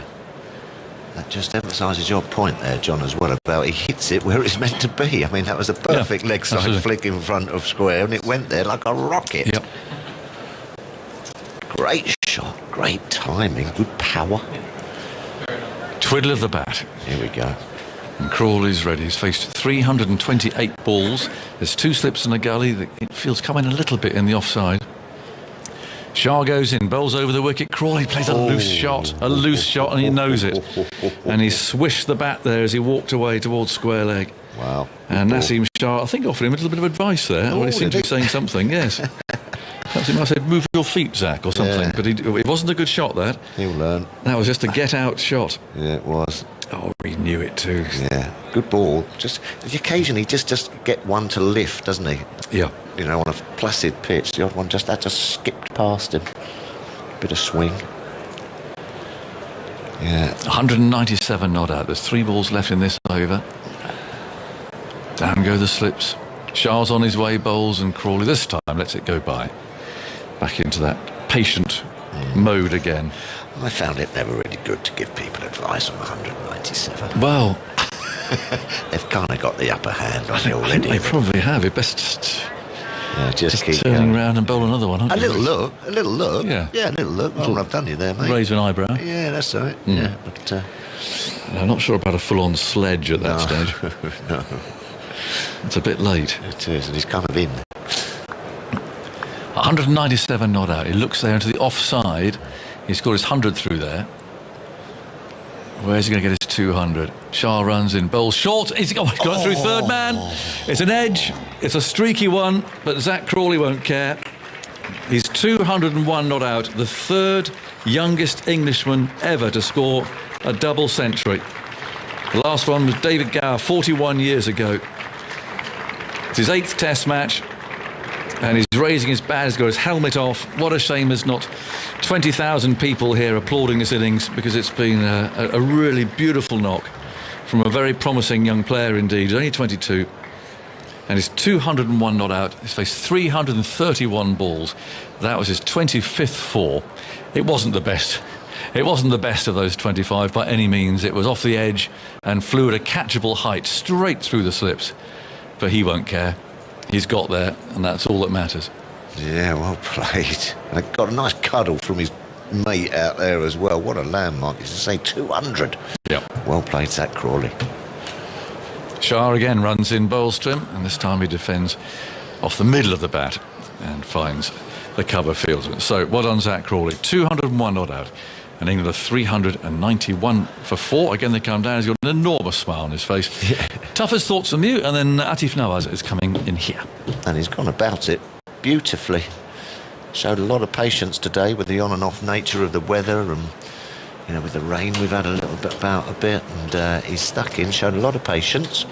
Had a bit of a torrid time against Mohammad Abbas when the keeper stood up to him, and has got through those periods, and he's got himself a Demek double century. Good lad, well played. Yeah, superb innings that from Zach Crawley. You don't really begrudge him the way he got there with the thick outside edge. No, it's placement. Really was placed, yeah. Really was fantastic achievement. Yeah, well done, as saying, John. Wouldn't it be a shame? Could you imagine all this? The place would be up. But there you go. He'll still love that moment, and it will live with him forever. Absolutely, his name is very much in the record books. 201 runs. What an effort. It's a lot. 332. Yeah. Full teams can't get that sometimes. 332 balls for that knock as well. Superb. And yeah, we've got a change in the bowling from the far side. Yasir Shah's only had a few overs, and we're going back to pace again. It's been very pace heavy today. You understand that with the way it's been a little bit of lateral movement, bit of moisture, and of course a bit of rain around as well makes it harder for the spinner. So Shaheen Afridi is back in, and he's bowling to Jos Buttler. He comes in and bowls a decent line just outside the off stump, defended by Jos Buttler for no run. 391 for 4. It shows a good about the old noggin, the old nut. Yeah. Swede of Zach Crawley as well. As you say, it's a really sort of patient innings as well. You know, I mean, it takes a lot of concentration, a lot of application, putting bad shots and bad balls behind you and just looking forward. You know, it's a great effort to get a double 100. Yeah, he had that intent straight away. The first ball flicked it away off his pads for 4. Always looked good all the way through this. In comes Shaheen now, and this time just cramping Jos Buttler for room a little bit. Ball's pushed defensively to mid-on for no run. And he's done it quickly. It does strike you as quite a considered knock, which is strange because he faced 330 odd deliveries to get to 200, but it didn't seem risky. It didn't seem particularly overly aggressive. It just seemed like he paced it perfectly naturally. That's the way he plays his game. Andy?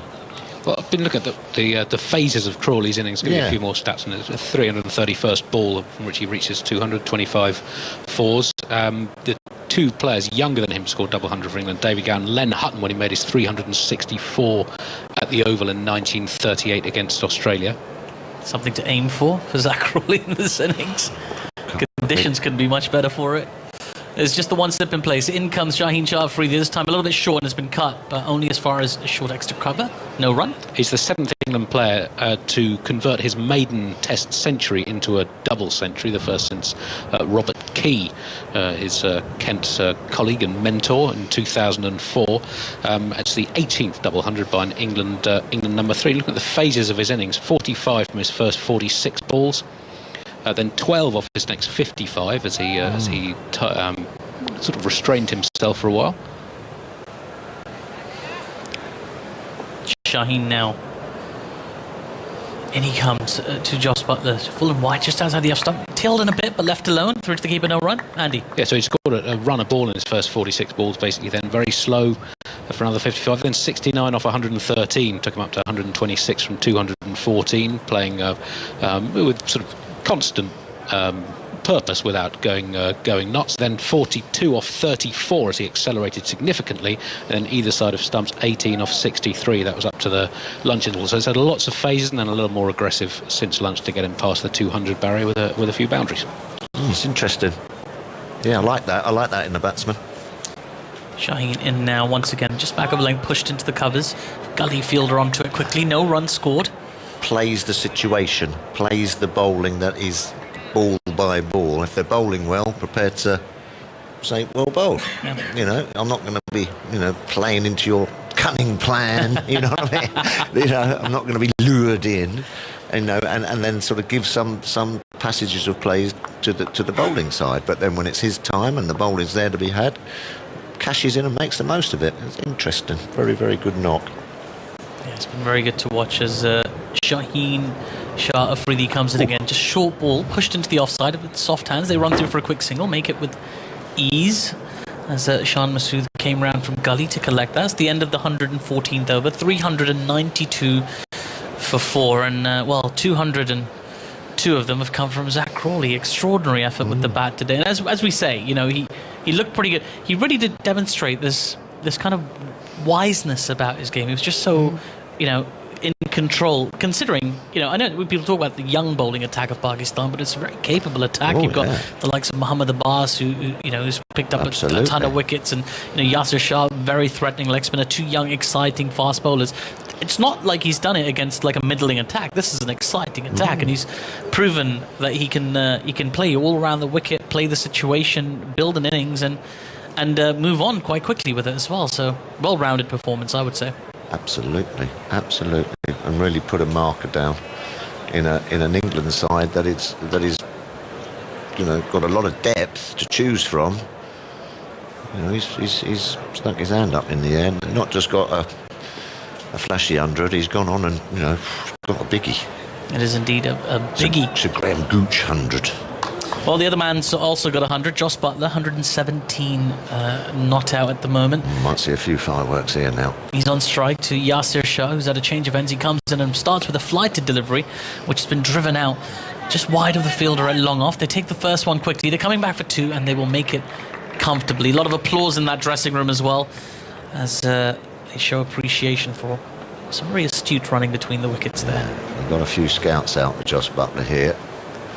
They've got deep mid off, deep mid on, deep mid wicket, man on the sweep just behind square, and a deep point. So there's plenty of gaps. I think these two might be looking at run Pakistan ragged here a little bit. There's a slightly more defensive field. There still is a slip in place, but well, good. there is a lot of invitation to just run the balls up and down the ground. Loads of gaps there. Yasir just hanging on at the top of his run for a split second. Now here he comes, and he bowls a flat one down the leg side, and it was right there for the pull shot. Just got through it a little bit too quickly. Jos Buttler, he missed it and taken down the leg side. Top spinner, was it? Or a little googly? Just seemed to rush Buttler, short of a length. Just skipped off the pitch, luckily going down leg side. Yasir Shah in once again now. Plenty of flight given, this time driven down the ground hard by Jos Buttler off the back foot. There was a diving effort from Yasir. It was nowhere near it in the end. Long comes in for a single. He loves the dive. He's got a good dive, Yasir. Yes, he'd be good in goal. Yeah, he would be. He would. He's got a good dive. He gets good good spring and good height and it's good. Yasir Schmeichel, they call him. Do they? No. But you done me there. In comes Yasir Shah, a little bit short outside the off stump and kept a little bit low as Zach Rory attempted to cut that through the covers, and no run. Yeah, he does look. He looks like he enjoys himself. I can remember that. Oh, he made a great effort at Old Trafford when I think it was Woakes just got a top edge hook just towards the end of the game. Yasir in once again full and wide and comfortably swept, and in fact swept really well in between that gap at square leg and mid-wicket. 4 runs. What a shot that was from Zach Rory. Picked it immediately and got on top of it all the way along the ground as well. Very well controlled. And 4 runs. Yeah, great sweep shot. Hit it hard. Hits it hard. Yeah, there's a bit of aggression behind it. You get the feeling he was just holding back a tiny bit in the 180s, 190s, and now he's got license to go after the ball, hasn't he, Phil? Smack. Yeah, I mean, he took that early. The man was on the sweep, quite fine actually, but he's taken that a bit early. Just got it just behind square, but no chance of cutting it off. Got it right. Hit that sweep hard. Didn't just put a bat on it. Smacked it. Well, milestones all over the place. Jos Buttler got his ton earlier. Zach Rory's got his double 100 about sort of 10 minutes or so ago, and England on the cusp of 400 runs. And also the 5th wicket partnership. And the 5th wicket partnership, of course. Of all time. Not just Pakistan, of all time. All time. We've got an all-timer. Here we go. In comes Yasir Shah once again. Lots of flight given, and down the track came Zach Rory. They're looking for the gap this time, just finding extra cover, so no run. End of the over, eventful one. 399 for 4 England after 115 overs. And Andy. Well, another stat thrown into the mix. Jos Buttler's now got the highest score by an England wicketkeeper against Pakistan. It's the 3rd 100 by an England keeper against Pakistan. Matt Pryor, 102 not out. Trent Bridge, 2010. Alan Knott, 116 at Edgbaston in 1971. So Buttler with 120 is now top of that list. Extraordinary. What a list to top, and what a marker he could set here, because he's batting really well, and there's no reason why he couldn't press on himself and still make a little push for the top scorers list. The conditions are pretty good, and the Pakistan bowling attack does look very wary at the moment. Very defensive field. The fielders in the deep, lots of gaps, 1s, 2s for the taking. These are really ideal conditions for England to build some monster scores. Phil Tufnell's just left the commentary box, and very pleased to be rejoined by Mark Ramprakash. Mark, how are you? Yeah, good afternoon. Afternoon. In comes Shaheen Afridi again. Starts with a short delivery, quick and short. That one ducked underneath it quickly to Jos Buttler. We see 83 miles an hour apparently, but looked pretty quick from here, coming down the hill. Yeah, superb batting performance from both these players, Mark, and a memorable day for England batting. Well, yeah, absolutely. I suppose these players have been waiting for a good pitch to utilise, and once the captain won the toss, you really felt England needed to step up and make a big first innings score, and Pakistan did very well, didn't they, initially, to reduce England to 127 for 4. Shaheen in now once again, just wide outside the off stump and pushed off the back foot by Jos Buttler, only as far as extra cover, no run scored. But I mean, Crawley looked fluent straight away, didn't he? Mm-hmm. He got into his stride. That 50 odd that he got at the last day of the previous match clearly gave him a lot of confidence, and that was in a very testing conditions. Pitch moved, the ball moved around all over the place. So to come here on a good wicket, he looked fluent. His feet were moving well. He looked well balanced. And, he got into his stride early. Jos Buttler, I think, has been very measured, cool, calm and collected. Just played in a pretty orthodox manner. It's been an excellent partnership. Shaheen in now once again, short this time, pulled handsomely by Jos Buttler into the deep. There's a man out there and he makes a diving effort, and he does really well in the end in the deep. I think that was Abid Ali, I can't tell. We'll just have another look in a second. And a great effort out there in the deep to prevent the boundary. 2 runs taken though, as England move on to 400 runs. Wow, what an effort that is. 401 for England. It's their 4th 400 score this year in 9 tests. They'd only had 1 in each of 2018 and 2019, so 2 400 scores in 25 tests. 18 and 19, 4 already in 9 tests this year.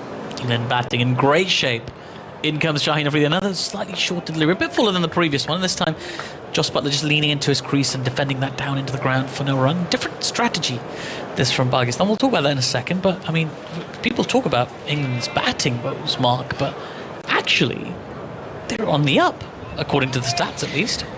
Yeah, look, I think we have to recognise it. In the last 3 or 4 years, it's been really tough work batting in England. The stats show the ball has moved more laterally.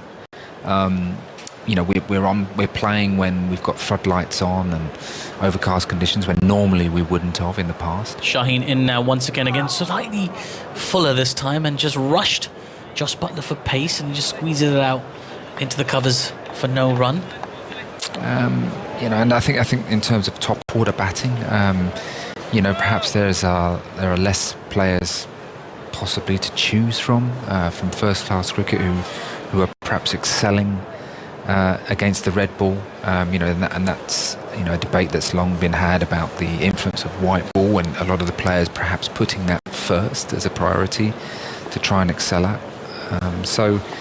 I think it's been tough, but England have transitioned in South Africa. That's when these young players came in. Shaheen in now once again, sort of just back of a length, defended back to him by Buttler for no run. That's the end of the 116th over. 401 for 4 England now, looking very, very ominous for Pakistan, and any sort of chance they have of getting back into the game seems to be dissipating with each passing over. 10-year unbeaten record again against England from 2010. That looks like it's coming to an end. Well, it does. You don't get 400 in a first innings and lose too many test matches. I mean, it's an important spell for Shaheen. I'm just watching him there. He's running hard. He's got the wind. He's got the end that he really would like. He opened up this morning into the wind. He's now downwind and bending his back. Got up to 88 miles an hour there. So big spell for him. Yasir Shah in now once again, a bit flat, and this time just beating that outside edge, just turned sharply away from Zach Crawley, and it went through to the keeper. He didn't collect it cleanly, but a bit of encouragement. Andy, I wonder just to give a little bit of hope to Pakistani fans that are listening, or something to stay in the game for. What are I'd love for you to find out the highest scores that teams have made over the years and still lost a test match. That's what I'd be curious to see. As in comes Yasir Shah once again, and down the track comes Zach Crawley. Just checks his shot there, defends back to Yasir for no run. Well, England did lose 2 tests in India on their tour a few winters ago, having scored 400 in first innings. But I'll get the list of highest losing scores for you to cling to. Yes, please. Thank you. Yasir in once again, a bit short this time. It's been cut nicely, just past that fielder at backward point. It's Shan, Masood and Abid Ali will come in from the boundary to send the ball back in. Another single to the England score. That's a shot that Zach Crawley's played particularly well against Yasir. He's punched it off the back foot with a straight bat. Too many guys are trying to get away and play with a cross bat, and of course Yasir does have that ability to skid the ball on a little bit, as he did with Ollie Pope, but Crawley standing tall and playing with a straight bat, he punches it so hard and so clean through the offside. In comes Yasir Shah once again, just back of lane, once more driven to extra cover. No run scored. Breeze kicking in again. You can hear it on our sort of effects microphone. You can see the trousers of the fielders rustling. Just makes it a little bit more miserable for Pakistan while they're out there. In comes Yasir Shah once again. Plenty of flight given, and kept it very full that time as Jos Buttler leans forward and blocks it out. I think from a Pakistani point of view, their batsmen should be looking forward to batting on this pitch. Mm-hmm. The sun is out. It's a good surface, dry surface. Yes, it's nipped about a little bit, but if you get in, you can make hay. Yasir Shah in once again. Fuller this time pushed to gully for no run. It's the end of the 117th over. 402 for 4. Yes, absolutely, Mark. When Pakistan do get to bat on this pitch, I suspect at some point in September, they will very much enjoy batting on it. But it doesn't seem imminent at the moment. Is the way to approach it. And from an England perspective, they've got they've almost snuffed out any hope Pakistan have of winning this game. If they bat till the end of the day, or past tea and have that 500 plus score, they've got to start thinking about things like the declaration, and then without getting too ahead of ourselves. Zach Crawley's got a good score on, got a good basis, doesn't look too threatened at the moment, looks quite comfortable. He could press on. How do you weigh that up? Well, I think Pakistan have beaten the bat actually. I mean, the shot that he got a double 100 with, just past very catchable height through sort of third slip. I thought Naseem bowled a good spell there, testing spell. In comes Shaheen Shah Afridi again, persisting with that short line. That was a short length. It was a good line as well, just to force the batsman to move away to evade the ball through to the keeper for no run. Yeah, Abbas had an extended spell where he bowled his normally miserly line and length and beat the bat on several occasions, and Yasir in that last over got the ball to turn a little bit. So, Pakistan have stuck at their task. But, it's a funny thing, isn't it? Momentum in sport. Yeah. And they just haven't managed to create or make that half chance into a chance where they can break this partnership. There's the highest 5th wicket partnership of all time for England. All time against all opposition. Shaheen Shah Afridi in once again, short again. And this time Crawley had a little flirt with that as it went over his head, and almost kind of playfully just thought about getting involved as it went through to the keeper. No run. That's the one head height bouncer for the over now. It's been signalled by the umpire to Shaheen. Interesting, this new strategy of bowling short. Something a little bit different.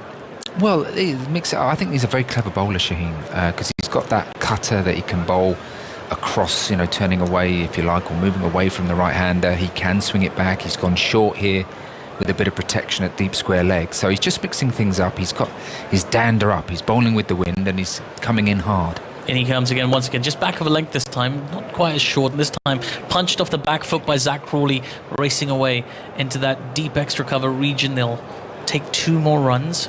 Zach Crawley moves on to 208 now. England 405 for 4. Boy, it's been a tough day for the bowlers. Those stats, as Shaheen Shah Afridi is approaching his own century, 1 for 97 at the moment. And, it's got to be quite demoralising for the bowler, really. I haven't seen too much interaction between Captain Azhar and Shaheen Shah Afridi. He's been kind of left in the wind a little bit, both literally and figuratively, I suppose. But these guys have played in UAE, haven't they? They've bowled on some flat surfaces over there, goodness me, and heat as well. So, well, Shaheen's only really into his 10th Test match, so maybe not as much as one might think. In comes Shaheen Shah Afridi once again, just wide outside the off stump and cut away nicely. There is protection in the deep, and good work there in the deep by Fawad Alam. He gets the ball back in, just a single to Zach Crawley. He moves on to 209. Yeah, it's still got to be tough, Mark, even if you have played a bit on flat pitches.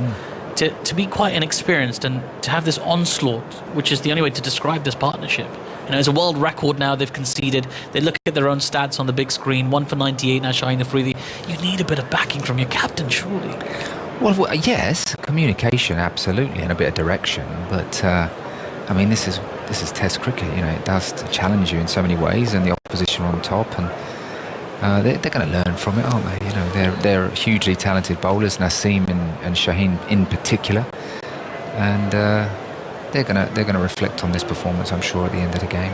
In comes Shaheen now, and just wide outside the off stump, lots of width and a good length there, but there is protection in the deep. They'll take another single into the deep, and Jos Buttler moves on to 1-2-3.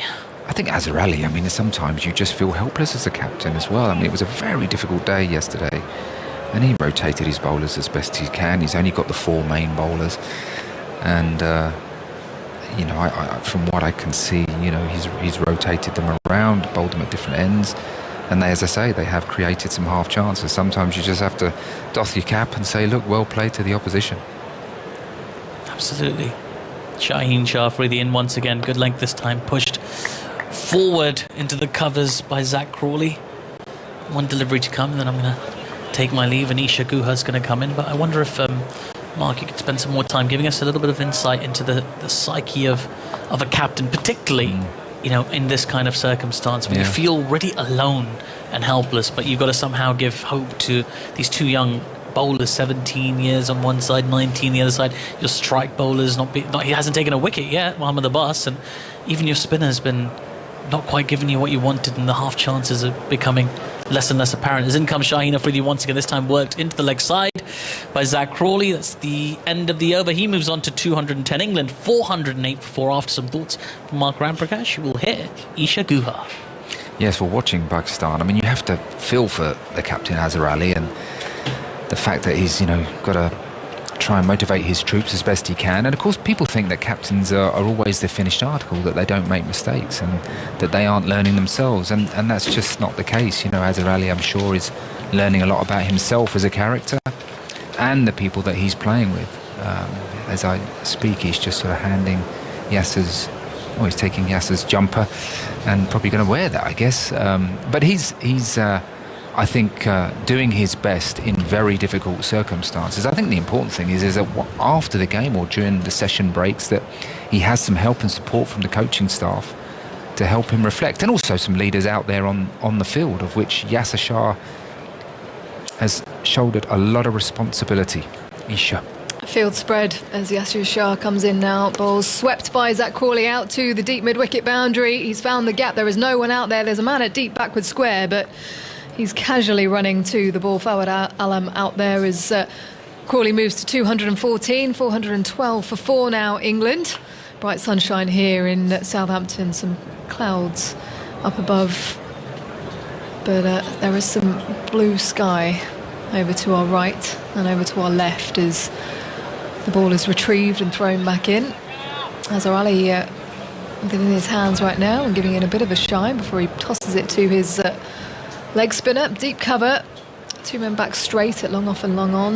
That man at deep square is being moved to deep mid-wicket, and long leg moving slightly finer as Shah is through his action.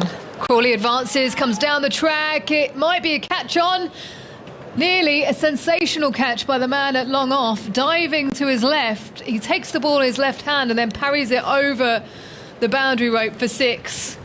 I thought he might have had that and been able to pull it back in, but that is 6 for Zach Crawley. England move to a 418 for 4. A lofted drive. He's just rehearsing it again now. A bit of turn on offer from Yasir Shah as Crawley goes into out. And maybe heart in mouth for a little bit there. Well, it was a sort of check shot, as though he was just trying to clear extra cover and get it up and over into that pocket, just wide of mid-off. But he's hitting with the wind there, and he timed it so well, it carried just over the man at long off. Crawley then to 220 as Shah is in. Crawley on the back foot, guiding it to cover. Extra cover runs around to his left to take the ball as they scramble through for a single. Crawley to 221, England 490 for 4. Incidentally, equal highest score of Rob Key. Is that correct, Andy? Yes. That is correct. His only Test 100 was 2-2-1 v West Indies. That was Crawley's first 6 in Tests. As Joss Buttler crouches down now and pats the ball to the offside off the front foot in defence. Slip runs around to take the ball. Asad Shafiq there. I mentioned Rob Key because they've been having a laugh and a joke at his expense over on Sky. Our colleagues are getting into Keezy as Shah bowls back of a length, Buttler on the back foot, punching out to deep cover for another single as he now moves to 124, 420 for 4 now, England. Rob Key, if for those of you who don't know, has been talking about Zach Crawley for the last 4 or 5 years. Like an adopted son, isn't he? He is his mentor. So I was very proud yesterday when he reached 100 as he now cuts out to deep cover for a single. Crawley moves to 222 then. He's beaten Rob Key's best Test score, and there's a smile on his face as well, as if he knows. 421 for 4 then at the end of the over. He comes together with Joss, but I reckon everyone knows. Also, on that mention, he was the 7th England player who's turned his first Test century into a double. It's now the 3rd highest score for an England player's maiden Test century, and the highest since Wally Hammond's first Test 100, 251. It's the SCG in 1928. Before that, Tip Foster, 287, also at the SCG in 1903. So this is a vastly impressive innings, and it's churning out some lovely numbers. Yeah, he's really making the most of it, Zach Crawley, and he's just had a look up to the screen over to our right when he was with Joss Buttler in the centre of the wicket, and Rob Key was on there commentating and had a little chuckle to himself.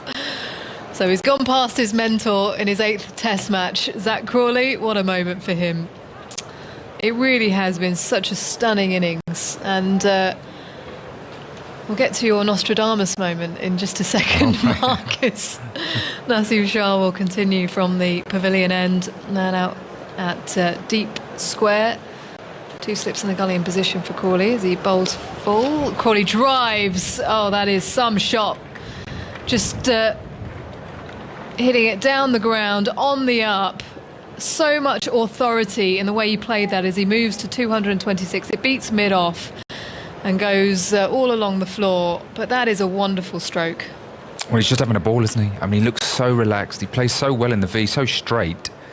And, of course, there's been many comments about him being a tall man. He gets a good stride into the ball there to Naseem, even though he's a quick bowler. And hits it well. Naseem hadn't really finished his follow-through before the ball went back past him. Crawley to 226, 425 for England as Naseem is in again. Crawley on the back foot guiding to gully, no run. And yeah, it was. You said yesterday that he would guide the ball through covers for his century, which, to be quite honest, Andy, I'll get your odds on this, but it's a favoured shot of his, so you know that was always going to be likely. But this morning, when we asked Mark Ramprakash where he was going to score his 200th run, as Naseem Shah comes in now past some bowls short, pulled away by Crawley out to deep fine, doesn't get all of it, hits the bottom part of the bat on the horizontal as he comes through for 1, goes to 227, 426 for 4. You said outside edge. Well, not. Yeah, I mean, it was a bit of a. If you're going to flash hard, and he did, and it flew through third, fourth slip, catchable height. I love how much faith you had in the man to. Well, I thought I didn't disagree with you that he would get 200, did I? Hit everything out the middle of the bat. But yes, perhaps it wasn't quite as convincing as the way he got to 3 figures. Where's this going? Is Naseem Shah is just asking his deep square to move slightly more behind square. That Crawley taps his bat down, slipping a gully. Where's it going? There's Naseem bowls and is defending back down the track. I just since watching Zach Crawley bat in this innings, he's just looked to do everything in such a simple way. I mean, people often talk about technique, and you feel sometimes players don't want to talk technique because they think, it makes the game complicated. But his technique, the reason he practices his technique is to make the game simple for himself. And hasn't got a lot of foot movement. There's Naseem bowls and Buttler defends. But he looks so well balanced. He doesn't move around the crease too much. His bat comes down pretty straight. He just does the simple things well. That's why kids, I think you look to try and teach them the basics fairly early on. A good grip, a good stance. Do the simple things well, and you're not going to go far wrong. And Zach Crawley, he's a good guy to watch for any youngsters learning the game. He does the simple things very well. Final ball of the over. This stand worth 299 as Buttler turns the ball off the front foot past mid-wicket and pick up 1. They'll come back for 2. And a stand that is now extended to 301. Buttler to 126. 428 for 4. A ripple of applause from the England balcony. And handshakes for the 2 in the middle. Jos Buttler and Zach Crawley. Buttler has been part of a couple of record-breaking partnerships this summer. What a moment for him, but what a moment for Zach Crawley, who stands on 227. Well, they're cashing in, aren't they? They're going big. And, there's some of the wickets and surfaces they've had to play on, perhaps have been affected by the rain or bad light, with the ball moving around a lot. But here, when you come on a good wicket, you've really got to cash in and make the best of it. They've certainly done that. Yasir, Shah, he bowled a perfectly good delivery the last over. Bit of drift on a good length just outside off stump. It got deposited over deep mid-wicket from Zach Crawley, and he now is bowling to a field with 5 men on the boundary. And this is the difficulty for Pakistan. They need to break the partnership, but they've also got to stem the run flow. So in he comes now to Zach Crawley. He bowls short. Crawley down on one knee, paddles it around the corner down to fine leg. Long leg is sprinting after it as they come back for 2. And they'll settle for the 2 as the throw is now sent in to Rizwan. Crawley to 229, 430 for 4. Now, I like how you avoided my question earlier about what you thought was going to happen next. Sorry. Looking into your crystal ball. What was the question? No, it was...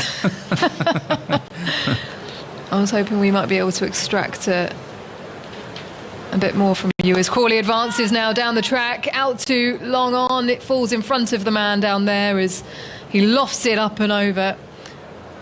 Crawley to 230, then picks up the single. The throw comes in from Mohammad Abbas down there, 431 for 4.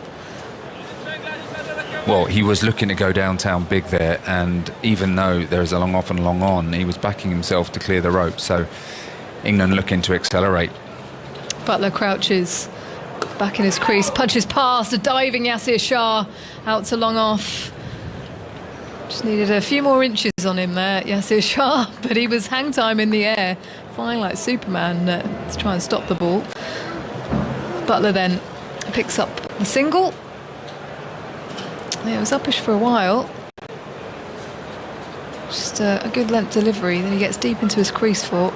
Just sticks in the wicket as Crawley now back in his crease and punching out to deep cover. He hits it with so much power. Deep cover is diving on the boundary to stop it. He does indeed, and parries it to long off, who has come around to his left. The throw is sent in, and Crawley moves to 232. They pick up 2, 434 for 4. Buttler, in the meantime, has gone to 127 with that previous single. I was just trying to ascertain whether it was just good luck. Your crystal ball moment as Yasir Shah comes in now. Bowls flat, hits the pad of Crawley as he gets back into his crease, looking to whip it out to long leg, but he doesn't get any bat on it, and Rizwan is quick to the ball as it comes in now to mid-wicket, and that is tossed to Yasir Shah, the ball. Towel poking out the back of his trousers as he spins himself a catch. Comes in now. Reverse sweep comes out for Zach Crawley. Past the man at point and will find the rope as well.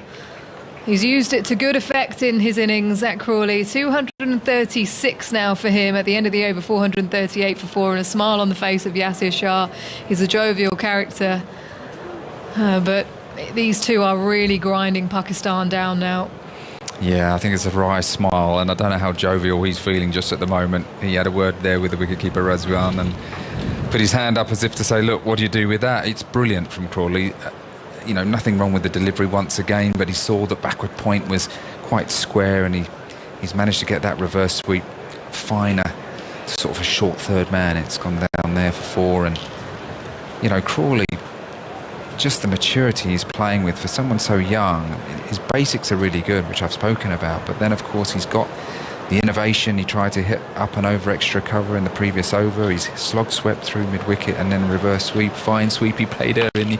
I mean, he's got all the tricks, all the shots, and it's a wonderful. He looks like he certainly could gravitate towards the England one-day side and play all formats for England. You know, he shouldn't be limited. I've always say to youngsters, I always challenge them and say, look, you know, don't just be a one format player, you know, enjoy all facets of the game. And Crawley could be one who you feel, with the range of shots that he's got the power, but he's also got the innovation that you feel that it won't be long before England may look at him for their white ball cricket as well. He's got the best person to learn from at the other end as well, Jos Buttler on 127. He will face up to Naseem Shah. It's just been a conversation. You talked about who the leaders are within the team. Babar Azam speaking to Azhar Ali. Shah and Shah Afridi approached them as well to have a chat. Slip in a gully in position as Naseem Shah steams in. Swing and a miss from Jos Buttler, looking to drive through the cover. Wide delivery from Naseem Shah, and for good length. And he gets a tap on the backside from Babar Azam, who's had a short mid-off, catching mid-off, now having a chat to Azhar Ali. The man out at deep point, fine leg. Deep square has come into the circle at mid-wicket, and Naseem Shah will continue from the pavilion end. Strong breeze blowing across as Shah approaches the crease. Bowls wide of the off stump off a good length, allows it to pass as Jos Buttler. We talked about what Azhar Ali is thinking. What about Joe Root and this pair in the middle? It was attritional cricket this morning. They had to be patient and determined to get through that phase, especially being on and off. Now the run rate is up at 5s. They're on 438 for 4. There might be some showers coming in the next few days. What are they looking to do here? Well, I like Joe Root's attitude, which is always, he's trying to think about how to win the game, and he likes England to try and push on once they're in a position of dominance. Shah bowls inside edge from Buttler as he plays it to mid-on. It's actually the inner part of the bat as he looks to drive. It just turns in his hand. Good length delivery outside the off stump. So, I mean, I think he'll be, obviously a very, very happy man. It's not too often, even if England were to collapse here and lose their last 6 wickets for 40, 50 runs, they're still, looking at 480, 490. So, look, England are in a brilliant position, and you can see now that both batsmen are looking to really get on with it. Jos Buttler played a sort of an airy drive earlier in the over, and he wasn't doing that earlier in the day. So I think Pakistan have got to realise that and adjust. Naseem in, bowls wide of the off stump once more. A good length delivery and turns as if that's not where he wanted to bowl it. See, I've been very impressed with Naseem. I think he's running hard and bowled probably pretty well and better than his figures suggest. That was a little slower ball there, which was good. Again, realising that the batter is coming after him, so he's just mixed up his pace a little bit. I'm not sure about this short extra cover where Azhar Ali is. I think is it Azhar Ali at short? It's Babar Azam at short mid off. I'm not sure really with the pace that Naseem's bowling that's the best place to have him. Buttler allows another one to pass outside the off stump, and again Naseem hangs his head back as if to say, I wanted to bowl that a little bit tighter to the off stump. Andy? England's 16th partnership of 300 or more in Test cricket for any wicket. So this their record for the 5th wicket, and it's the 13th 5th wicket stand of 300 in all of Test cricket. Zach Crawley previously only had 3 first-class centuries, only once gone past 120 before, and only once batted more than 180 balls. And now he's on 236 from 355 in a Test match. It's extraordinary, isn't it? As Naseem has passed the stumps, bowls on the stumps this time, and Buttler defends. He's turned into a bit of an S shape as he looks to play it down the ground. It finds its way to extra cover. Yasir Shah there. It's the end of the over. It's 438 for 4 then. Crawley on 236, Buttler on 127. I think they're going to take drinks. They're going to be run onto the field. Michael Gough running off the pitch. And the players coming together now to have a refreshment. So a few more words from you, Mark, and then in will come, I have to say, a brightly coloured Daniel Norcross. Well, the ground staff are just running out to the pitch, give it a bit of a brush, the footmarks, and there are a few footmarks actually. Just looking from here in the commentary box, Shaheen in particular, you can see some of his footmarks as he's the left arm over the wicket, which will interest the off-spin of Dominic Bess. And as they're brushing away the dust there, this wicket has really dried out. Strong winds, a bit of sunshine, and it should wear and tear. And for England, they will be hoping, yes, that the Dominic Bess can play a part, but also that they may get a bit of wear and tear, maybe a bit of uneven bounce for their seam attack. And I'm not quite sure what to make of you, Dan. When I look at you there, you've got your mask on your head, dark glasses, and what is that you've got on your shirt? Parrots? Yellow parrots? I believe so, yes. I was bought this shirt by someone else, so it was a gift. Yes, I know. Okay. That explains it. Yes. It was it was for doing a charity thingy. So they thought, I'll give you a shirt that's a little bit too small for you and has got parrots all over it. Okay. And it's getting down to the last dregs of the shirts in the house. So and it goes with the trousers. So I'm very impressed. Green trousers as well. Colour coordination is not my strong point, being as I'm colourblind. There's been a lot of action today, and there promises to be a lot more after this drinks break. And you can catch all of that on Today at the Test, 7 p.m. this evening on BBC Two, as well as all the highlights from the BBC Sport website and app. And who knows what delights we may get to see later. I mean, some of us are very much hoping that we might get to see our first ever triple hundred live. You never know. County cricket, do not forget the Bob Willis Trophy going on in earnest around the country. Surrey have got access to Sam Curran, Ben Folkes, but it's Adam Finch who's been catching the eye down at the Oval. Sam Curran's picked up a couple of wickets as well. There's a Roses match taking, well, I say it's taking place. I've had a bit of rain. It's rained off for the day, is it, after only 2.1 overs, which is a bit disappointing. But there's plenty of other cricket going on. Yorkshire made a good start, though. 8 without loss, weren't they? Yeah, good they're start. bossing that game, Michael. They're bossing it. So, yes, there's plenty of cricket going on, and there's going to be plenty more here. Andy Zaltzman. Players who've scored 230 in a test match aged under 23. Zach Crawley the first since Graham Smith did turn back-to-back tests against England in 2003 that triggered the Michael Vaughan captaincy era from memory. Mahela Jayawardene before that. Then you've got to go back to Garfield Sobers, Len Hutton, and then 3 innings by Don Bradman. So that's a pretty short and illustrious list that Crawley's on. It is, isn't it? I mean, obviously we're getting very excited about the emergence of this bright young talent, Michael Vaughan.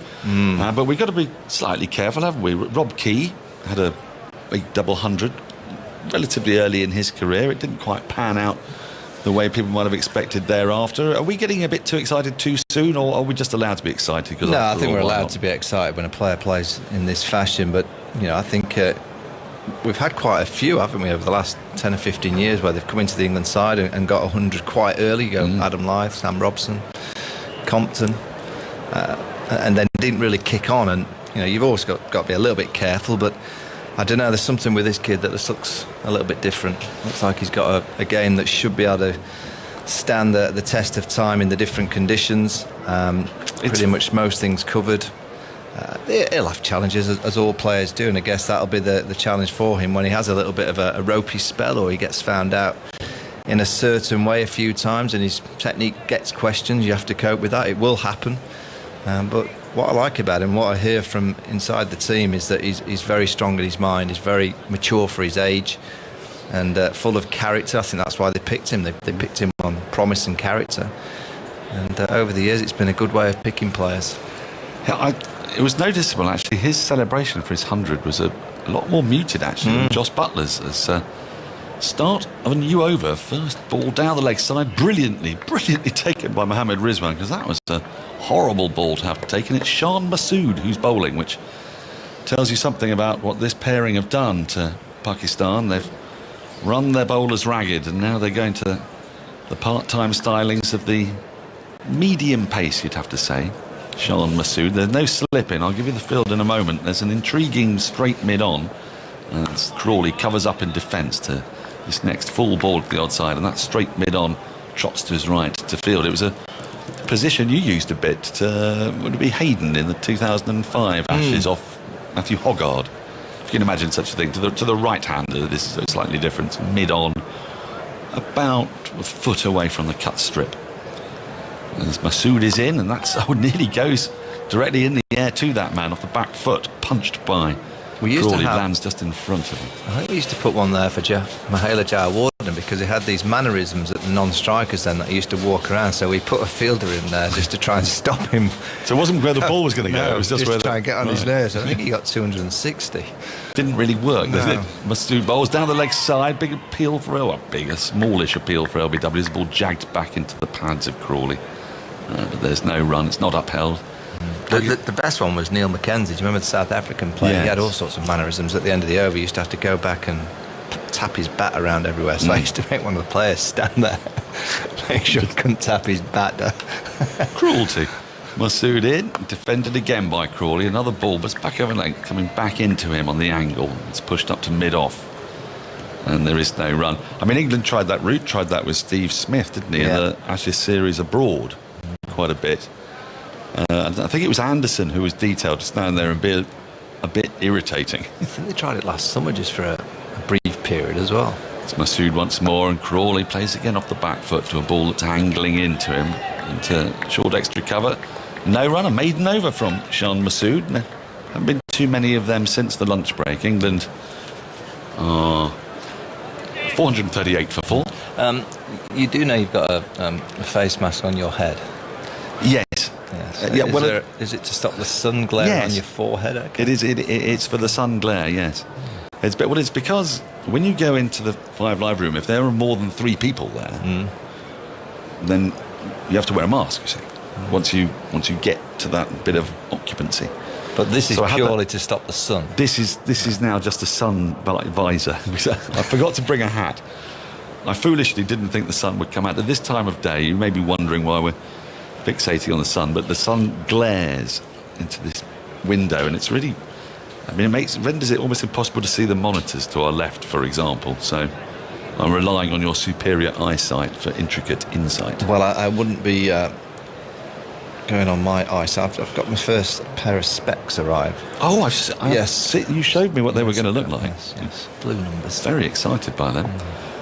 Now, this is Naseem Shah, who's going to come in from the pavilion end. So with what breeze there is, into Buttler, who plays with an angled bat to a ball just outside the off stump and guides it down to backward point for a single as Fawad Alam throws the ball in. One more to the total, 439 for 4. Buttler to 128. Crawley 236 not out. This is an epic knock. So there's a certain type of cricket watcher, of which I am one, and I suspect so is Andy, who starts to get extremely excited when numbers get as big as 236 next to a batsman's name. The disappointment we'll feel when it comes to an end is going to be quite a wrench. Well, it's the partnership. Yeah, that's very Where exciting. Where are they in the list of 5th wicket They're top partnerships? 10. They're top 10 now. If they get up to 339, it'll be top 5, I believe. Andy better check, I guess. The biggest one's 405. Naseem's in, defended by Crawley on the front foot without much timing, and it bobbles out into the onside where mid-wicket picks up and there's no run. Is that a Fingleton Bradman sort of thing? Or was it Barnes and Bradman, is it? Barnes and Bradman added 405 the SCG when Bradman came in number 7, having injured himself fielding from memory. So yes, Right. Buttler and Crawley are currently 10th. Here comes Naseem running in towards us. Only one slip and a gully, a bit of a ring field. And Crawley drives beautifully, majestically through extra cover. Wow, he's timed that magnificently. It wasn't a half volley by any means. He just leant on that, pushed it, and it made a glorious sound off the bat as it ran away over the boundary rope for 4. He moves to 240. Well, this is the kind of shot that you see in Australia so often. You know, when the Kookaburra ball gets to 20, 30 overs, there's not a great deal of swing, and you see players just climb into big drives on the up. Are you starting to see him in Australia? Are you imagining? Oh, I can just see. I can see his style of play having success in Australia. Absolutely. Yeah. He played for a club in Sydney, didn't he? I think they tweeted about him today. Naseem is in. The slip has come out, and Crawley just pushes this ball just wide of off stump, just guides it again down into the sort of point or cover position. I'll give you the field because it's very defensive and very unusual. We've got a gully, I think, quite a deep gully is the way to describe it, and there's a deep backward point about 10 yards in from the boundary, a short extra cover, and then another extra cover sort of looking over Shan Masood, who is the extra cover, looking over his left shoulder, mid on mid-wicket. As Naseem is in again to Crawley, who defends, and then that ball just bobbles back onto his back foot. And there is no run. There's a deep square leg and a long leg, and England are 443 for 4. What time did the 4th wicket fall yesterday, Andy? I reckon it would have been about 2:30 or something, around about that sort of time. So it's been well over 24 hours since Pakistan have picked up a wicket. It must start to get somewhat dispiriting, you would think. You must have been in this situation as captain a few times, Michael. I think it was I think it was Stuart Broad's debut in Colombo. It was very similar to this. Shah in, and Crawley goes after a wide one and misses it completely. And it goes through low to Mohammad Rizwan, who takes it. End of the over. 443 for 4. Crawley 240 not out. Buttler 128. Yeah, I mean, I'm just looking at the pitch to think, is it going to deteriorate over the next 24 hours? You assured me it would. Yeah, I think it will. I think I'm more looking at Pakistan's body language, and they've just looked dejected pretty much from after tea last night, and you generally find in Test match cricket that can transcend into the batting. You know, they just look like a team. I mean, I've seen all day all the batsmen kind of practicing shots to their minds from an early stage today we're thinking about batting. I've not seen many teams go out and bat really, really well when they've been in this kind of situation, particularly with the body language that they're showing.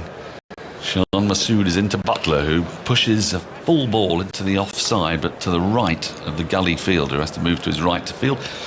And they therefore get through for a single. A very rare and unusual quadruple Nelson is now up on the board. 4-4-4 for 4.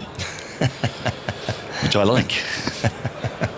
Buttler to 129 with that single. We mustn't forget him. We're talking a lot about Crawley, but it's a very, very big innings for Buttler, as well as Masood is into Crawley. And Crawley drives to that man at short mid-on the bounce. It's a full ball, dug out. Didn't really time it, and there's no run. Well, it's almost as if you want to get a message to Zach Cron and just say, look, just to let you know, there will be more difficult times in Test cricket. Just milk these runs for as long as you can. Capitalise when it's at...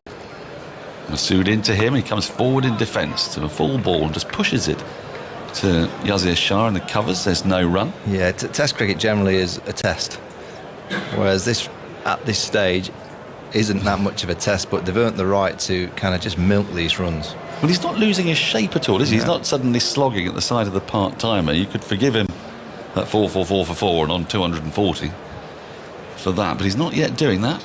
Masood is in. He goes high on his toes and punches a short ball back up the wicket to mid-off.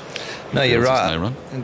I certainly would have got far more excited and probably tried one or two too many trick shots, but with an orthodox kind of field, he's got mid-on the boundary, mid-wicket, back, fine leg, he's going to bowl stump to stump. You could easily see a little trick of a ramp or a reverse. Here's Masood again. That's driven nicely by Crawley in the covers, so just to the right of extra cover, up towards the boundary. Mid-off has to run round to collect. The throw comes in. They'll come back for 2. Crawley to 242. They're off quadruple Nelson. 446 for 4. Yes, he's not charging down the wicket. He's just not even losing that his stroke shape. down. It's along the ground. He's just sitting on the floor. He could easily have tried to punch that over mid-off, but so far he's just staying in his bubble. Masood in once more, and that's driven magnificently through. Well, over long off really for a 2-3-4 bounce 4. It's a wonderful shot, gloriously timed. I lost it initially, but with that he moves to 246, which is a score of some resonance for a former occupant of the Test match special box, Geoffrey Boycott. Crawley's down to the top 20 highest scores by an England player in Test cricket. Really? In fact, yes, he's tied 16th currently with Geoffrey Boycott's 246 not out. 450 up as well, 450 for 4. That was a very famous 246 because Geoffrey was dropped after that. Yeah, he was dropped for slow scoring. It took him 10 hours, which doesn't 9.5. seem that. Let's not overstate things. 9.5. 555 balls. He went rather quickly on the second day, didn't he? It was the first day that. How can you get dropped? Well, scoring 246. I'll tell you why. 'Cause in the 1960s, there was a real fixation with the game not having popularity. Does that sound familiar at all? And so. What they especially in home tests, Ken Barrington fell foul of this as well. People would get dropped for slow scoring because they were desperate to keep the game or make the game exciting. The 50s and the 60s had been bedevilled by slow scoring and all these gnarled professionals who were determined not to lose. I mean, Andy will tell you all about the massive number of draws that took place in the 60s. So when you played home tests, you couldn't really do it with away tests because you took a touring party. But at home... If you scored 246 in 9.5 hours, you were out the teak. Ridiculous. Isn't it? Naseem Shah is in, started a new over, and Joss Buttler just guides a back of a length ball into the vacant point area and is able to pick up another single. Yeah, it's 130 I understand why you said it, because Naseem was bowling quite slowly by the end of his spell, but it's Mohammad Abbas that's replaced him. It is. But Abbas has had the dreaded nod. Come and have another spell. Yeah. He's into his 31st over and he's gone for 68. He's yet to get a wicket. Yep, it is Mohammad Abbas. He tends to bowl longer spells when he has the wind. We looked at this earlier and he was going through the number of spells he bowled yesterday, 2 and 3 overs. Well, what they're going to do, they're going to try and dangle the ball wide of off stump. Just brought another fielder over to the offside. So you got a mid-off, short extra cover, an extra cover, a short cover point, backward point on the boundary, a gully, no slips, 2 fielders, one at mid-on, one at mid-wicket and a fine leg. I don't know why needs a fine leg if he's going to kind of dangle the carrot wide of off stump. Keeper's not standing up either, and he comes down the wicket, Crawley, and he flicks that imperiously, gloriously, over deep backward square leg for 4, and that brings up his 250. 250 off 372 balls. At the moment, he's the one doing all the scoring. Buttler's just getting him on strike, and England have moved to 455 for 4. His teammates clapping once more. They've clapped vigorously for his 100 yesterday, and then his 150. And we've had the 200 and the 250 now. 250 not out. He advanced down the wicket because Rizwan, well, now Rizwan is standing up. It's almost as if Rizwan sort of forgot that the plan to Crawley was to stand up to the stumps, and now he's remembered. And he's standing up, so now the deep backward square leg has gone out, a long leg's gone out. They've changed the field on the offside. There's a gully. It's the only catcher. Cover points coming in to a sort of run-saving position, Farwad Alam, but he's not quite there yet. So cover, extra cover, and a mid-off as Abbas is in, and Crawley aims a bit of a yahoo at this and doesn't quite get hold of it. It's a thick inside edge to a ball outside off stump, but it goes to short mid-wicket. There's no run. It's the 250 for England in Test cricket. So it was previously tied with Boycott in 17th place, now 17th on his own. Highest scores by England players in Test matches. So Wally Hammond at 251 presumably, and then we got Joe Root at 254, have we? So well, might we see a triple 100? Sorry if that's worrying mockers, people. Driven again beautifully by Crawley, but it's a well-packed field, so although extra cover dived, couldn't quite reach it. Mid-off's able to run round, but not before. Crawley's run through for another single, 251. He moves to 456 for 4, England. Pakistan must be getting absolutely sick of this. What, as a captain, what do you do? I mean, there's not a lot. You just start thinking about tomorrow. Even you as a captain now starts thinking, what do you reckon, another 50 or 60 runs? Abbas is in, and Buttler just defends this ball into the ground. It was just on a round off stump, and he pushed down on it, jagged it into the ground, and Mohammad Rizwan collects from behind the stumps. Now, Azhar is probably, he's realised the situation. His team are tired. They had to bowl in terrible conditions yesterday. The pitch is pretty flat, and he's probably starting to think, like most of the players, right, how am I going to bat? How am I going to bat on this wicket? How am I going to get 100? Yeah, well, you'd be forgiven for having your mind wander to that. As Mohammad Abbas is in, and Buttler covers up in defence, pushes the ball back past the bowler, who moves to his right but can't cut it off. And with that, Buttler goes to 131. England 457 for 4. Zach Crawley 251 not out. Buttler is very much playing the anchor role, just looking to get singles, put Crawley back on strike. More thoughts from Michael Vaughan, and then it will be the returning Jonathan Agnew. Yeah, who's going to be up bowling? I think it will be Shah Masood to carry on. Just starting to look at potential declarations. What will England think? 457. How many overs left in the day, Andy? It must be quite a few. 44. 44. I think they'll want 20 overs tonight. I guess afternoon, Jonathan. Marvellous cricket, this, isn't it? It is. Help yourself time. Yeah, and hasn't Crawley played well? He's just gone through his gears so well. He obviously found it hard work this morning. It didn't ruffle him at all. He simply battled his way out of that. They bowled pretty well at him, actually. But now he's really pressing on the accelerator. 457 for 4. They'll able to get to 500, won't they? Ooh. I would have thought. Now you got Shan bowling, and that's pushed off the back foot by Buttler. He moves on to 132 not out. Crawley 251 not out. It's not often someone overshadows Jos Buttler, but that's what Crawley has done here. The shot to bring up his 250 was a beauty. And now he's waiting again for Shan Masood, who bowls on the off stump. It's pushed away just for another single again. The man out on that point boundary now. How many more do you want then? Well, I'd be giving Crawley the opportunity to get 300. Yeah. And then if he got there, I think that'd be 530, 540, something like that. Yeah, I mean, it's not the runs now, is it? It's just a matter of, I guess, individual milestones and how many overs you want your bowlers to bowl today, really. There's 40 odd overs left. I'd want at least 20. So again, Bowles is pitched up, driven back at him into his right hand. No run for Buttler this time. What's changed, of course, these days is that each match comes with its own points for the championship. So whereas in days of yore, you'd have simply batted Pakistan out of the game so they couldn't possibly win the series. But you're mindful that each victory now brings its own points. That's worked away by Buttler. Yeah, but mid-wicket's right hand for a single. I think you're also mindful as a captain of what you're trying to develop as a team. In England, for them to be successful overseas, particularly against India, against Australia, they have to get big scores. You know, and you've probably been speaking about it for weeks and weeks to your batting unit, saying, look, we've got to get the 450s, 500s. So when we get the opportunity, make sure that we capitalise and get the big score.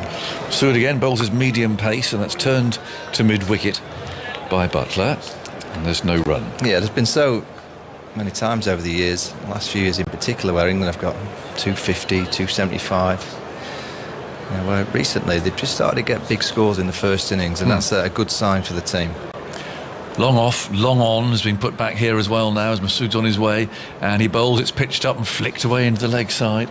Another run for Crawley. Down to long leg it goes, and it's 461 for 4. Pretty innocuous looking medium pace, if I'm honest, from Shan Masood, but most of the quick bowlers are bowled out now. They've tired legs, and these two just going on relentlessly. I'd love to know what Chris Woakes is up to down there. His beard must be, I don't know, must be about 3 foot long by now. I wonder how many cups of tea he's had. Yeah. He's sitting on the same seat, waiting. And he was waiting at 127 for 4. Now 461 for 4. The highest 5th wicket partnership ever by England. And they're going to get some more yet. Crawley's on 253.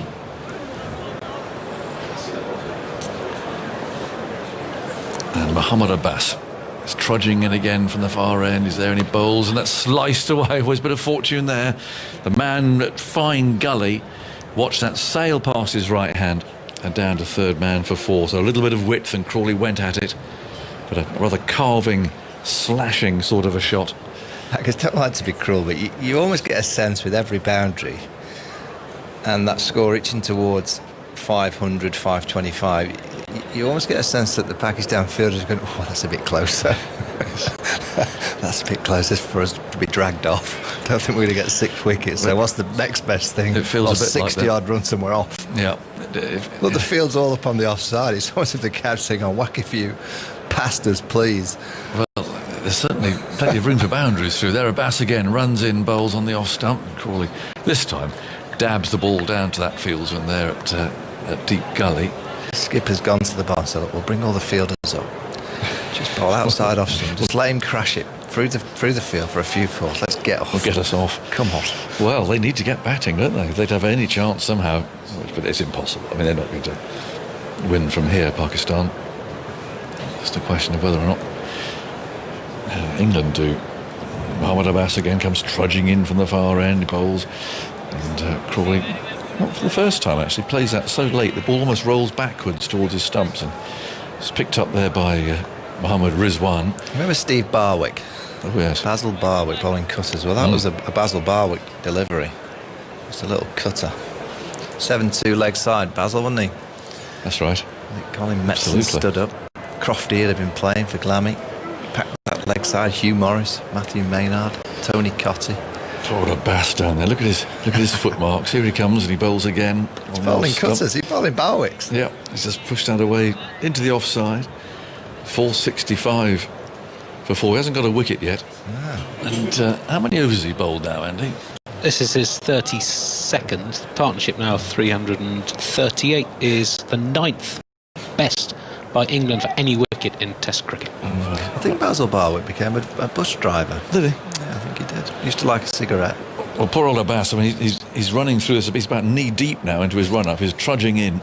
Here he comes up, running through a ditch, and he bowls, and that's punched away by Crawley into the onside. The ball rolls away to mid-on, but he's down towards the boundary now, so straightforward single. Crawley 258, 466 for 4. It's Basil Barwick. Glamorgan, tall, a bit of a John Cleese lookalike. He was on at lunchtime. Was he? Yeah, he was gangly, wasn't he, Basil? Yeah. He used to kind of, he'd prefer to not go for runs than get wickets. Just be gutted if you hit him for a boundary. Hard to get away. 466 for 4.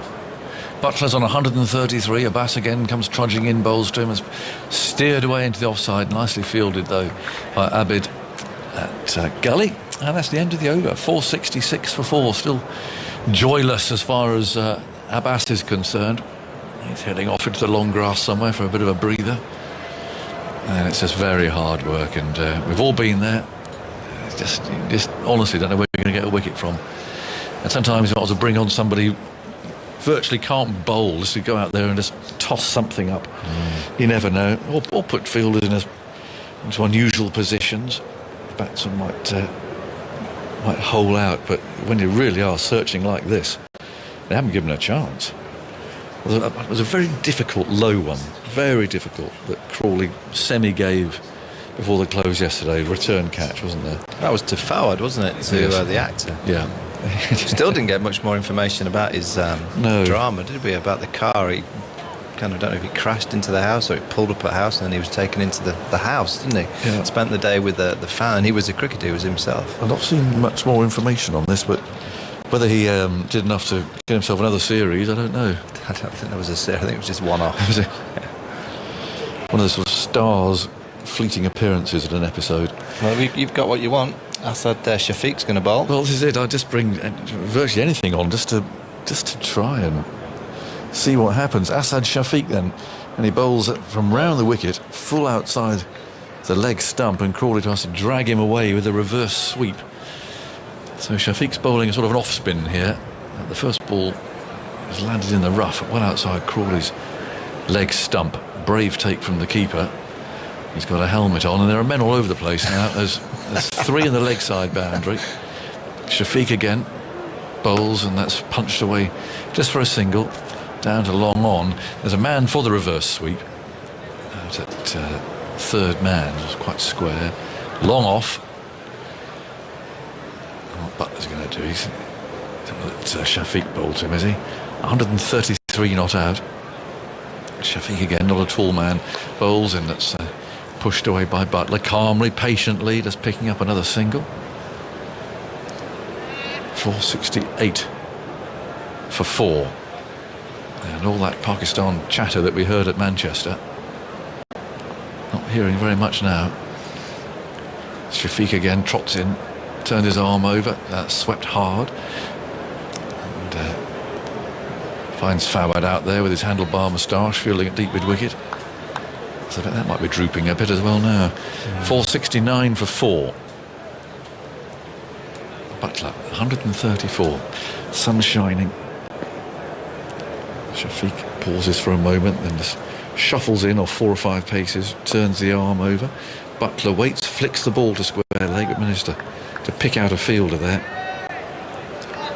That's 469 for 4. So it's Yasir who's still smiling, and that's quite a triumph in itself, really.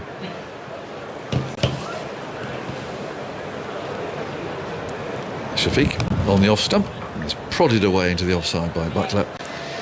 And there will be another over. 469 for 4. 129 have been bowled. That's quite something. Every team needs somebody who is irrepressible, who's just always got a smile on his face, and who just takes conditions like this. And Yasir's clearly that man in the Pakistan side. I'll tell you what, Josh Buttler as well. I mean, if you think about the player that we know him for in terms of power, all the tricks, hitting the ball a long way, he's just kept himself in his bubble beautifully today, because he's just batted. He's not tried anything too much. I think he's got the mindset, you know what, I'm just going to try and just knock it around. I'm not going to take too many risks and just try and get a nice red inker if I can. Here's Abbas then, running in through those footmarks, and he bowls, and that's punched firmly by Crawley for a single to deep mid-on, running round there to his right-hand side. It's Shaheen, Shah, Afridi out there in the deep. Philip Brown, our photographer, I see, walking up with his very long bushy hair and his mask on, charging off to find somewhere to go and take some more photographs. As Abbas moves in, bowls outside the off stump, played firmly by Buttler off the back foot to cover. And there's no run. That's quite a sight. All of that hair and the surgical mask. Looking slightly windswept. Philip Brown, one of those that we regularly see on the circuit, of course. Abbas walks very slowly into the distance. He doesn't run very far. He turns around and for the umpteenth time comes trotting in again. Bowles and Buttler this time. Like Crawley previously, just plays that away down to mid-on for a single. It's 471 for 4. It's with a hint of caution. I'm wondering what Ebony had for breakfast this morning. I actually didn't have breakfast this morning. Oh, okay. You're a bit late up. No, I was up early. I had quite a lot of dinner last night, actually. Oh, yeah. Yes. It was very good. 471 for 4. Abbas again. Bowles and an inviting one to drive there. Crawley does drive. Only as far as extra cover, so there's no run. Assuming you had plenty of breakfast this morning? Yes, I had a couple of courses of Azhar's curries. They're very good, aren't they? Excellent. And where I'm afraid he marked higher than Isha was he actually knew what it was. Whereas Isha, when she put hers out, she didn't have a clue what any of it was. But some of that. Yeah, Azhar was very good. Oh, that's so-and-so. That's so-and-so Dal and so on. Now, this is thumped away down to mid-on for a single by Crawley. Goes to 262. And it's 472 for 4. But I gather it came from Tooting. Is that right? Yeah, there's... No, actually, it came from Southall, but that company has a chain in Tooting. Right. So it's transported from Tooting. Yeah, but the good news for me, it's not too far from me in South London, so I think I'll be checking it out. Yeah, I was amazed that it came down so far. It was still hot. Yeah, but it was in that... I mean, oh God, I'm sounding a bit boring here, but it was in that sort of tubbery.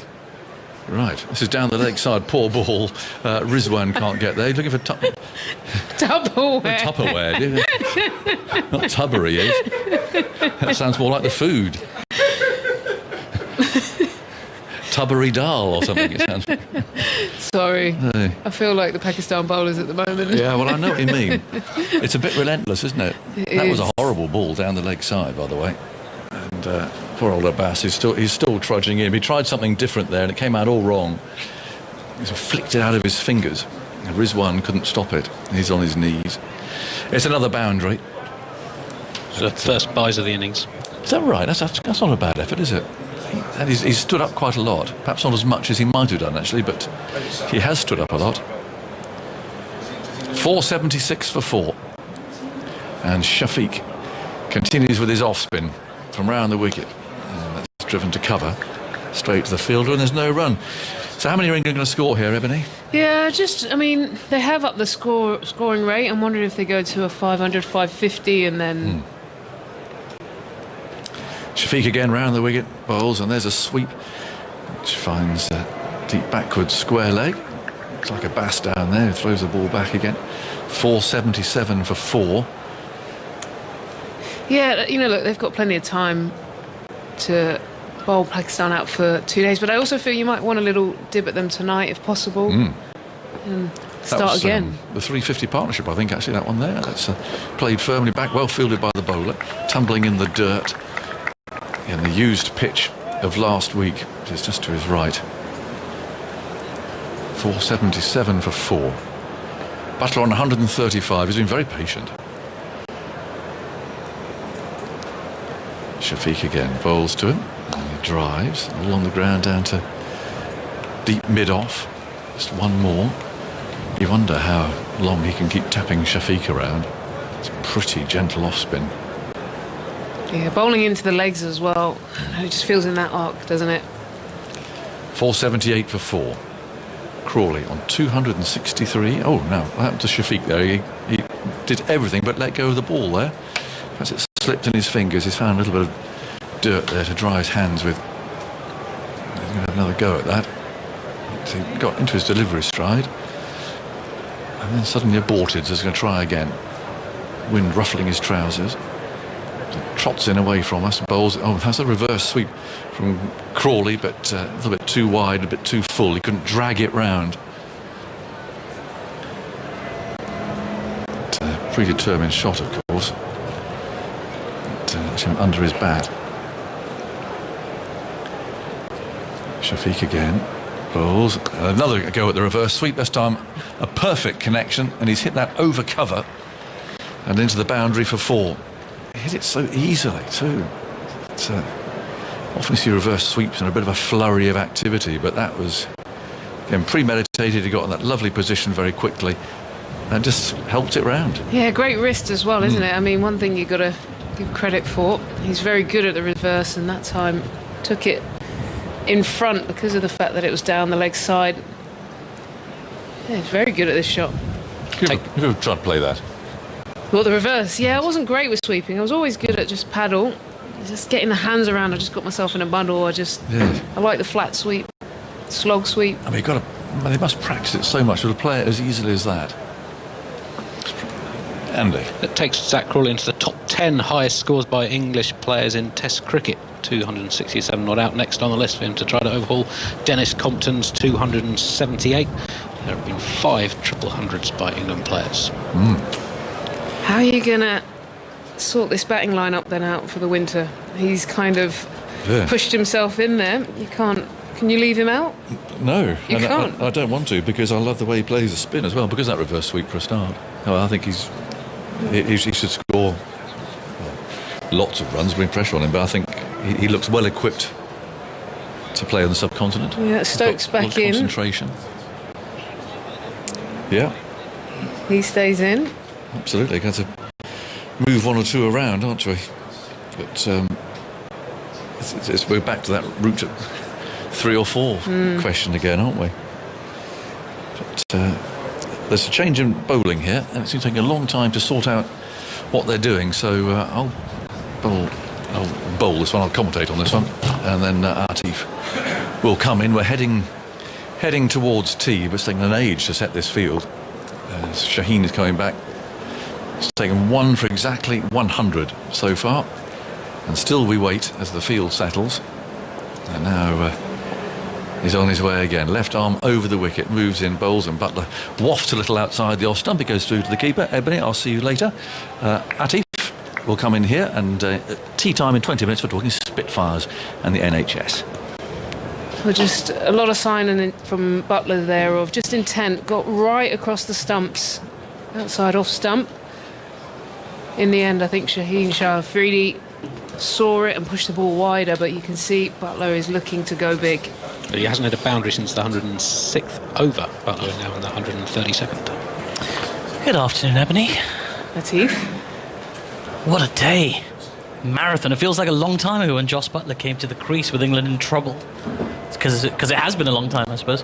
In comes Shaheen Afridi now, and this time just going down the leg side. There's a sort of aborted appeal for LBW as the ball goes to that deep square leg region. The keeper himself, Rizwan, grabs the ball, gets it back in. 2 leg byes to the England score. Mammoth total in the making here. Well, the DRS count is on the screen, but nobody's really interested here. Big total. Now, this is the challenge, Ebbs, and I want you to talk about this with me, right? Like, okay, you know, the World Test Championship is one thing, and making sure you win a match is one thing, but you've pretty much put Pakistan out of the game at this stage. There are a couple of big milestones in the offing, particularly for Zach Crawley. He's played so well, 267 not out. How soon before you send a message out there saying you have 45 minutes, get what you can? Or get some thoughts on that after I tell you that Shaheen Afridi is in now, and this time wide and cut to extra cover. No run scored. Well, I think, the fact that we can go to 7:30 today, I would like, if I'm thinking from a captain's perspective, I'd like an hour or so of bowling tonight.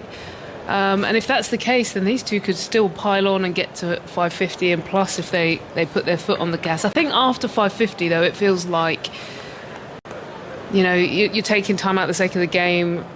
Who knows, we may have a shower or two that's not predicted on the weather. You know, I just feel you've got plenty of time to get stuck in. So at least an hour tonight.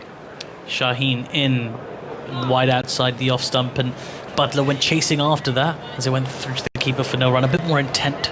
Well, I was going to say, I think your message that you're talking about has gone out. Just because we've seen in this over alone, he's just danced around the crease more. So maybe there was a little bit of a whisper somewhere. I don't know if I saw a drink come on, but they might get a wiggle on.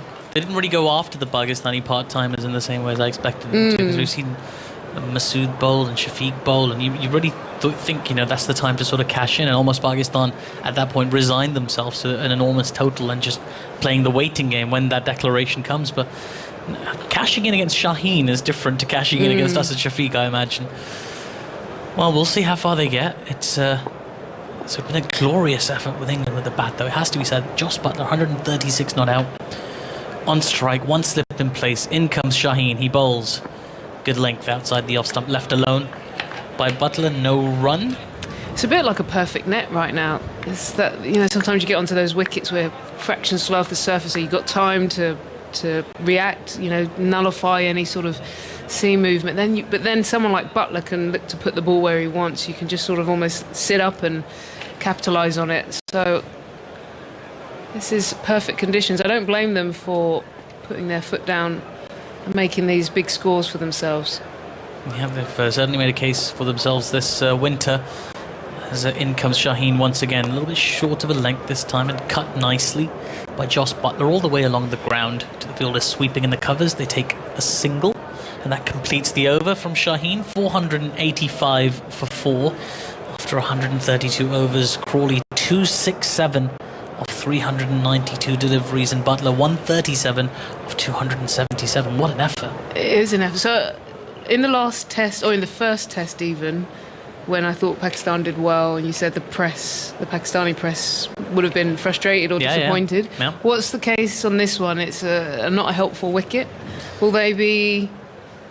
Well, it's going to be a bit of a mixed bag. I think there will be people who've kind of made up their minds and they've got their bylines written and they're just waiting for the right time to publish them. I think we all know a journo or two like that, but Azhar is going to find it very difficult after this series, as in comes Asad Shafiq, a full delivery, driven too long off for a single by Jos Buttler. Yeah, I think they're going to find it very difficult. The press are very unforgiving at the best of times in Pakistan, and you know, there hasn't been much there to reflect positively on. And you know, you understand it's difficult circumstances for sure. Yesterday it was the wind. Today you've got two really well set batsmen playing, you know, certainly in one's case the innings of his life. As in comes Shafiq once again, this time going for a leg stump line, and he's been stumped. Well, would you believe Asad Shafiq gets the breakthrough after that partnership was going on and on and on and on. Zach Crawley's come down the track, tried to dispatch the ball, but in the end he misses it. Rizwan takes cleanly and takes the bails off, and that is the end of one of the most glorious innings I've had the pleasure of seeing live. It's 267 not out by Zach Crawley. He's congratulated and getting fist bumps from all the Pakistani players, and so he should. Applause from fielders in the deep as well, because that was something quite extraordinary, almost single-handedly taken the game away from Pakistan. An incredible knock, and you can hear the applause from every single person that's in this ground. And you know, in ideal circumstances 20,000 people would be watching him, but they're trying to give him the response of 20,000, the 100 or so people that are in the pavilion area right now, and rightfully so. What an innings, Ebbs. Absolutely epic, and I think we're witnessing a future superstar. You know, he's come on, he's had an opportunity, and not only has he really capitalised, he's just stamped his mark. No one is going to forget this innings, the milestones that he's passed and the manner in which he's played. He should be very, very proud. On the other end, though, Asad Shafiq is stood there going, well, any danger? I'm in my third over. Just picked up the top batter with a gentle off spinner down the leg side. Just gripped, actually, just a fraction, not a huge amount, but just a little bit to fox Zach Crawley there. But the story of the day, without doubt, is a young batter who I think we're going to be seeing for a very long time in England colours. Absolutely, and something to look forward to. A young man showing great maturity, great skill and great class at a very, very young age. And innings to remember, as you say, Abid, absolutely fantastic. Everybody out there applauding him, the England players, the Pakistani players. You can see Mushtaq and Misbah applauding him as well, acknowledging that effort that's ultimately going to end, it seems, England's 10-year drought against Pakistan in terms of series wins. Well, Chris Woakes is out there in the middle just before he takes guard. Andy, tell us a little bit about that innings. Zach Crawley, 267 from 393 balls, 1-6 and 34 fours, the 10th highest score by an England batsman in Test history. The partnership 359 between Crawley and Buttler in 93.2 overs, the joint 6th highest stand for England for any wicket in their Test history, and the joint 4th best 5th wicket stand by any country. Absolutely extraordinary. What a knock. Well, Chris Woakes is marking out his guard. Shafiq is at the top of his run, and this is, oddly enough, opens up, kind of cancels out a conundrum that we were suspecting Joe Root might face about how long he wants to leave them out there. Now it's time for England to go after the bowling rather rapidly, as in comes Shafiq now, again going down that leg stump line. This time with Chris Woakes lets it go by through to the keeper, who fumbles, but that's okay. Pretty neat stumping as well, being in there for over a day without any real chances. He's kept beautifully. Like we said, there was only one that we saw go through a short while ago. Shafiq in again, and this time Chris Woakes just pushes into the leg side for no run. But I hope Azhar Ali does capitalise on this little moment here, just in the sense that, look, you've got a new batter at the crease. Just stem the flow. England are going to want to just whack a few. Another wicket or two, it just, takes a bit of time out of the game. In comes Shafiq once again. Plenty of air given and defended respectfully into the leg side by Chris Woakes for no run. Can lift your psychology of when you go to bat. There's one thing of just completely worn down, but there's another if you have a little bit of a lift, sneaking in a couple of wickets towards the back end of it. Shafiq in again. He bowls. And once more defended from his crease by Chris Woakes. Lots of encouragement there for Asad Shafiq. I even had a bowling sucky. That was weird. 486 for 5, England.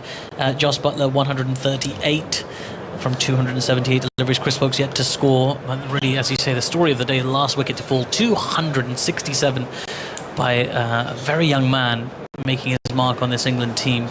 Batting for the best part of a day and a half. And really doing something quite memorable here at Southampton. I think, young batters, if you're listening, whether you're trying to get in your club team or your junior county or district team and someone says go big and you get that window, you get the wicket where it's right, you get the time in the game, always just cash in. It just changes the narrative of whether you get picked or not, and that's exactly what he's done. Shaheen Afridi now with the slip in place. He comes in and bowls to Jos Buttler, just wide of a length outside the off stump. Left alone. No run scored. Now then, do Pakistan persist with the part-timers? Do they get, the full-timers on either side? I would definitely try and target Chris Woakes while he's new at the crease. I'd get some of my key seam bowlers on and try and blow a couple away. It might feel a little bit lethargic because of the nature of the game, but actually there's just this window. Get back in it somehow. It's a long tail as well. Bess Archer. In comes Shaheen Afridi once again. Quick delivery on a good length and left alone by Jos Buttler through to the keeper, no run. Andy, I asked you this a little bit earlier, and I didn't manage to get the answer from you, but I suspect you might still have it up. The highest scores scored by a team in the first innings, where they still lost the Test match. Well, keep clinging to those straws, because they do exist. There are not many straws, but you can cling to them. The highest ever, 595 for 8 declared. Bangladesh against New Zealand in Wellington in January 2017. 595. Well, Pakistan more than in this game after that stat. I want to know how the rest of that match turned out, actually, as Shaheen comes in wide outside the off stump, cut nicely into the region of third man, and Asad Shafiq down there of Fields and gets the ball back in, just a single, which will get Chris Woakes on strike, so Shaheen gets a couple of cracks at the new batsman. What happened to the rest of that game, Andy? New Zealand responded with 539 all out and bowled Bangladesh out for 160 and scored 217 for 3 to win. Second on the list as a legendary Ashes test in the 19th century, Australia 586 all out, England 325, then following on 437 all out, and bowled Australia out for 166 to win by 10 runs, which was the only time a team won by having followed on in Test cricket before the Botham-Headingley miracle and Bob Willis match of 1981. There's only been one more since, which was the famous Kolkata match when India beat Australia after Laxman and Dravid had a mammoth partnership. That England, the Ashes one was a timeless one, I imagine. Yes, it was 14th to the 20th of December 1894. Yeah. I'm just wondering if they went out between innings. Apparently they did. Sounds like it.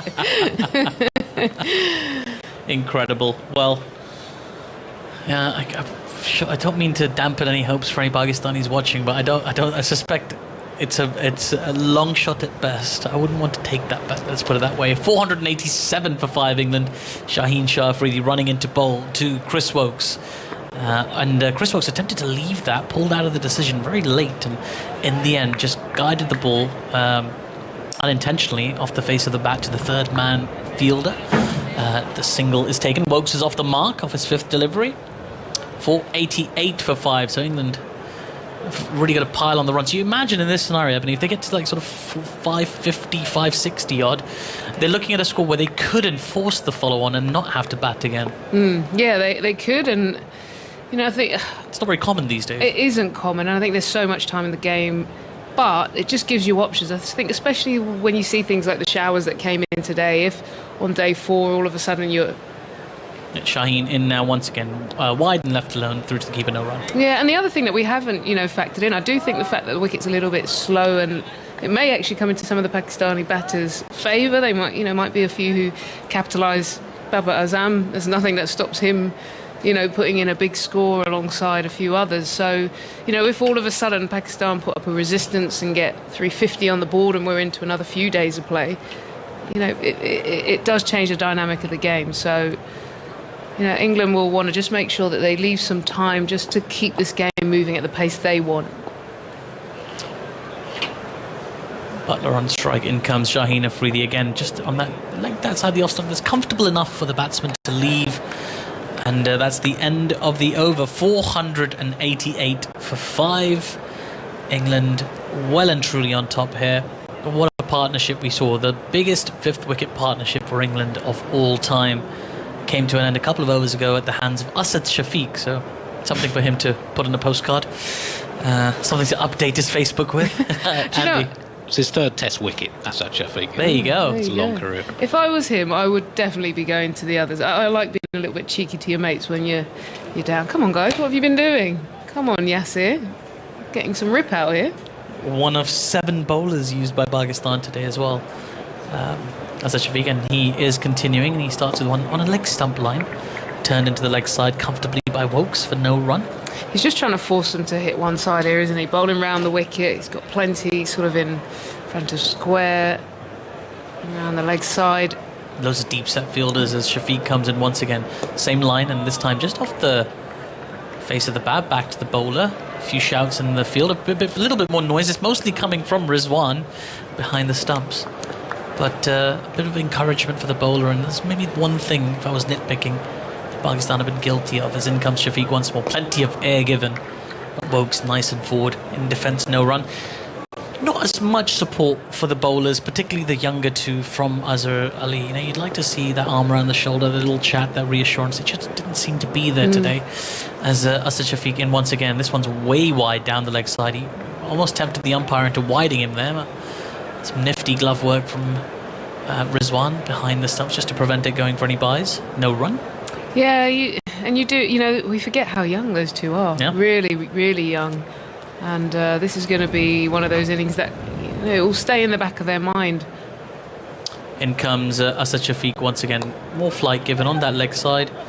And, it beats the fielder at square leg. It was a bit lethargic getting to it, has to be said. And easy run for Chris Woakes.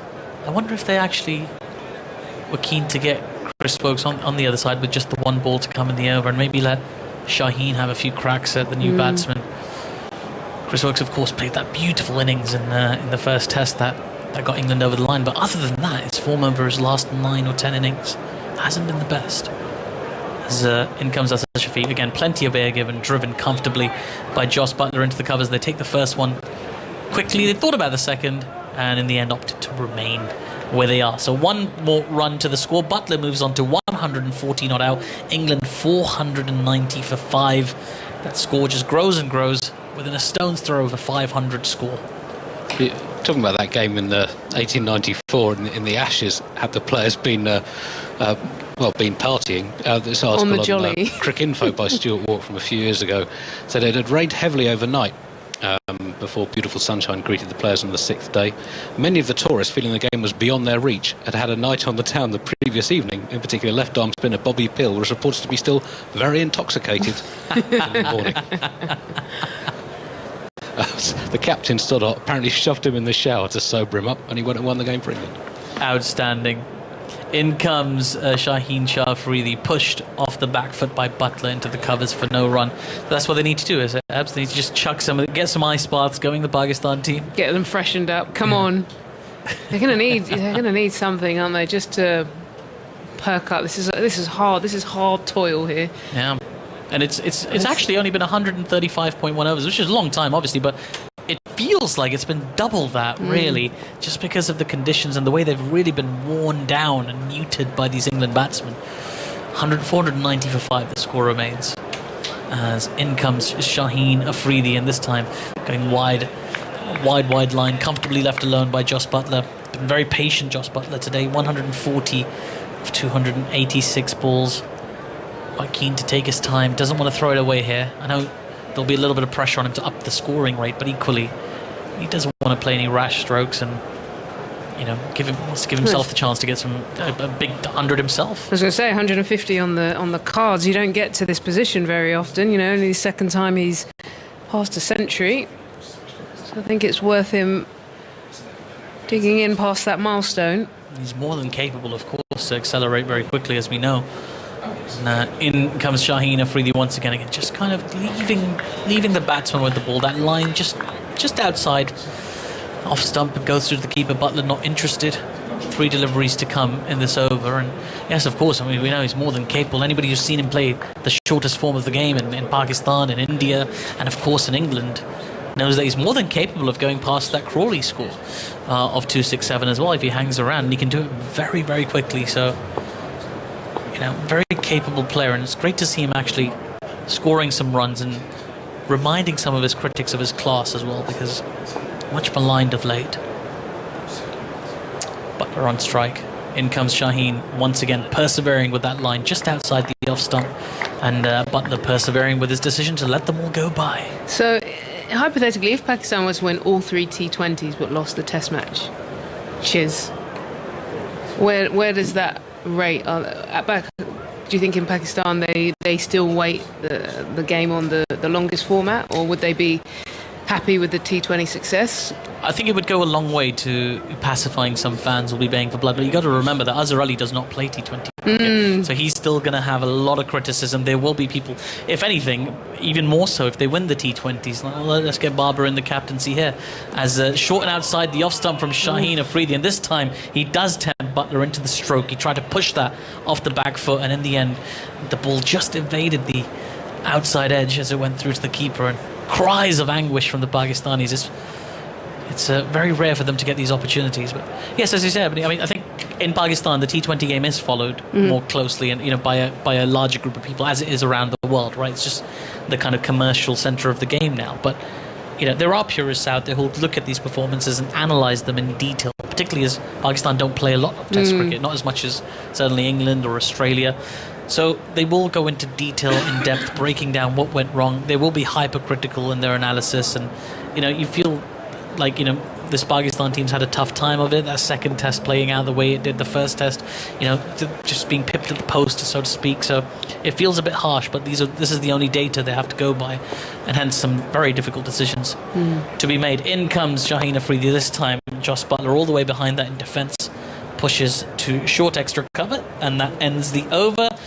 490 for 5, and that is T. So the umpires knocked the bails off, and Pakistani fielders moving as keenly as they have today towards that tee. It's been a difficult session for them, but the one and only slimmest of slim silver linings is that they were able to dismiss Zach Crawley after that gorgeous innings of 267, one which we'll remember for a long time. Ebony, I'll have some words for you on that, and you'll shortly be joined by Jonathan Amir. Yeah, very tough session in the dirt for Pakistan, in the sense that they've had to dig in, and it's not been a huge amount in the wicket. England have batted with real freedom. There's a little bit of a slow nature to the pitch, which has allowed England to capitalise. So it's been tough. The one thing they can take away is the wicket from the part-time bowler of Asad Shafiq. But England are driving every second of this game now. They can control it. If they want to add a few quick runs, and if they want to get out tonight, they can. They have every single moment of this game under control at the moment, Jonathan. They certainly do. Ebony, you go and enjoy a cup of tea. Hot here, isn't it? The sun blazing in through the window, so no interruptions in that session. We had a couple earlier, and of course we can go on until 7:30 tonight. Now in a moment we'll hear from the man who piloted a very special fly past earlier on, but first let's check on the latest in the Bob Willis Trophy. Kevin Howells, I'm afraid, had a frustrating day at Headingley, but Kevin, you can at least give us all the scores.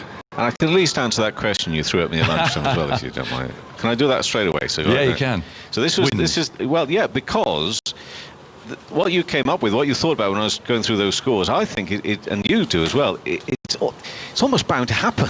Yes, it feels like what it a great story. So basically, you've got a Lord's final coming up, and that is at the end of September, and it will involve 2 of the 3 winners of the groups that are being played in the North, the Centre, and the South groups. Now, if 2 of those teams, or all 3, end up on the same number of points, there has to be a count back. And I correctly remembered that there would be most wins. I sadly couldn't find the right photograph on my phone to tell you straight away at lunchtime, but it is like this. It's wins, then fewest losses, most wickets, and most runs. And it could well come down to most wickets. It could easily do that. Now, obviously, if it's in the group stage, there's also an element of points between the 2 teams involved, if it's a group problem. But that's if you get the same number of points for those who win the group. So we've got that sorted now, and I will try and remember it for any time anybody throws that question at me again. All right, so let's go through the scores. As you say, frustration here at Leeds because of the weather, the Roses match, and it's Yorkshire against Lancashire, of course. They had just 13 balls. They sadly came off after, obviously a very short period of time, about 12 o'clock, and then it was called off at 3:15. We'll try again tomorrow. Yorkshire batting first after winning the toss. In terms of the group, Yorkshire second, just a couple of points behind Derbyshire. Derbyshire had a mixed day. They've done well. They've taken some wickets in their game against Durham, but they did come up against Alex Lees and Gareth Hart, putting on a 4th wicket stand of 111. Both of them are now out. Lees for 84, and the latest score I've got is Durham 164 for 6, and they're due to restart at 4:45 after a rain delay there. Leicestershire 177 for 7 against Nottinghamshire. If we move into the central group, well, here Worcestershire were the leaders, just by 1 point over Somerset, but Worcestershire have had a difficult day with the ball because Warwickshire are 180 for 3 in that game at Taunton. And many congratulations there to Will Rhodes, who has scored a century. Sam Hain getting a half. Worcestershire bowlers some problems. Somerset, on what I'm told is a very tricky pitch at Taunton, are 158 for 5 in their game against Gloucestershire. And I mentioned for the game between Northants and Glamorgan, Glamorgan all out for 259, if only to congratulate the 22-year-old Glamorgan man on debut, or lad, boy, whatever you want to call him, young man, Callum Taylor, who scored a century on first-class debut, a century off just 88 deliveries, and a last wicket stand of 124 with Michael Hogan. So a recovery there for Glamorgan in the game against Northants, all out for 259. And into the South group, I mentioned Essex and Hampshire, the 2 teams at the top. Essex with quite a gap really over Hampshire, but no play at all there at Arundel Castle today. Sussex 196 for 3 against Middlesex, and Sam Curran back for Surrey has taken 3 wickets so far in the game against Kent, and Kent are 198 for 6. Lovely, Kevin. Thank you so much. Shame that the weather has blighted things up with you and elsewhere, but every ball of every game is live on the BBC Sport website. Now, as you'll have heard us talking about today, there was a very special start to the day with a fly past over the ground from a classic aircraft. Here it comes. I think it's on its way. Let's have a listen. I mean, listen to this.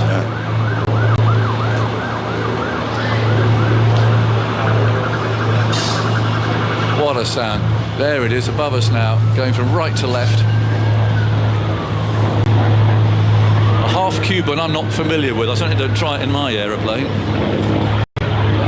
Round they go. A blue reconnaissance Spitfire. Heading round behind us now, Golf Papa Romeo X-Ray India, for those fans who are wondering what his registration is.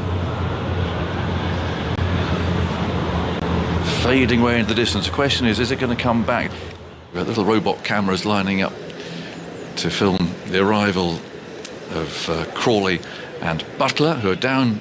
They come down the steps, and they're waiting, I think, for the moment that. Oh, he's coming back!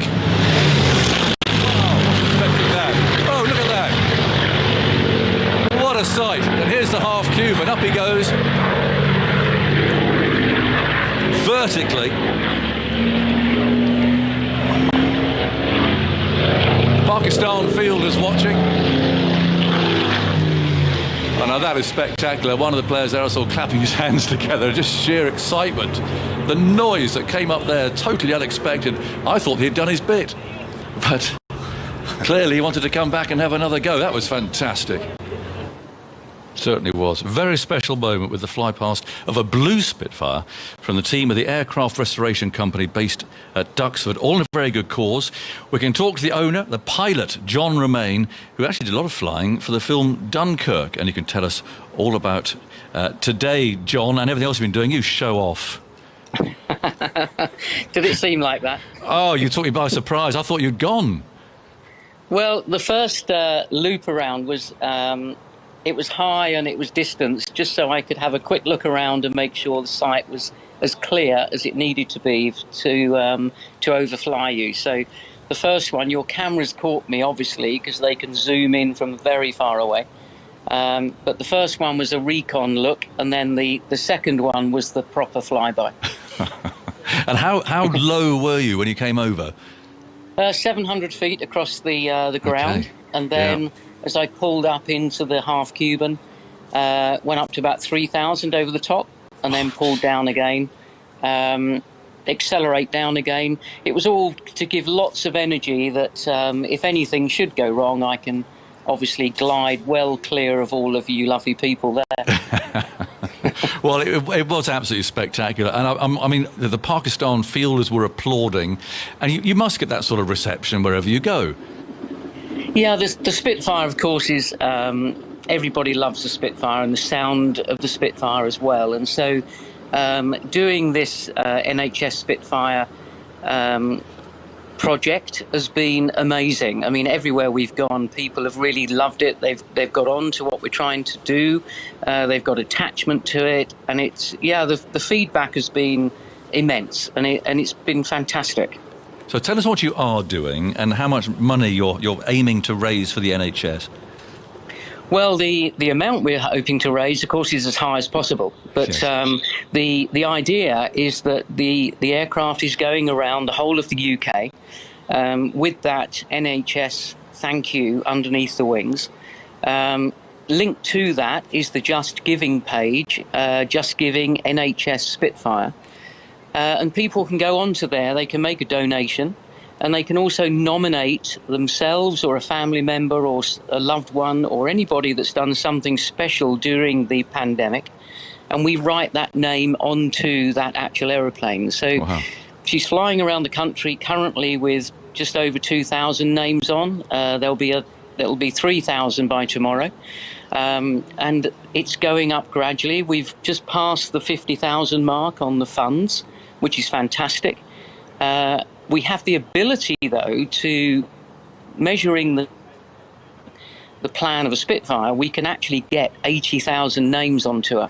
Really? And so if you look at 80,000 names and then the amount of donations that could draw in, then we could achieve over £1 million with her.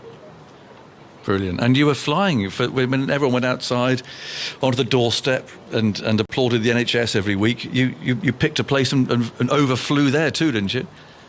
Yeah, we did. It started off with, it's a family-owned aeroplane. It's based at Duxford in Cambridge. During the pandemic, we'd finished repairing her from some damage, and then we needed to test fly her. We were allowed to fly within 10 miles of base, which we did. And the local villages, including my own village in Elmdon, they just loved it to the extent that we thought, we'll have to do that on a Thursday night with the NHS clap. We did that, and of course more people loved it. And for the final clap, my son said, let's put thank you NHS under the wings, which is what we did. And of course that then became the aeroplane you see today, because so many people loved seeing that. We then started to do the hospitals, and it's grown from there into what it is now, where we're linked, we link in with the NHS, we get a big list of hospitals, we do big routes and encompass as many hospital sites as we can during those routes. So we've done up to 40 this week already. We now are looking to get further into the north through Scotland, dropping into Northern Ireland. So the intention is to cover the whole of the UK. It's brilliant. It's absolutely wonderful. Right, so your aeroplane, why blue? It's blue because during the war, she was built in 1944, but used as a photographic aeroplane. So they painted them that lovely blue so that, looking into the sky, they basically disappeared, which is what they wanted them to do. So they couldn't be seen, but they were up there taking photographs. Right. And so this aeroplane went through into Holland initially in late 44, and then during 45 all the way through Holland, all the way down as the troops are going further and further into Germany. This aeroplane followed, taking photographs.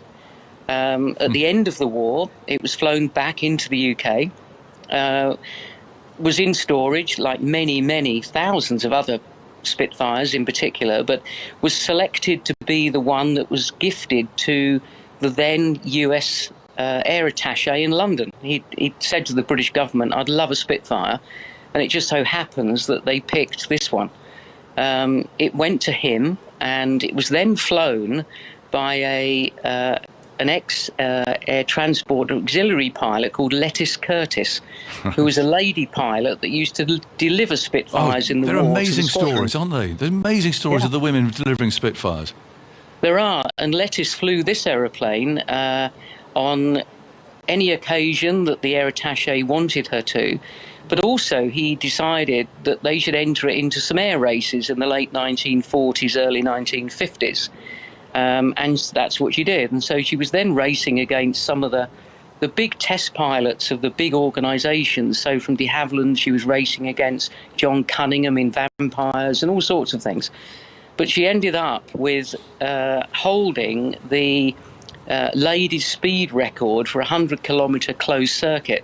And that record still stands to this day, flown in that actual Spitfire.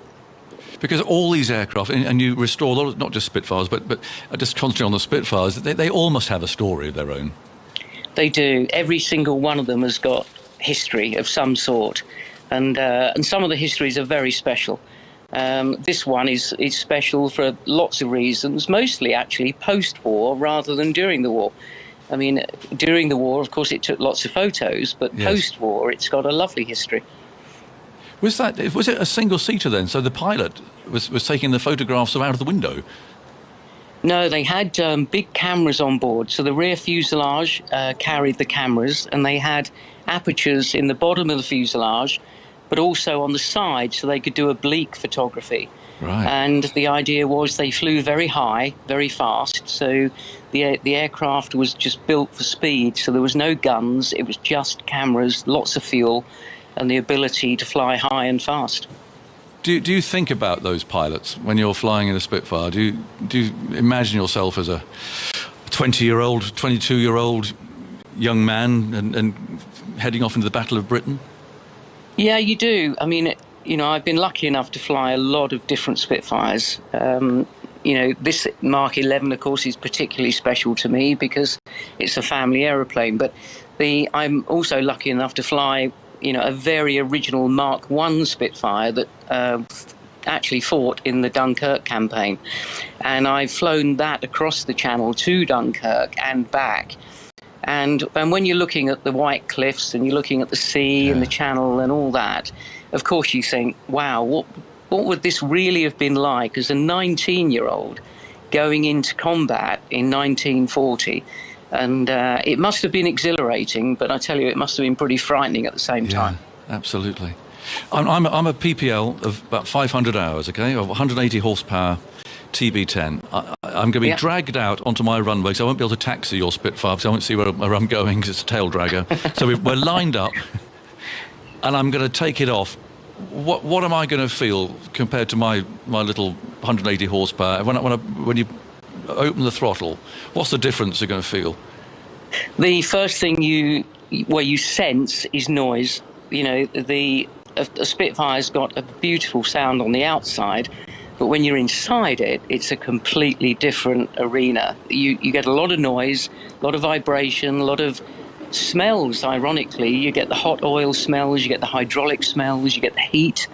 But the first sensation you'll get is noise. And when we check out new pilots on the Spitfire, we say to them, as you open that throttle, open it to the power that you need. Do not rely on the noise factor, because you will not open the throttle enough, because the noise factor goes up extra mental against the power.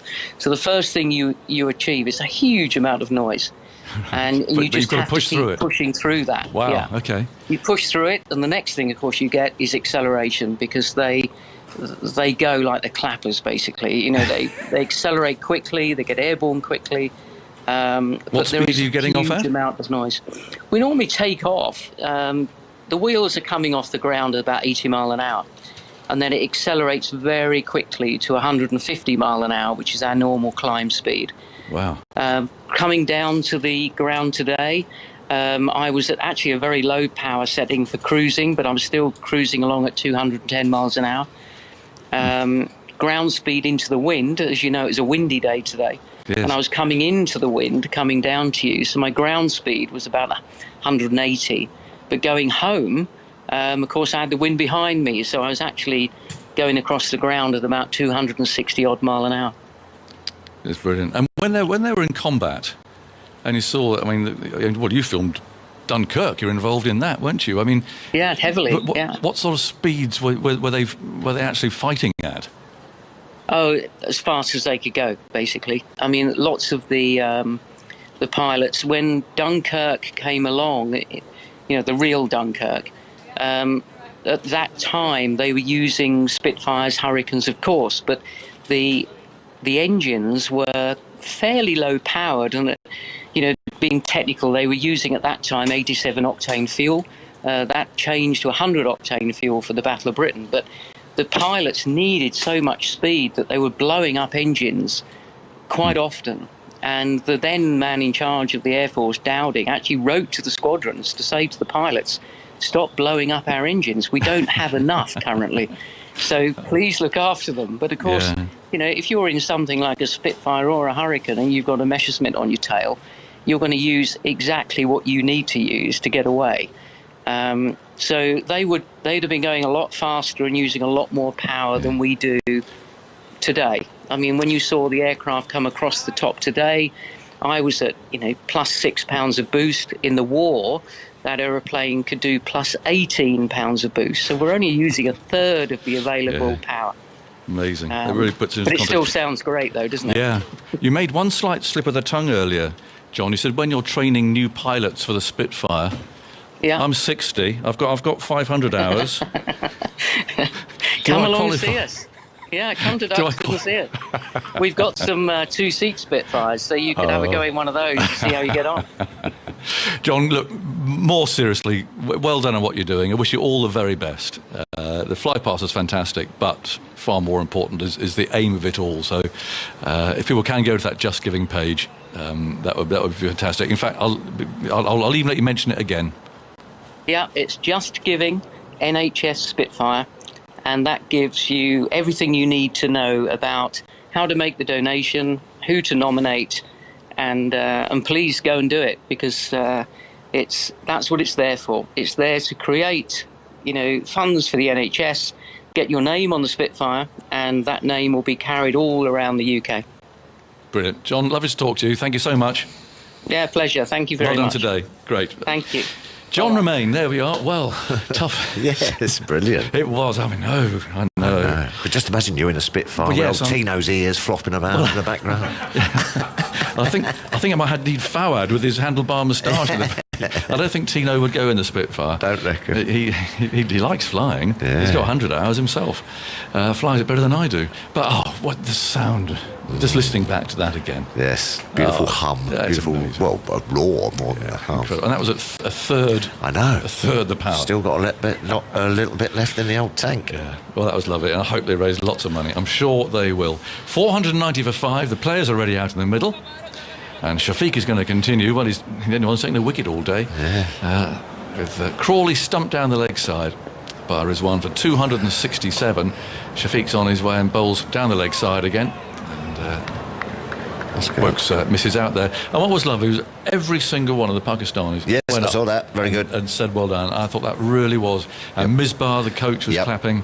Spirit of the game. Well, at its best there. And there have been over the years the odd moment between England and Pakistan cricket teams. This is really excellent. Yeah, it's very good to see. Shafiq round the wicket.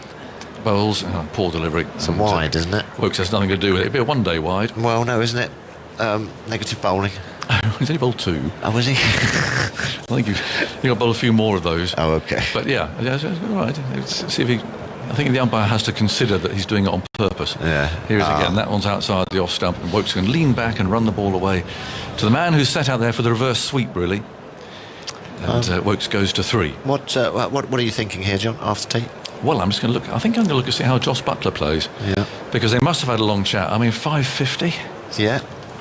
How many overs are left? Plenty, I think. 33 after this one. Ooh. Quite a few. That's 2 hours at least. Yeah. Shafiq again toddles in. Is bowling from round the wicket. There's an appeal from Rizwan. He thinks he's got him too. Rizwan's determined that he's caught, and now he's saying, "Oh, I'm not sure," but he's very confident there. Well, they've got to review this. He was given not out. The ball was down the leg side. We have a player review for caught behind. Original decision is not out. It's a fair delivery. Little schnick off If we could move on to front on, please. Well, let's see. It was down the leg side once again. The batsman didn't seem bothered at all. It's come off the pad. Okay, I'm going to need to see a bit more on this. It looks like it's from that front on. It looks like it may have just clipped the pad, but I'm going to need to see ultra edge to see if there's any bat involved, please. I'll be surprised. Keep that rolling through, please. No. Keep it rolling through. No, it's nowhere near it. Nope. Well, I mean, you may as well have a go. Clearly clips the pad. Keep it rolling through, please. You might get lucky. Thank you. Not on that I'm going to go back to Michael on field. Michael, there's no bat involved. You can save your original decision. Not out. You're on camera now. Yeah, yes. Quite having a very good game, by the way. Yes, he is. You're right. Game. So, Buttler remains on 140, and he's just playing this ball back to the part-time off-spinner Shafiq. Yes, I mean there is some rain about. I've heard Tuesday. Yes, bit of an iffy forecast. So you may as well. I mean, you may as well get a few extra than 500, I suppose. Shafiq bowls. That's down the leg side. And taken by the keeper. So 491 for 5. Yes, and England will have to be prepared if they do bat on. Make them follow on. To make them follow on. And not bat again. But no. They'll have to go the harder work route with the time as it is, I suspect. Andy. Buttler just scored 27 off 80 balls between lunch and tea. He hasn't had a boundary since before lunch. We talked about the gears that Zach Crawley displayed in that innings and the phases of his innings, and that's illustrated by the 2 seconds today. 18 off 63 before lunch, 81 off 78 after lunch. Yeah, I was impressed by that. I like the fact that he wasn't flustered when he just lost that little bit of rhythm. Yeah. It didn't bother him. And that's, again, we were talking about the subcontinent in the winter. Sure. It's going to require innings like this. Yeah. And I like also, as you say, I mean, if you get your first Test 100, you're almost sort of like entitled to sort of like perhaps have a bit of a flourish afterwards and try and get a quick 30 or 40, but he was greedy. Yeah. I like greedy. 491 for 5. Woakes is on 3. And we've got Shaheen Afridi coming in from that far end, has driven very hard indeed past the diving fieldsman at short cover, and that's gone like a rocket. It's gone like a Spitfire. Yes. Through the covers for 4 without the sound, but it made a lovely sound off the bat. 495 for 5. That's his shot, isn't he? Woakes great through the offside, really good driver, cover driver. Really middled it. Yeah, he did. That was the feature of his Old Trafford knock, wasn't it? Yeah. Those shots Heart slightly in his mouth, I suspect, when he hit it, because it was in the air. Well, he'd taken some catching because he crunched it. Yeah, it did. There's a man out there at deep point now. What do you poodle along in the old aircraft then? What are you, in a Cessna or something? Or No, what's the matter with it? TB10, we do about 130, 140 miles an hour, me and Tino. Oh, do you? Okay. There's the next one from Afridi, wide outside the off stump. And there's no stroke from Woakes. Oh, that's quick enough, isn't it? Oh, yeah. It is when you're 700 feet. That is just occasionally if you're feeling adventurous. Yeah. I'll come back for a skate about that. Do you? And that's whistling over the rooftops, really. Yeah. So doing it at that speed, and then to go from there vertically to 3,000. Oh. You see, I don't know. Doing his half Cuban. Yeah, I don't know. Be a few G-forces, I think. Yeah, I've done that. I've wing walked and done the old loop-the-loop. What? Yeah, I've done wing walking. Look it up on YouTube. Hang on a minute. 4.95 for 5. Here comes Afridi, bowls outside the off stump. Hang on a minute. Yes, You've done wing walking? Yes, I've done wing walking. Look it up. Look it up. We did it for Question Sport. Me and Dawes had to do wing walking and recite people who have won Sports Personality of the Year as we were doing loop-the-loop to get points. Where was this? It was in Oxfordshire with the special Breitling sort of people up there. Brilliant. I mean, terrifying. Absolutely terrifying. Hated every single minute of it. Well. Yeah, really. Get some more detail about this. Yeah, I think I might have passed out doing the. I think you did. Doing the loop-the-loop. How extraordinary. Yeah, it was great. Well, it wasn't great, but it was exhilarating. Here's Afridi then bowling outside the off stump. So how are you sort of lashed to the wing then? Well, there's sort of like a pole with only a little seat, like a bar. Oh, you're sitting? Yeah, well, no, yeah, but sort of on a pole on the thing, and then you're sort of into it, and they sort of, they lash you to it, and all you do is just... and off you go. Yeah, terrifying. Breathe? I mean, how are you breathing? Yeah, you can breathe. Well, sort of like the old cheeks are like that, and the old goggles on and everything.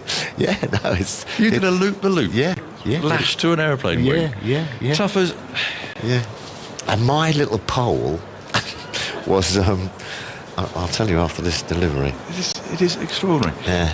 Afridi again comes in, bowls, and that's driven just for 4 more. Again, it was uppish on the way, but it didn't matter because he's absolutely picked the gap. And Woakes moves to 11, and poor old Shaheen's going for a few here now. 1 for 111. He walks on slowly back to his mark again.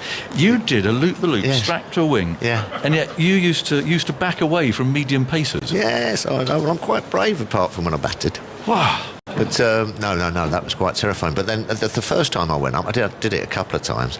The first time I went up, the pole was nice and sort of like, really secure. But then the second time I went twice. up, I had to do a retake or something. I think because I fainted the first time.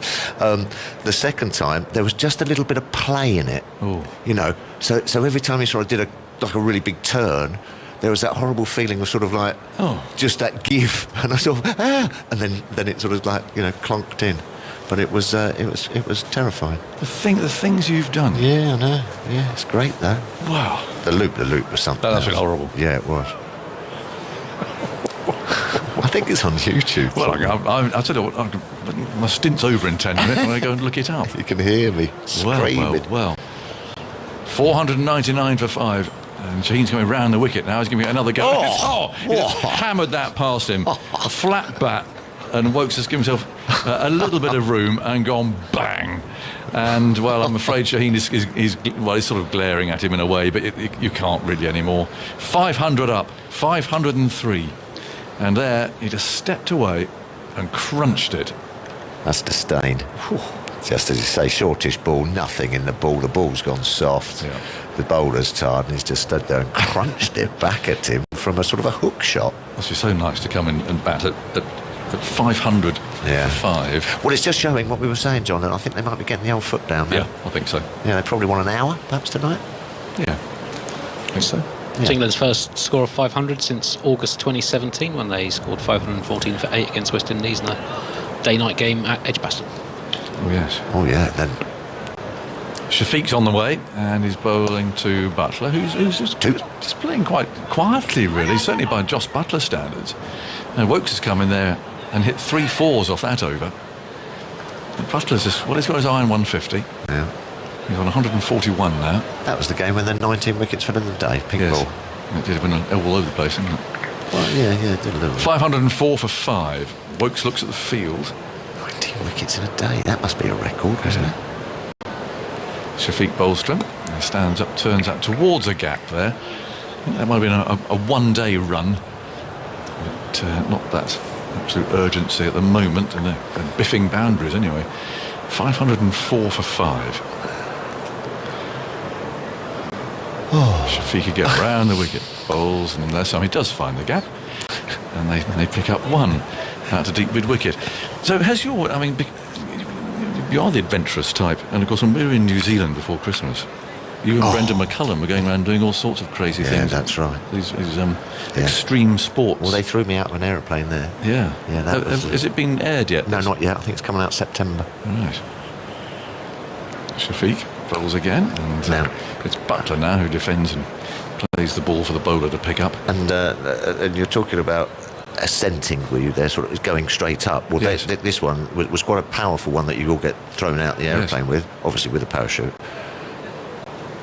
Shafiq again bowling his off spin, and that's deliberately pushed into the offside. They're only going to get one, but for a moment I think Buttler was looking for two there. 142 he has, and sort of strapped to some sort of like New Zealand SAS guy who really was made me feel quite confident actually. But they just went straight up. It's just kind of a plane. You didn't sort of weave your way up. No. It just went, and like virtually 90 degrees. This is nicely played, leaning back Woakes, and he's running that one away with the face of the bat for another single.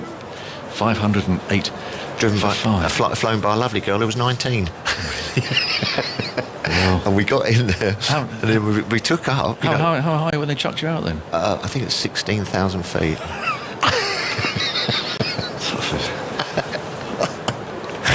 Shafiq round the wicket, bowls a poor ball down the leg side. Very cleverly swept though, very fine, but fielded there by Afridi. We needed oxygen and everything. We had the old oxygen over the face as we were going up. Yeah, no, the old engine was absolutely really. It was. It was quite a powerful, but sort of single propeller, but a real sort of stocky one. Yeah. I think you and Brendan McCullum were quite a good team, weren't you? Yeah, well, Brendan didn't do it. Didn't he? No. He said, I'm not doing it. You must be mad. And I said, I've come all the way over here, and you're sitting down there having a cup of coffee. Well, that was the idea of the show. Well, no, it wasn't. Well, no, Brendan didn't fancy it. No, he's top man, though, Brendan. Great fella. Yes. Really got on very, very well with us. We had great fun. And then all of a sudden, I get the old, you're sitting on like this big sort of like, sort of sausage sort of thing, with soft sausage, and you sort of like legs astride it, and this bloke's strapped to the back here, and then they sort of like, there's lots of tapping the helmets and tapping the shoulders. Does the light go on? Yeah, the light goes on, and you hook yourself up, and then the whole doors open, and the wind, and the engine going, and then he sort of like, he shuffles you along. Legs out the door and wash, and you're off. I know. And he said, I'll give you a treat, Tuffers. He said, because as I sling you out the plane, I'll turn you so you can see the bottom of the plane, the bottom side of the aircraft. You see the airplanes flying away. Yeah, I know, that was really quite strange. In comes Afridi, and he bowls, and Woakes stands up and just plays him carefully into the onside, rolls up to mid-on. It's 508 for 5. We're aiming towards a declaration here, but perhaps not immediately, but eventually. So how far did you plummet before the parachute? Well, we had, I think it's 6. Is it a minute and a half or 60 seconds free fall, which is quite a lot. You can decide how long you want your free fall. Right. So we went, and then next thing you know, you're sort of looking at the bottom of the aircraft, and he straightens you out, and and you like that in that pose. Yes. Yeah. There's a short one, and Woakes has got 4 more, not where he intended. He again was looking to repeat the flat bat stroke from the previous over, but he's got a top edge this time. This gets so frustrating for the bowler and for everybody. It's got a top edge and flown over the wicketkeeper's head for 4 runs. Really aggravating. They've had a long day out there. They don't need shots like this. Well, tougher. I'm going to watch that. But we did it over the bad Taupo, which was gorgeous. Because you're so high up. Yes. It's funny actually, because I think you're falling at about 200 miles an hour or something, but you lose complete perspective of where you are. It's actually, I thought I was going to be absolutely terrified, but I was more terrified when I did the bungee jump, because you're so high up, you sort of lose perspective, if you know what I mean. Yeah. And you sort of, and all these guys are floating about with cameras and everything, which is pretty weird. But then you sort of just go, this is actually, you don't actually feel like you're falling. It's quite strange. And then you're, and you flutter down. It's nice. Yeah. 512 for 5. Lots of discussions out there about the field and what they're going to do. Spread out, I reckon. They are spread out. They could do some reinforcements, really. There's 3 on the leg side boundary. The Afridi runs in, bowls is bound to be short, and Woakes just prods it away into the leg side. What field? Picks out mid-on. So there's 3 men out there. Yeah. There's a man here for the ramp shot. I don't know if Woakes plays the ramp, he might do. And there's also a deep point, so he's going to get a lot of short stuff here, but the bowler is exhausted. He's into his 33rd over. Yeah. So I don't think it'll worry Woakes too much. He's got a little chest pad on there. I saw him just give that a bit of a nudge.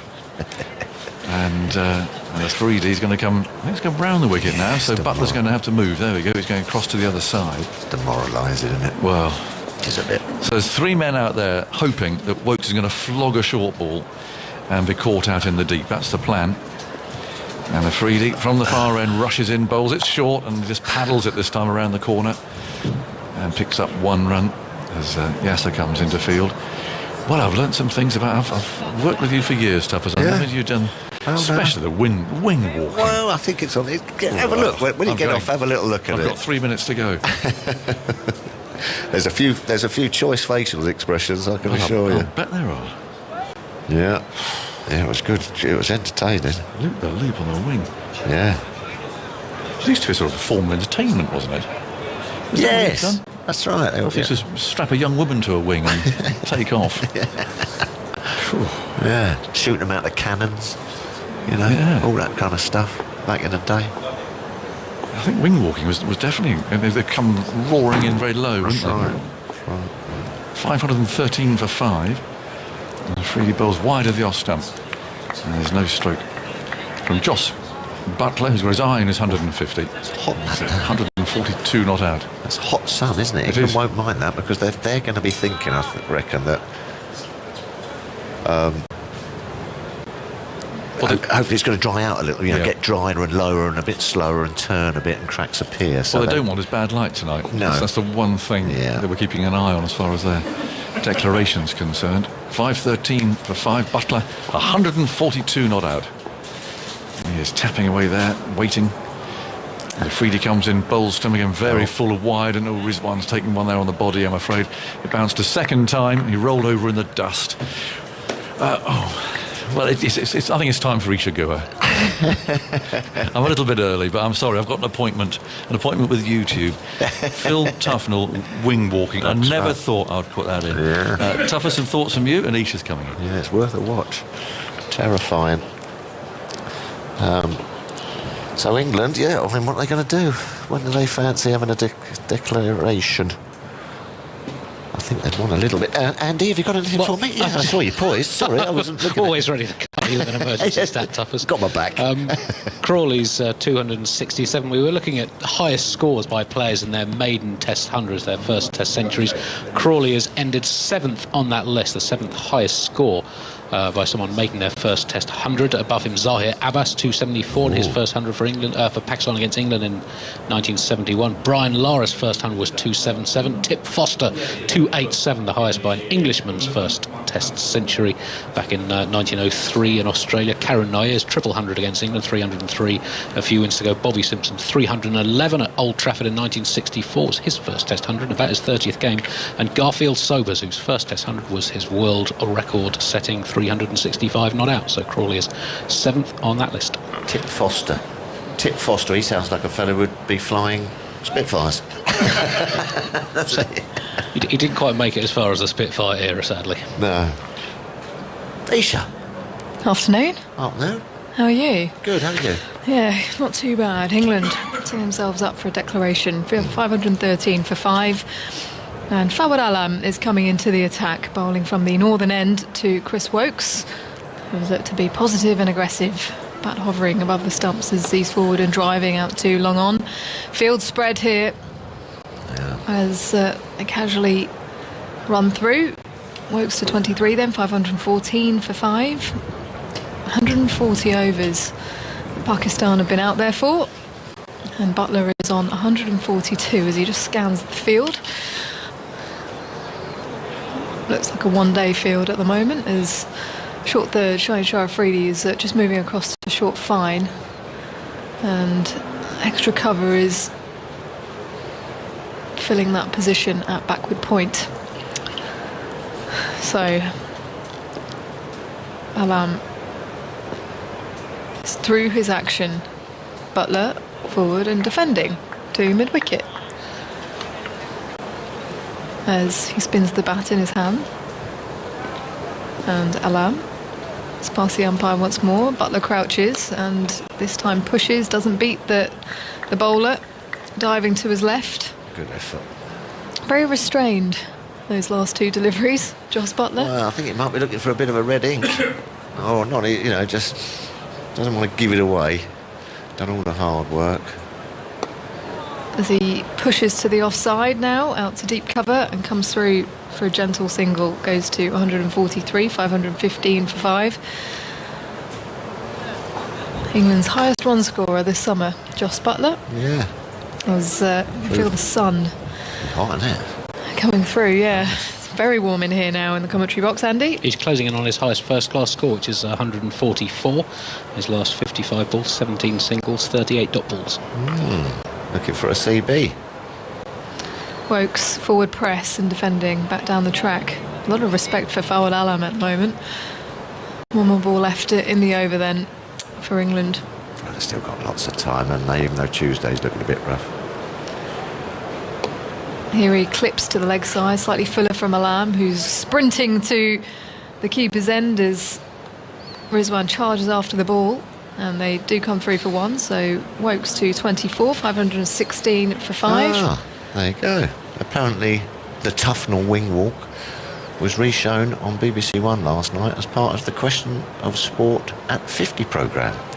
You can see it on the BBC iPlayer. It was great fun, yeah. It's great fun making that. Really good documentary.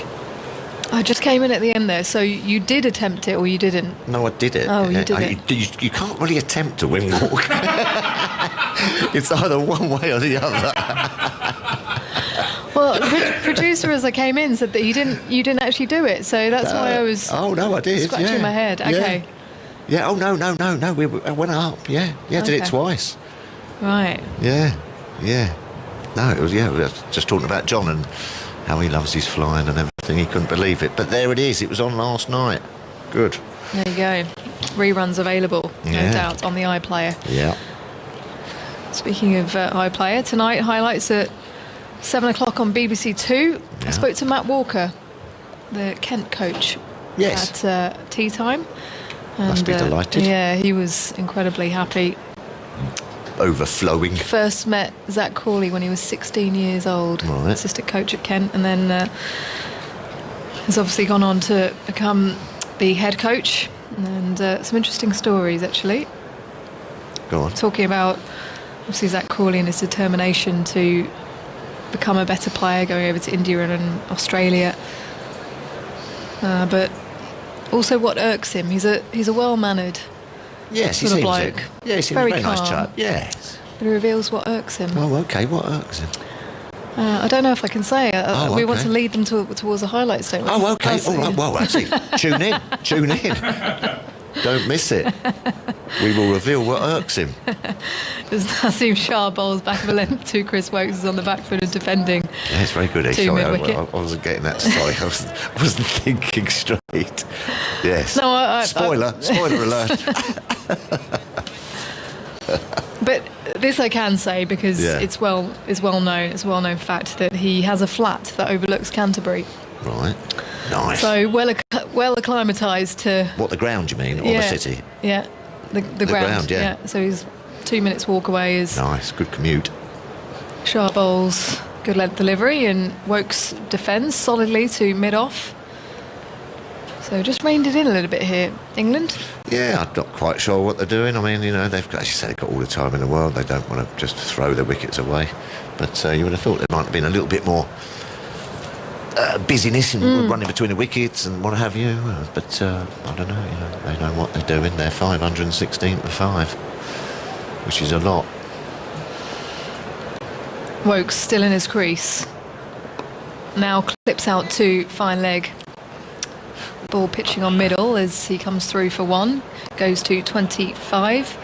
Scored 517 for 5. Well, I suppose that would be really handy, wouldn't it, for sort of nets and practice? Yeah. Well, it's 24/7, isn't it? Well, there you go. I mean, you're just there. But then sometimes, you can't. Get away. Sort of can't. Oh, sorry, I didn't come in this morning. Flat tyre. Leaves on the line. They'll just come and knock you out. Yeah, I don't think you'd find that. No, like the mother-in-law. As Naseem bowls down the leg side and Buttler manages to turn that away to square leg.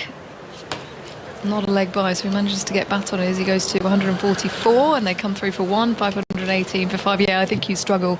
Yeah. Staying at a place next to the ground. A little bit of distance. But it might have helped him in Well, this of course, scenario, of in the bio course. bubble, where, it's been 6 weeks, pretty much, for all the players. And, he was in and out of the side. I saw Jack Leach. I saw Jack Leach this morning walking across, and I shouted from the balcony, "All right, Jack, keep going, mate." And he said, as Woakes swipes outside the line of off stump, misses the ball as it goes through to Rizwan. I said, so I said, "Keep going, mate, keep going." And he had a sort of coffee, and he could see he was a bit sort of crestfallen. The old head and the shoulders were down a little bit. He said, tough as he said, a little bit over this. He said, little bit over this. So I could do with a bowl or do with a game. So I could see that. But he was a very jolly chap, Jack, you know what I mean? And he was only sort of messing around, but you could just see that, it's been a long time. 6 weeks. Counting down, no doubt. 6 weeks, yeah, exactly. Counting down. That's exactly what he was doing. Woakes this time dabs it to the offside, beats the man at gully as it heads out to third man. Deep point running around to his left to collect the ball and throw it in. Fawad Alam there as they come back for 2. Woakes to 27. A good let delivery outside the off stump from Naseem Shah. 520 for 5. One thing that it would have done, it would have cemented this group of players, Yeah. and this squad and the whole squad very firmly together, So, on the positive side of things, I bet there's a great camaraderie. Brought them together, or? Well, yes, I would have thought so. When you're with your family for that long, it can sometimes be quite frustrating. Well, can't it? can be, but I suppose then you're gonna, but then you've got to sort of, No, I agree. You've got to with get you. over that. I agree with you. I agree. You've got to be with the you. big man. Yeah. Sometimes. Yeah. They've all been looking out for each other. Exactly, and you get that feeling as well. All those, in this last Test match, the clapping on the balcony and the back slapping and the stuff. Great feeling. Nothing better than a monster partnership to bring a side together. And that it most certainly has been as Monster. Buttler drives out to long off for a single off the bowling of Fawad Alam once more, bowling slightly fuller on the off stump. They come through for 1. Buttler 245, 521 for 5 now. I think it's also brought us closer together. Yes, it has. Yes, the yes. broadcasters. We're a happy little team. Maybe not Tim Peach, the TV producer, but Oh, okay. as he peers around the wall. We're a happy little... Oh, right. No, we do enjoy each other's company. We're a happy little team, we are. That's Butler's highest first-class score. What a fantastic knock from him off 304 deliveries, 145 as Chris Woakes plays this out to long on, not with too much force, just a gentle push really for a single as he goes to 28, 522 for 5. Gaps everywhere now, isn't there? I mean, I suppose you may as well just pick up 1s and 2s instead of risk throwing it away. I've definitely learnt more about our fellow commentators. Oh, have you? And Andy What you learn? Saltzman as Joss Buttler crouches, opens the face of his bat as he guides it out to deep cover for a single. Good length delivery, he just pushes for 1. Buttler to 146, 523 for 5. Just how competitive he is. Good sportsman, good all-round sportsman, isn't he, Zoltz? He is. Yeah, he is. No, he is very good. Well, so Table are you tennis- actually, Table tennis Phil. darts. What's that? Well, You I was a wanted to sportsman. I was table- a sportsman. all-round sportsman, I think is what you said. As Woakes plays forwards, it beats the edge through to Rizwan. Yes, well, no, I'm not bad. Yeah, I don't mind a bit of table tennis once in a while. Bit of darts. Indoor Serious games. business, the table tennis. Yes, it was. Yeah, it's good fun. We've done well. Well, around the wicket again to Woakes, who's forward and patting the back down the track to the bowler, who leans forwards and picks it up and is now at the top of his run-up once more behind Michael Gough. Here he comes through. Woakes on the back foot and pushing the ball back to the bowler. 523 for 5. Buttler is on 146, Woakes on 28. Out goes Phil Tufnell, in will come Azhar Mahmood. We've learnt a lot about Azhar Mahmood as well. I'm sure many people have spoken about your takeout last night, all the way from Southall. Yeah, thanks to Salman, Spice Village guy, the owner of Spice Village. He was kind enough to send the food to us. because I was very particular about my Pakistani food. You know, when I have to go and eat anywhere, I go to Spice Place. Yeah, you certainly came up trumps as Naseem Shah is in. Jos Buttler on the back foot, working it to mid-wicket. Creeps to Yasir Shah, who walks to the ball to fetch it. Just retreated ever so slightly, England, after the tea break. They came out the blocks quickly and have just kind of gone into their shells a little bit here. I'm not sure what they're trying to do, and they need a quick 5 runs. Buttler batting on 146 right now, so maybe another 4 runs for him, and then he can tee off. Taps his bat down a couple of times. There's a slip and gully in position, deep point, deep square, and fine leg on the boundary as Buttler plays this through the covers. Full delivery from Naseem Shah, gets it on the full as well, does Jos Buttler, as it beats the man at mid-off, and he now raises his bat. He's moved to 150. England players on the balcony applauding him. What a fine innings this has been. His maiden 150, as he now settles back in his crease. 307 deliveries, 13 fours and 2 sixes. 445 minutes at the crease as the sun comes out now from behind the clouds here in Southampton. And he's resetting England's score, 527 for 5. Naseem Shah at the top of his mark. Shuffles forwards. Slow run before he explodes. Buttler turns it to mid-on, sprints through for 1. Goes to 151 then, Jos Buttler, 528 for 5. Oh, what a fantastic innings that was. And he played with great control, good discipline. And it was tough condition for the bowler, but the way he batted, it was remarkable. Balance was good, had attack against leg spinner, and he showed his class. That's why he's in the England side. What a fantastic cricketer he is. Hanging on his bat at the non-striker's end at the moment. Woakes on 28 as Naseem comes in now. Short ball pulled away by Chris Woakes. Really doesn't get up at all. It's a flat bat out to deep mid-wicket for 1. Moves to 29, 529 for 5. Andy? Jos Buttler's 150 came from his 307th ball. He's hit 2 sixes and 13 fours. The one with which he reaches 150 was his first 4 for 38 overs, and he's it's the 5th 150 by an England wicketkeeper. Alex Stuart had 2 as keeper, and Johnny Bairstow also 2. Buttler's is now the 4th highest score by an England wicketkeeper. Alex Stewart's 173 against New Zealand in 97 is currently the highest. He's making it count. Buttler on 151. Drives out to deep cover off the front foot. Comes through. And the throw gets sent in. Goes to 152. 530 now for England. 5 wickets down. One thing I've seen these young bowlers, you know, you can see the smile on their faces, you know, running in. Naseem on his 27th over, Shaheen Shah bowled, I think 30 odd over. They try everything, you know. Sometimes you have to say, well played the opposition. As a young bowler, you're still absolutely loving the challenge, aren't you? Yeah. As you have Shah approaches the crease now, bowls full. Woakes drives off a length to mid-off. No run then at the end of the over. Just rehearses that once more as the players come together in the middle. Really burning through the window. It feels like we're in a greenhouse at the moment. Yeah, it does feel like it. We're never happy, are we?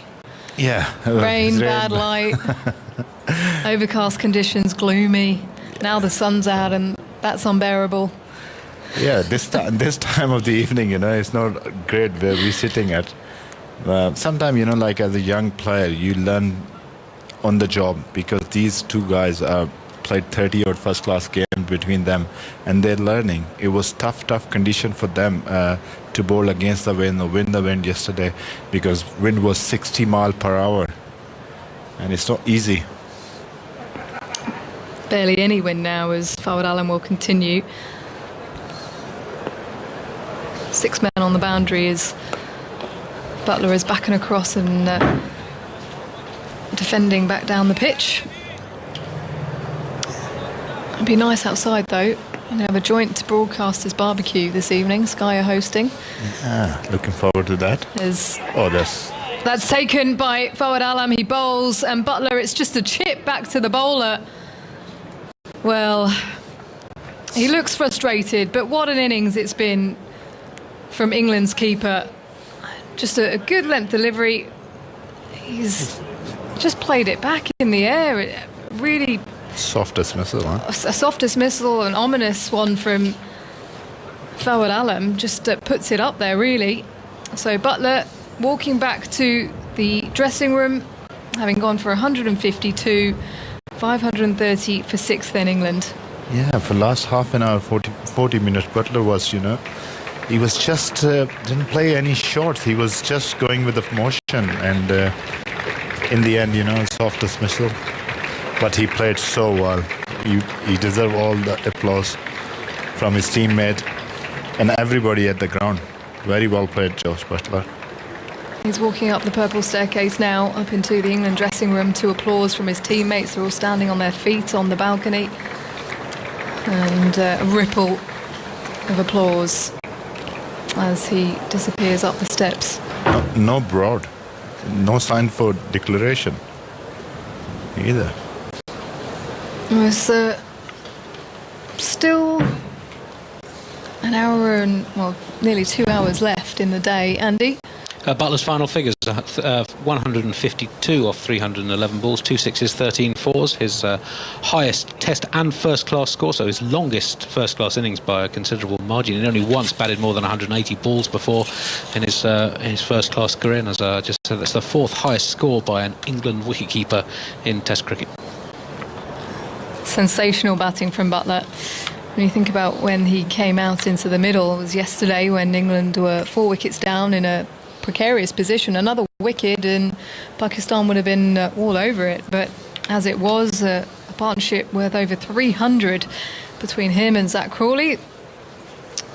And Bess is now out in the middle. Scored 84 runs this Test summer as he casually looks over to the leg side. Fawad Alam comes through now. Bess on the front foot, working it to mid-wicket. And 3 more balls left of the over. He's got a man at deep backward square and deep cover. Everyone else is inside the ring. And a slip in position for the left-arm spinner. Past the stumps, tosses it up. Bess drives, hits extra cover, pops up. Azhar gets the ball and lobs it up to Alam. Bess taps his bat down a couple of times. Forward press on the back foot now. Driving to extra cover. Ali takes it with his right hand and again just tosses it back to Fawad Alam, who gives the ball a bit of a shine. Straw-like appearance to this pitch. Not much turn for Fawad Alam as he spears this one in. Bess is off the mark, deep into his crease, hitting it out past point, out to the deep point boundary. Cover comes around to take the ball as he sprints back for 2. 532 for 6 then at the end of the over. Woakes on 29. I think someone said yesterday that his moustache twirls more than his spinners. Who was that? I can't remember. It might have been Dan Norcross, who is coming in now. Need to put a few words from you, Azhar. I need to find out who was that. Yeah, Yasir Shah back in attack. And let's see. Dan. Just looking at Buttler's innings, the first 50 came from 85 balls, his second 50 104, and his third 50 118. So I seem to get slightly less fluent as the innings went on. And that was Fawad Alam's first Test wicket, some 11 years after his debut. He hadn't bowled in his 4 previous tests. he must be glad at least he got wicket. He hasn't got any run on this tour yet. Yasir Shah is coming into the attack. He has figures of 2 for 142. He's got a slip in. He's got Chris Woakes to bowl at, who's on 29. He's got a slip, the backward point, short extra, another slightly wider extra cover, saving one. Long off his back, wide mid on, man sweeping on the point boundary. His first delivery is cut nicely by Woakes out to that man, who trots in from the point boundary, picks up one more, and with that moves to 30. 533 for 6.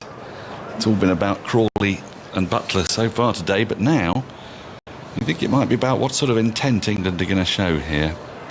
How long they would like to bowl at Pakistan. Do they feel they want to get them in tonight? You'd imagine they might. Still 25 hours to go in this innings. Yeah, long time. Another 2 hours. 2 hours, yeah, an hour and 50. We can go on till 7:30 today with the rain that we had earlier. As Shah is in, and Bess cuts again out to exactly the same man coming in off the point boundary.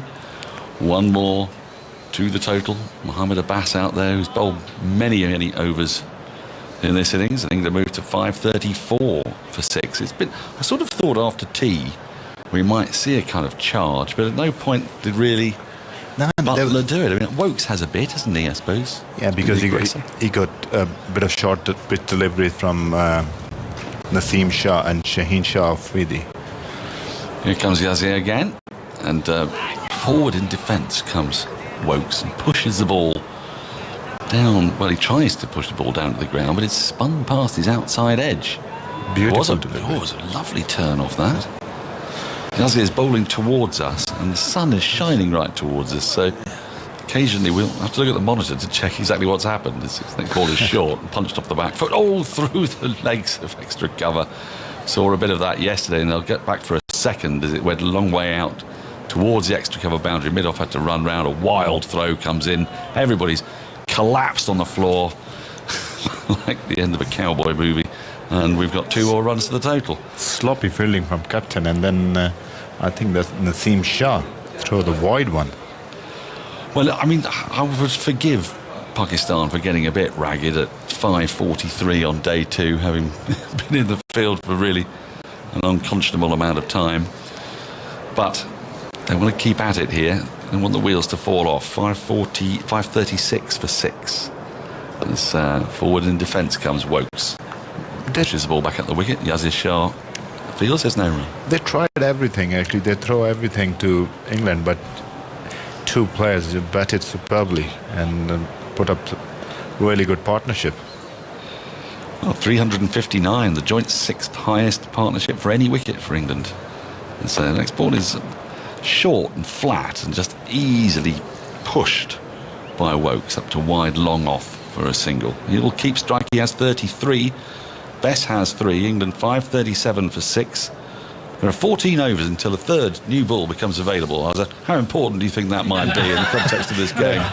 Yeah, very important. The way England batting, there's no intent, like you want to see some more runs and, a bit more intent. Well, yes. Yeah, I know it's plenty of time left in the game. Well, we say that, the weather forecast is not great for day 5, and actually day 4's showing signs of sort of in and out, the mizzle. I think everybody who was here for the second test has been touched by that mizzle and thinks... So Pakistan got a chance then? Well, certainly got a chance. Fawad Alam is in, left arm around the wicket to Woakes, and Woakes just defends on the front foot. There's no run, long on, long off a back. So there's a sort of easy push down the ground for a single that he might attempt. We haven't seen him try to clear the fielders. There's a little change of the field now as the short, fine leg is being moved across to the offside. There's a lot of movement. Yasir Shah's moving up towards short extra cover. There's a man deep on the offside boundary, sort of extra cover really, and a backward point in, short mid-wicket, deep mid-wicket. Clipped away off his pads this time by Woakes out towards the deep square leg boundary where mid-wicket runs round. Shah Masood, is that out there? 1 more to the total. 5:38 for 6. The sun comes in and out. When the sun comes out Azhar and I are creeping ever further and further back from the action. Behind the ball. It's slightly compromising our ability to see what's going on, but we can make it up if necessary. You won't know. Listening at home, Fawad Alam is in, driven nicely square of the wicket by Bess. It's a full ball round about off stump, and he's going to pick up one for it as point runs round to field. 5:39 for 6. Best of 4. Woakes has 34 from 47 balls. He's been the aggressive one, and not just this partnership, but the partnership with Jos Buttler as well. Buttler sort of went into his shell somewhat, but he has ended up with his highest first-class score, as has Zach Crawley. 267 he made earlier. Just those 2 wickets to have fallen today for Pakistan. And England are 5:39 for 6. Fawad is in. And that's just defended into the onside. Playing around his front pad is Woakes off a full ball. Straight to mid-wicket. There's no run. Are they approaching their highest score at the edgiest bowl? Feels like it's about that. Tossed up and driven nicely by Woakes. It's going to go out through extra cover, and they're going to get back for a second as Shaheen Afridi runs around to field and hurls the ball back at the wicketkeeper. A wonderful arm. 2 more to the total. 2 more to Woakes. 5:41 for 6.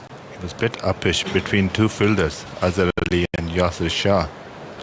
Was in the air? It was in the air a bit, yeah. Yeah. Is it a sign of the intent to come? Here comes Fawad Alam. Around the wicket, short and flat, and just pushed back up the wicket to the bowler, who gets in a little bit of a tangle with Dom Bess at the non-striker's end, and that's the end of the over. 147 have been bowled, 57 of them today, in a day which England have amassed a further 209 runs for the loss of those 2 wickets. They're 5:41 for 6. Woakes is having a water, maybe the message from the captain, maybe get on with the game. Yeah. Yes, I mean, you sort of could work it out for yourself, couldn't you, if you're out there batting, thinking 5:41 for 6. I mean, if they want an hour at Pakistan, I remember, I've often mentioned it, but there was a really scintillating 20 overs at the Gabba when England were last there, when Australia they essentially used Cummins, Stark, Hazelwood and Lyon, who each bowled 5 overs on the last evening, and the bowlers were able to sort of slip the handbrake and go berserk as Yasir Shah starts a new over, and that's driven nicely by Bess, but straight to short extra cover. Azhar Ali fielding this time, where before it's gone through him, and there's no run. And I imagine that's the sort of template that England would want to work towards, but to do that they'd need to pull out by around about, well, no. Yeah, we got 4 fast bowlers in their side, so 5 over each. Well, that's right, yeah. So I mean, now-ish. Maybe another 20 minutes, have an hour and 10 minutes at the back end of the day. That might be the thinking. Sorry, Andy, I'll come to you. If I'd known that they were going to spend a minute faffing and doing nothing, I would have come to you then. Actually, I might as well come to you because Azhar is wringing his hand in some pain after not quite cleanly stopping the previous ball, and I think he might be going off. So, who would take over captaincy duties at this point? Oh, that's a very good question. I think Asad Shafiq.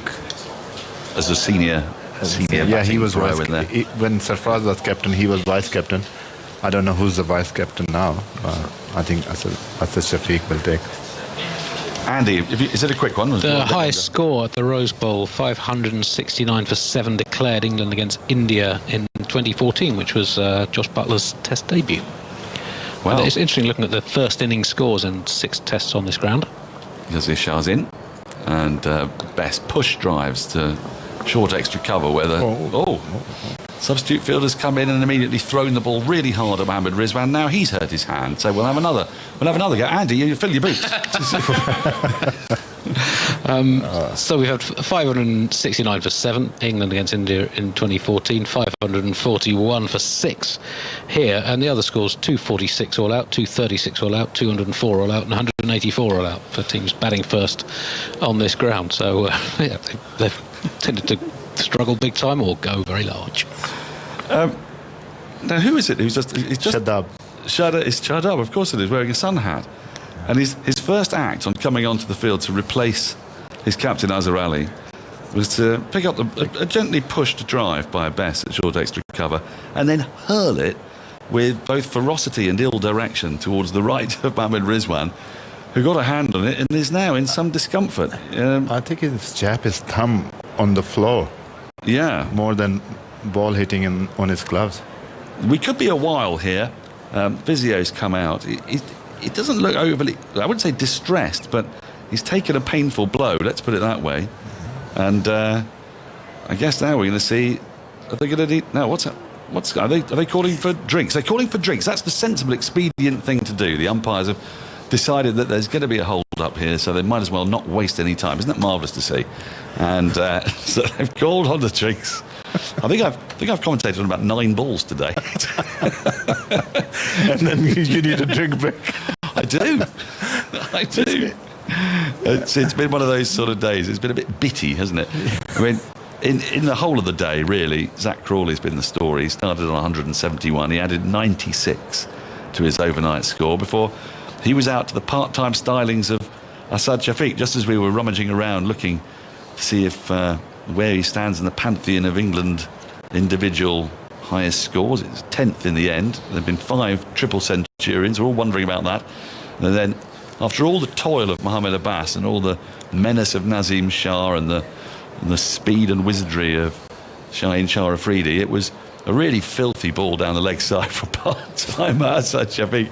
And you're sort of thinking to yourself, as you're a bowler, oh, why didn't I think of that? And he was stumped. And then, to compound matters, Fawad Alam picked up the only other wicket to fall, which was Jos Buttler, pushing back a short ball with a straight bat, straight to the bowler, who took an easy-as-you-like catch. Those are the deadly deliveries on this track, Azhar. I would say, Pakistan need to try this a bit more earlier. I mean, as a bowling coach, would you recommend?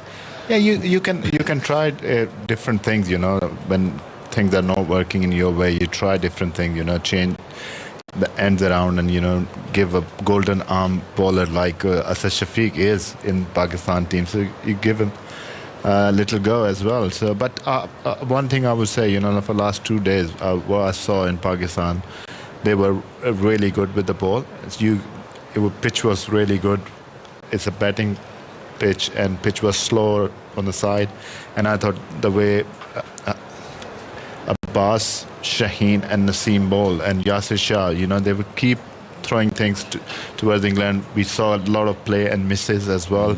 And sometimes you need a little bit luck, but the luck was in England's side, and we saw so many deliveries was not nicked off. Commentary, by the way, will continue on 5 Live Sports Extra, digital radio, online and via the BBC Sounds app. But radio for long-wave listeners are leaving us briefly for the shipping forecast. Sorry, Azhar. Yeah. So they try everything. Sometimes you have to say, well done to the opposition, and they played really, really well, and with full control and authority. And we can see one of the best innings from young player, making his mark and getting double 100. Not the first 100, but double 100 and make a big one. And now Pakistan needs to do the same thing. We saw 100 from Pakistan. And Azhar Ali is under a lot of pressure. He can play a long innings. So this is the time, I think, if Pakistan need to do something. So their batter need to bat a bit of long time. We're chatting because it's drinks on the last session of the second day here. The third and final test match against Pakistan, the 6th and final test match of this curious and odd summer. England are 541 for 6. They continue to, I'd say, pile on the runs, just sort of accumulate them, really. Not a great deal of attacking intent since tea, but as I keep saying, there's no real onus on them. They're 1-0 up in the series. We can see Joe Root wearing the whites now. Oh, is he? Yeah. Oh, well, now that does make a difference. That does make a difference. So maybe that message was, okay, you've got about 15, 20 minutes tops, maybe fewer. Yeah. We'll see. Maybe they're looking at 550 mark. If you're the fielding side now, and you've seen him in whites, are you massively relieved because you finally get to come off the field, or are you thinking, oh no, I've got to go and bat in a minute? No, I think the opener will thinking, please play the whole day. Yeah. We don't want to face the new ball, Anderson and Broad running into us. and the rest of the guys, bowler will say, okay, please declare now.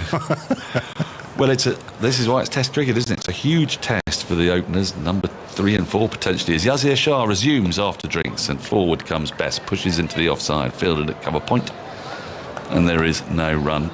Bess has 4, Woakes 36. As Azhar has told you, Joe Root is in his whites. You've done very well to see it. I'm sort of making it up as I go along. Yasir's in to Bess, who sweeps fine. It goes down to fine leg where Shah Afridi trots in and then underarms the ball back to slip. I think they're possibly avoiding hurling the ball at Mohammad Rizwan, who's just hurt his hand. Azhar Ali's hurt his hand. This so often happens, doesn't it, towards the end of a long innings. It's just the exhaustion, perhaps the lack of concentration. You just don't do the things you would normally do in the same way. 5:42 for 6. Woakes on strike. Now, is he going to give Yasir Shah the charge? Mid-on's up, long off his back. No, he's going to come forward in watchful defence. Push the ball to Shadab Khan. And there is no run. Sun just creeping behind something a little hazier now, which is helpful, but then it's shining off a roof straight at us that way. As back into his crease goes Woakes to a short ball and flicks this away really powerfully out towards deep mid-wicket, where it almost collides with the camera on the trolley. And that's 4 more to Woakes, 4 more to England. He moves to 40. England 546 for 6 at the end of the over. As we welcome back Radio 4 long wave listeners, you've not missed, but missed a few balls. They went off for drinks while you were away to attend to Mohammad Rizwan's sore thumb. And since then, Bess has swept a single, and then Woakes has played a wonderful shot going deep into his crease to a short ball and flicking it through quite a straight mid-wicket, beating the fielder on the leg side. And a pained expression on Yasir Shah's normally very jovial face. And as I say, I don't blame him. It's nearly 6 o'clock on day 2. It was a good toss to win, wasn't it? Yeah, very good toss to win. It was dragged down from Yasir Shah, and he picked the length really well, Chris Woakes, and hit through mid-wicket area for 4. Yeah, they've been on the field for last 148 overs. So it's a long time on the field. Yeah, ice baths all round, I suppose. I don't know if that's something to relish either. Yes. The fast bowler will be looking for that. It's a cruel mistress, cricket. Fawad Alam, who does have the sort of twirl of a Ravi Jadeja on that moustache and beard, is in around the wicket, left arm, full toss, clattered away out to the cover boundary where fielder trots in. Field, 1 more, Bess to 6. England 547 for 6. I just wonder if, with a declaration imminent, you want to keep going with Fawad here. It might be the right move. He's not gone for that many, in fairness. 38 runs in 10.1 overs. Just 3.8. Yeah, not too bad. Flatter and forward in defence comes Woakes to that ball as it pushed forward to one on a roundabout off stump. There's no run. Sort of round arm that time from Fawad. It's got this very short approach. 1, 2, 3, 4 steps, and then in it comes. Round arm again. That's been clattered straight to extra cover. Chris Woakes has got to go. He's trying to get on with it, and he's walloped it, slapped it, really. And the catch is taken by Yasir Shah. And England lose their 7th wicket. 547 for 7. Woakes goes for a well-made 40 from 54 balls. Are England going to send anybody out? And if they do, now the 3 people that could come out are all quick bowlers. So are you really thinking about sending Archer, or I mean Stuart Broad would be the man for the job if you're looking to get on with it. Yeah. But do you want to do that with your opening bowler? Yeah, why not? Yeah? Yeah. Get him warmed up? Yeah. And get ready for ball. So can I have a look? Can't see anyone coming down. No one's emerged. Poor old Don Bess has just been left out there on his own. Have they declared but not told them? We're looking for signs. Now, here is somebody. Yeah. Now, does that look like a Stuart Broad to you? Yes. It does. It looks like a Stuart Broad to me. So this, I think, will be fun. It could be short and sweet, or it could be short and not so sweet. Yeah, Chris Woakes was looking to go over extra cover, didn't get enough elevation. I'll tell you what I'm going to do, because it's ticked round to 6 o'clock. I'm going to come off in the middle of this over because a wicket's fallen. So, Asif Nawaz, you're going to take over from me. More thoughts from Azam Mahmood. Yeah, good time for Pakistan openers, they have to bat. I think maybe another 15 to 16 overs in this innings. It will be tough for them. They were on the field for almost 2 days and then facing Jimmy Anderson and Broad with a new ball. Hello, Azhar. How are you? Atif, good to see you, man. Yeah. I haven't seen you for a No, while. I know. It's been at least 16 minutes since we last saw each other. But it's been a lot longer than that since England have been batting, really pummeling this Pakistani bowling attack. The part-timers, the full-timers, everybody's taken a pounding here today. So these wickets feel a little bit futile, but it's nice for Fawad to get a couple in there, isn't it? Yeah. Not bad. Not bad Bowled at an all. arm. Yeah, he's showing where those 50 first-class wickets came from. And it must be a bit of a relief just personally having got that 4-ball duck in the previous game and not having had the chance to do much since. Just even getting these 2 token wickets is going to make him feel a little bit more relaxed. Oh, yeah, definitely. He will be more relaxed. In comes Fawad Alam now to Stuart Broad, who's back and almost dismissed first ball there as the ball just beat his outside edge and went over to the first slip fielder. It's Ollie there at first slip, and in fact it was a genuine edge. It just dropped short of him. In comes Fawad once again, and just a similar line this time, a bit shorter, and pushed to extra cover for no run. Broad on naught from his 2 deliveries. England 547 for 7. One eye on the balcony. In comes Fawad once again, flights one up and driven into the covers for no run, and that's the end of is over. Successful one for Pakistan, 547 for 7. Fawad's now bowled 11 overs, 2 for 38, which I think gives him the best return of all the Pakistani bowlers comfortably. Azam Mahmood has left me for the time being, and we've been joined by Mark Ramprakash. Mark, what do wickets mean in this night? Do they really feel futile, or can you celebrate them quietly? I think that Pakistan have pretty much given up the ghost, if you like. A couple of hours ago, really, they've been on the receiving end of an onslaught, really, from Crawley and Buttler, and ever since, certainly after lunch, I think their body language was one of pretty resigned, and the bowling changes probably showed that. What's a twin spin attack at the moment with the Yasir Shah coming in the other side? He's got a return of 2 for 152 at the moment as he comes in and flights one up to Bess, who just pushes back to the bowler for no run. Yes, 547 for 7, an enormous total. It's going to weigh on Pakistan psychologically. The best they can really hope for is a decent batting performance to draw the game at this stage. As in comes Yasir Shah once more, giving the ball plenty of flight, driven out uppishly over the fielder at point, and the man sweeping will come round to third man. He doesn't look like he's chasing it particularly hard, and it's just gone for 4. Well, that's outrageous, I have to say. It was certainly within reach, and the fielder just gave up with the ball very much in reach. That's extraordinary, Mark Ramprakash. Am I being a bit harsh on the fielder, or it is Mo Abbas, who's probably bowled about 35 overs as well, so that may have something to do with it. But yes, the ball sort of spun away from him, and it teased him, really. We used to call that, sort of dial a taxi, really. Just kind of escorted it, didn't he, over the rope. 550 up for England now. 551 for 7.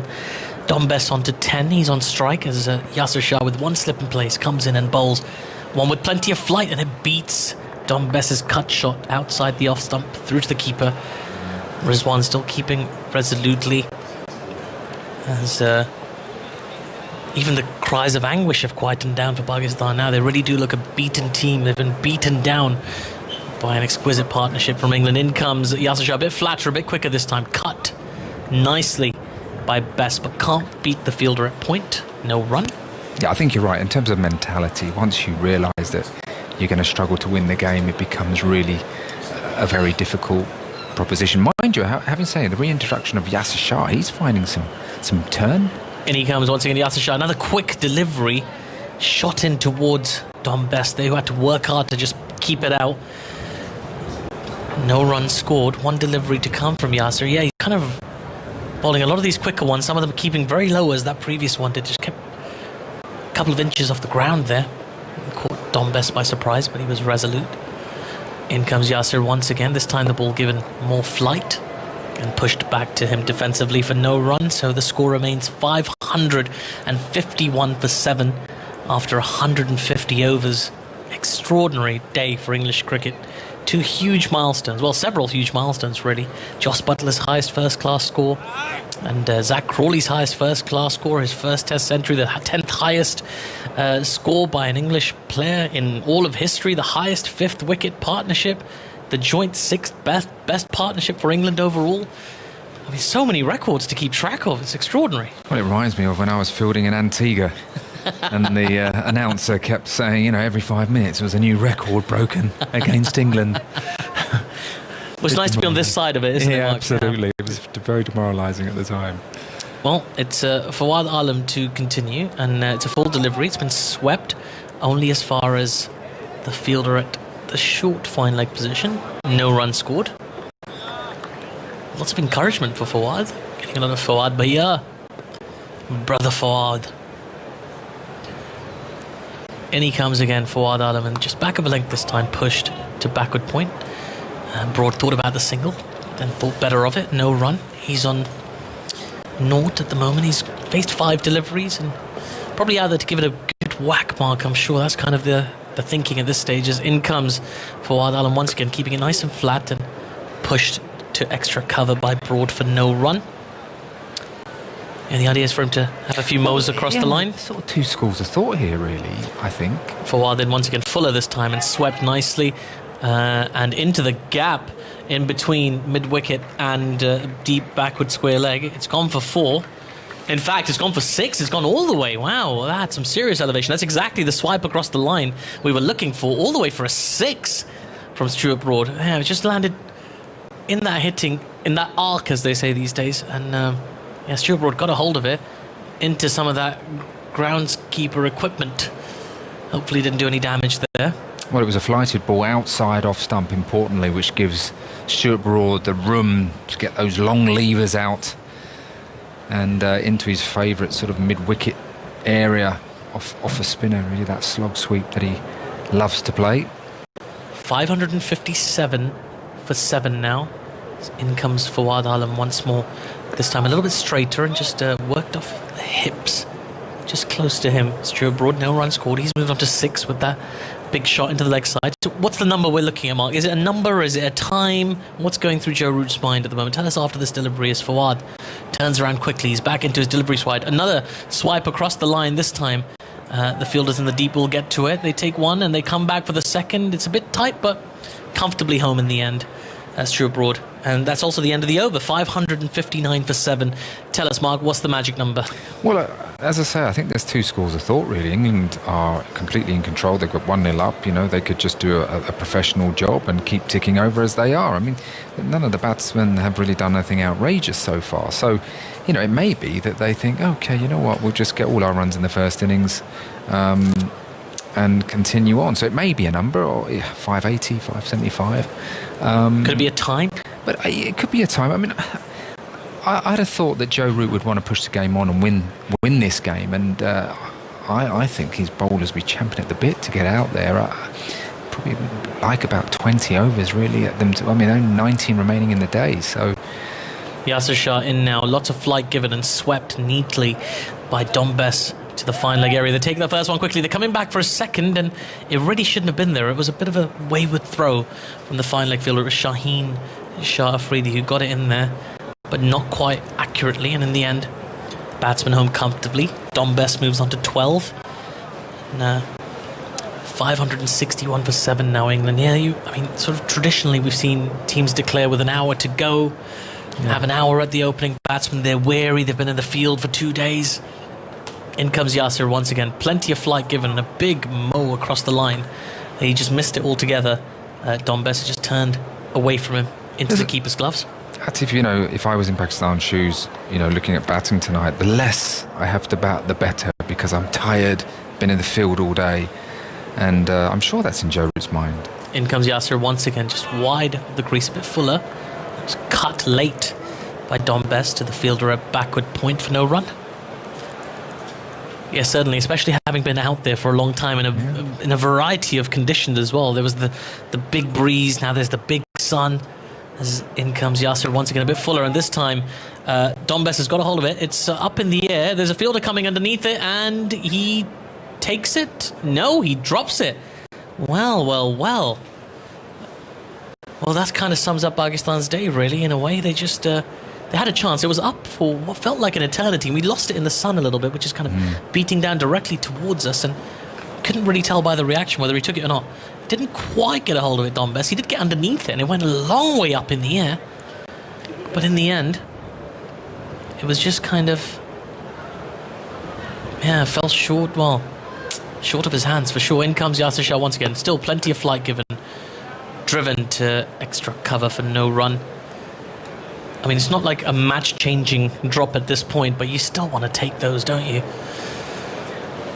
Yeah, it was Naseem Shah, the fielder, underneath it. He just palmed it, really. In the end, didn't really line it up properly. In comes Yasir Shah again. It's short, and Bess rocks back in his crease. Cuts hard, but only as far as backward point. And that's the end of another eventful over for Yasir Shah. He's probably looking forward to the batsman getting out there. He's bowled 38 overs. He's got 2 wickets, 160 runs conceded. A mammoth effort from him. 563 for 7. Andy. Well, I make the first sort of authentic drop of the innings. So it's not like they've been missing chances to cut England down. Crawley gave a potential sort of half-quarter chance.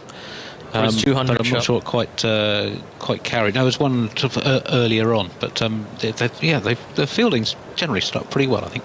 Yeah. If England do declare, it'll be only the 3rd English summer in which England declared. The 4th English summer in which England have declared 5 or more times. They've declared 4 times already this season. Wow, Joe Root's been keeping the balconies of English cricket grounds warm this summer. A little bit of a delay as Asad Shafiq gets his field right. Makes sense. Part-timer, take it seriously. I like it. He's bowled 6 overs, 1 for 18 so far. He's got Stuart Broad on strike, who's on 8 not out from his 9 deliveries. Stuart Broad having a good look around at the field, making sure he knows where all the men in the deep are. It's a long off, a long on, deep backward square leg. In comes Asad Shafiq now. And a big swipe across the line from Stuart Broad. Is it going to clear the man at mid-wicket? Yes, comfortably going to clear him into the stands. And that's another huge 6 from Stuart Broad. Well, he got a hold of that one. Very, very cleanly hit, and not a doubt in anybody's mind that was clearing the boundary mark. Yeah, well, that one was it was straightish actually, and what Broad did was put his front foot to the leg side, would give himself a bit of room there. I mean, most club cricketers would probably call that a shot over cow corner, but we'll give him the benefit and call it a slog sweep. Yeah, legitimate shot. Absolutely. I mean, very cleanly struck and quite pleasing to look at as well. So, unlike some of the shots I've seen in club cricket, it's gone very deep into the stands there. The players these days sort of have to go and retrieve the ball themselves, so they're running up to the 2nd tier stand, and that one went very deep. I think it was Abid who had to go and retrieve that one from the deep. And umpire Illingworth has got a disinfectant wipe in his pocket because the ball's been handled by one of the staff. It now has to be so Abid Ali's thrown it back to. And I think Abid Ali himself has to get. Oh, he's got to wipe his hands. Yeah, that's extraordinary. Well, the lengths we go to make sure everybody is safe. Abid Ali immediately getting his hands clean with the disinfectant wipe, and the ball's going to get a bit of a wipe as well. I wonder what that does for the condition of the ball. It's all kind of irrelevant at this point in the game, but it's nice that we're taking safety very, very seriously here in Southampton. See the ball's on the ground. We see Richard Illingworth just pick it up and give it a good clean on both sides. 569 for 7, a mammoth score this from England. Of course, for the ultra optimists out there, I'll be keeping an eye on that Bangladesh score. Of course, Bangladesh, having scored 590 plus in a game, managed to lose the test match from there. Only smiling slightly, Riley. Just slightly. Well, here we go. The ball is clean. Abid Ali's hands are clean. A slip is in place. Asad Shafiq is at the top of his run. Let us resume. And he comes now and bowls to Stuart Broad. This time short outside the off stump. And cut to extra cover. No run scored. No. A lot of chat there from Pakistan.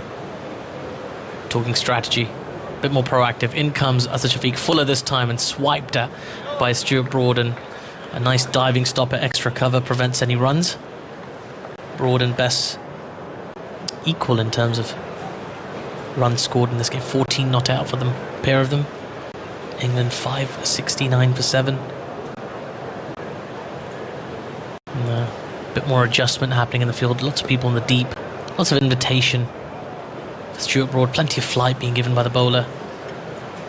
Asad Shafiq just being made to hang tight while some fielders retrieve to their position. In comes Asad Shafiq this time, and another big swipe from Stuart Broad. He really likes that shot across the line, and this time he misses it altogether as the ball turns away from him.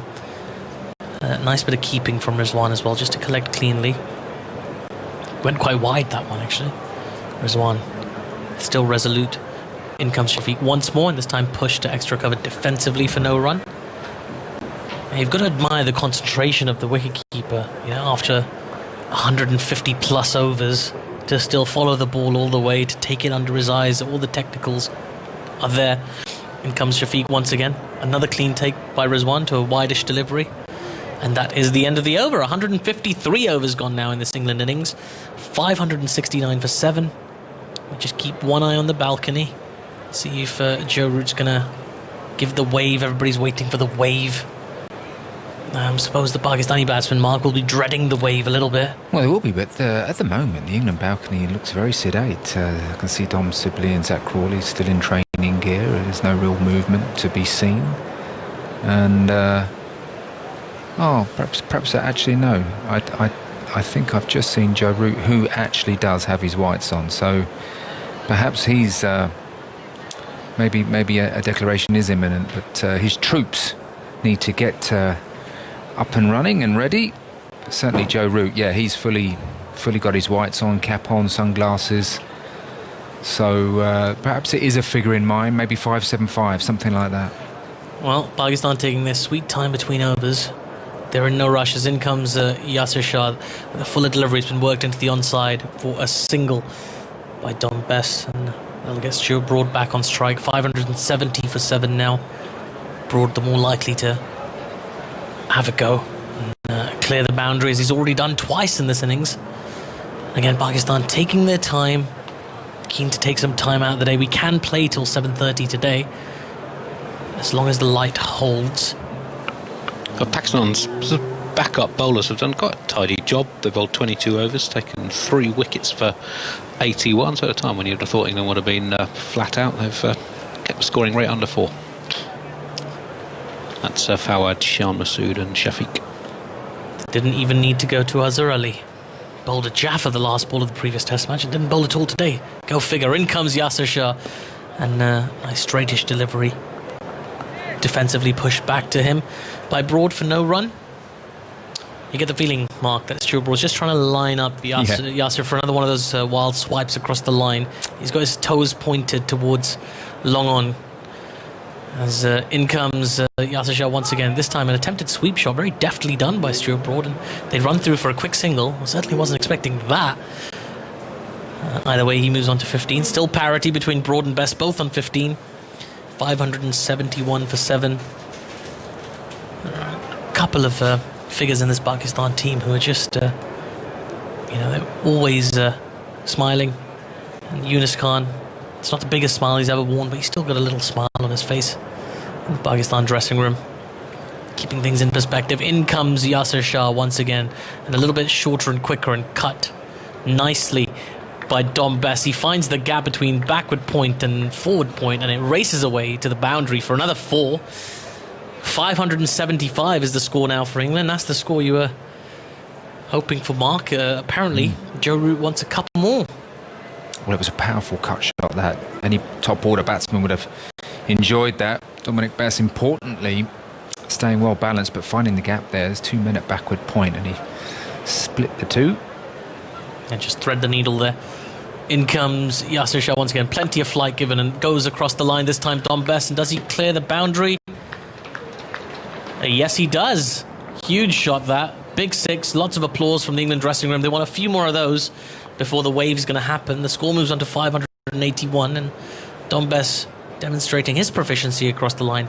Just a little bit short there from Yasir Shah. Dom Bess got down on one knee and proposed to the ball that he wants to take it for a nice vacation over the rope. Bit quicker from Yasir Shah this time, pushed into the covers. They run through for a quick single, and they make it in the end with ease. It was a poor throw, and uncharacteristically of Rizwan, not collected cleanly. Anyway, that's the end of an over. Another eventful one. More runs to Yasir Shah's tally. 2 for 173 for him. England 582 for 7. Broad on 15. Bess on 26. After a few thoughts from Mark Ramprakash, you're going to hear the soothing sounds of Jonathan Agnew. Well, it was a sharp single, that last ball of the over. And it reminds me of a batsman that you always had to be on your toes if it was the last ball of the over, because he'd always be looking for a single. A certain captain of Middlesex when I joined. But Stuart Broad having to dive in there, that showed real commitment there. He dived full length to make his ground. And he's having to brush himself off, all 6'5" of him. That's the 8th time Yasir Shah's conceded 170 or more in a test innings. Only Muralitharan 9 times done so more often. Danish Canaria 7 is the only other bowler to have conceded 170 on more than 5 separate occasions. Well, they're piling on the agony, aren't they? My word.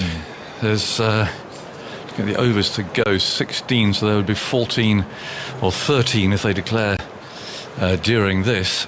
I suspect what they're doing is they want to have a burst tonight and then have enough shine and hardness on the new ball tomorrow to come back and have a second. That's I'd imagine what they're thinking. Are you somewhat surprised with that, though? Yeah, a little, but yeah, I am. But what they're doing, of course, they're absolutely nailing down the fact that they're going to have to field the rest of the game. Yeah.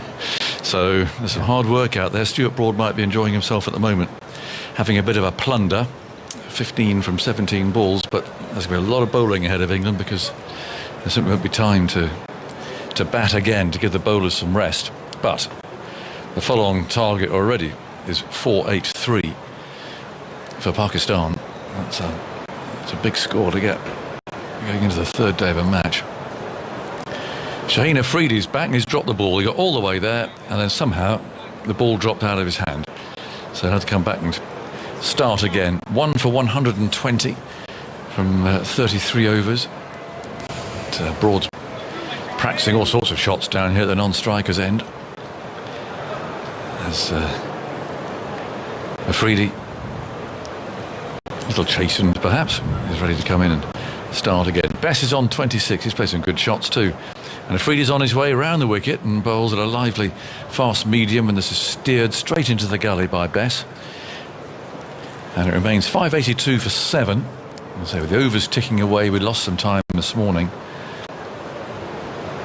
And so we're making up time. John Hammond from the BBC Weather Centre has been in touch. Tuesday's looking wet. I know, John, we've seen that. So England may need to be thinking of declaration very soon. There we are. It doesn't look good there at all Tuesday. Slip in a gully. And that wind getting up a little bit too. It's ruffling Shaheen's trousers. And then he goes once again, left arm round the wicket, and Bess squared up, again finds the gully fieldsman. There was a shambolic passage of play where Azhar got injured. The next ball, Mohammad Rizwan was injured by the man who'd replaced Azhar. That was all very strange. Got on the end of the thumb.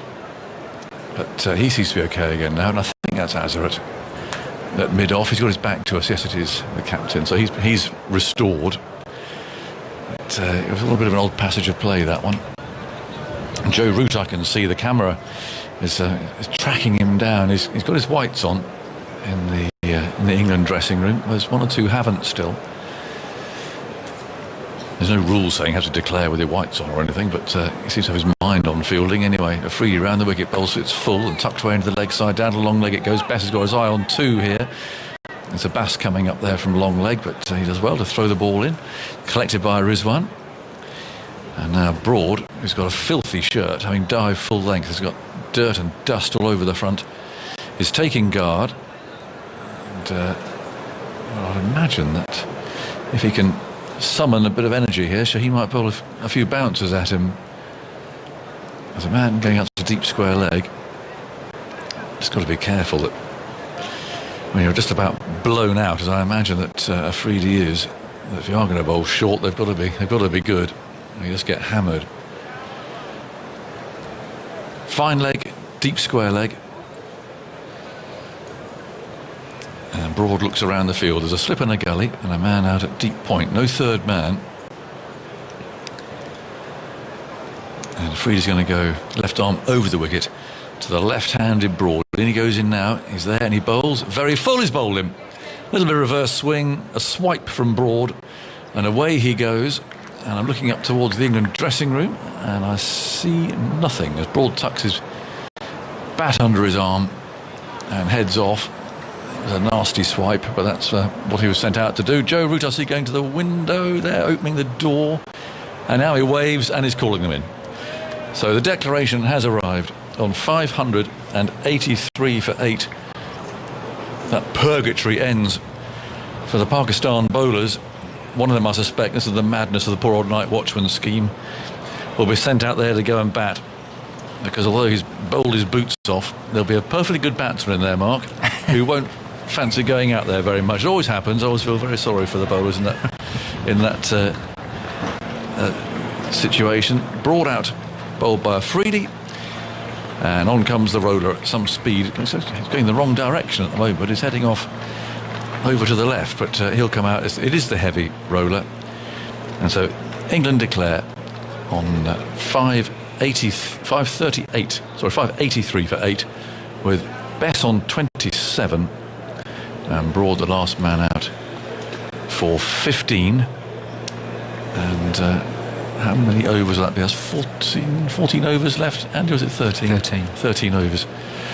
So, well, plenty of opportunity there for England to get amongst the wickets. Let's have a look at these bowling figures. They're not very nice. I'll read them quickly. Shaheen Afridi, 33.4 overs, 5 maidens, 2 for 121. Mohammad Abbas, wicketless, 33 overs, 8 maidens, no wicket for 82. No one got hold of him. Yasir Shah, 39 overs, 3 maidens, 2 for 173. Naseem Shah, 27 overs, 6 maidens, 1 for 109. Fawad Alam nipped in. This is where didn't he do well here? 12 overs, 2 for 46 is burgled there, with two catches as England were looking to press on a bit. He'll be pleased with that. Shah Masood, 3 overs for 11, and Asad Shafiq also, the part-time off-spinner, took a wicket. In fact, took the wicket of Crawley, stumped down the leg side. So Shafiq 1 for 24. Crawley 267, stumped by Rizwan of Shafiq. That partnership worth 359. It's the joint 6th highest partnership ever by England for any wicket. With Buttler, who was caught and bowled by Fawad for 152 from 311 balls. So he was dismissed at 530 for 5, having walked out to bat at 127 for 4. So that illustrates Buttler's contribution. Woakes played some nice shots. He got 40, where he was caught at cover off Fawad, and Broad there having a swipe was bowled for 15 with Bess left on 27, not out. So how does it feel, Mark, when you've been out there, you're absolutely exhausted, you're up against 2 of the finest bowlers in the world who've been sitting down there very nicely. Broad's got himself warmed up there with a couple of 6s. He's feeling pretty good. How do you summon the energy? How do you get into that focus that you're going to need to get out there and face that? Well, I do fear for Pakistan, because they will feel, and I think they gave up the ghost a couple of hours ago, in terms of they know they can't win the game. Let's be honest, the odds are absolutely against that. So when you're in a mindset where you have no real purpose apart from trying to play for pride and draw the game, essentially, that becomes a tough place to be.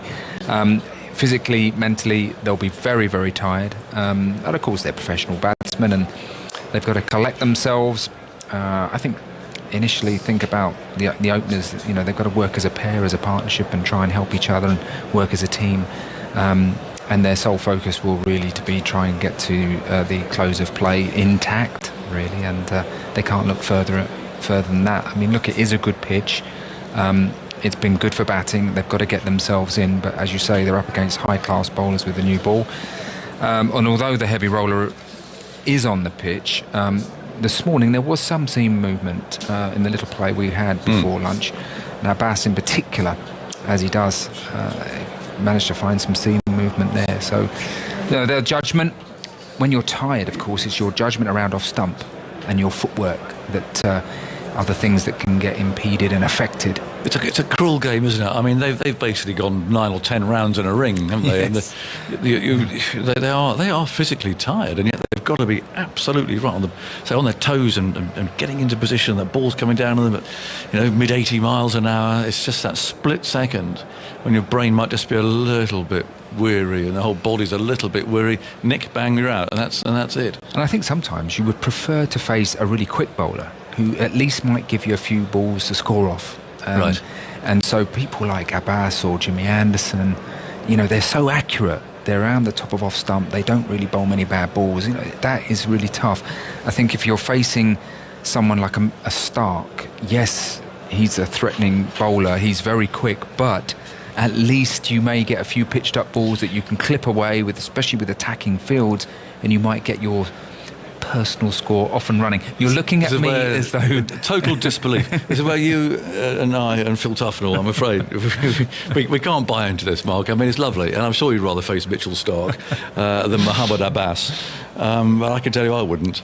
But I know what you're saying. Of course, yes. I do. And Abbas is that slow torture, and Anderson too. But on the other side, I've played many games where you're in this position as the fielding side, and it's all, come on, lads, let's get out there, get amongst them, let's get some wickets, and you're sort of too fired up.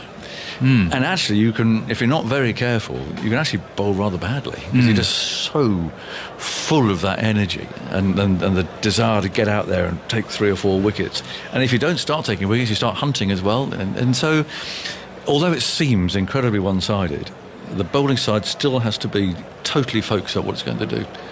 Does that make you feel any better or not? Well, you're absolutely right. I suppose the thing is that with England they've got 2 guys who are hugely experienced. I think what's really important is that they've got to pitch it up a little bit. Yeah. And sometimes Broad and Anderson have been accused of bowling maybe a little short with that new ball. I certainly haven't accused them of that, and I certainly wouldn't say it to their face. No, because it'd be a very short reply. But I think in a session like this, they can afford to go a little bit fuller, looking for that lateral movement. And of course, we'll have to see whether Jofra Archer gets a crack tonight, which could be exciting as well. Yeah, absolutely.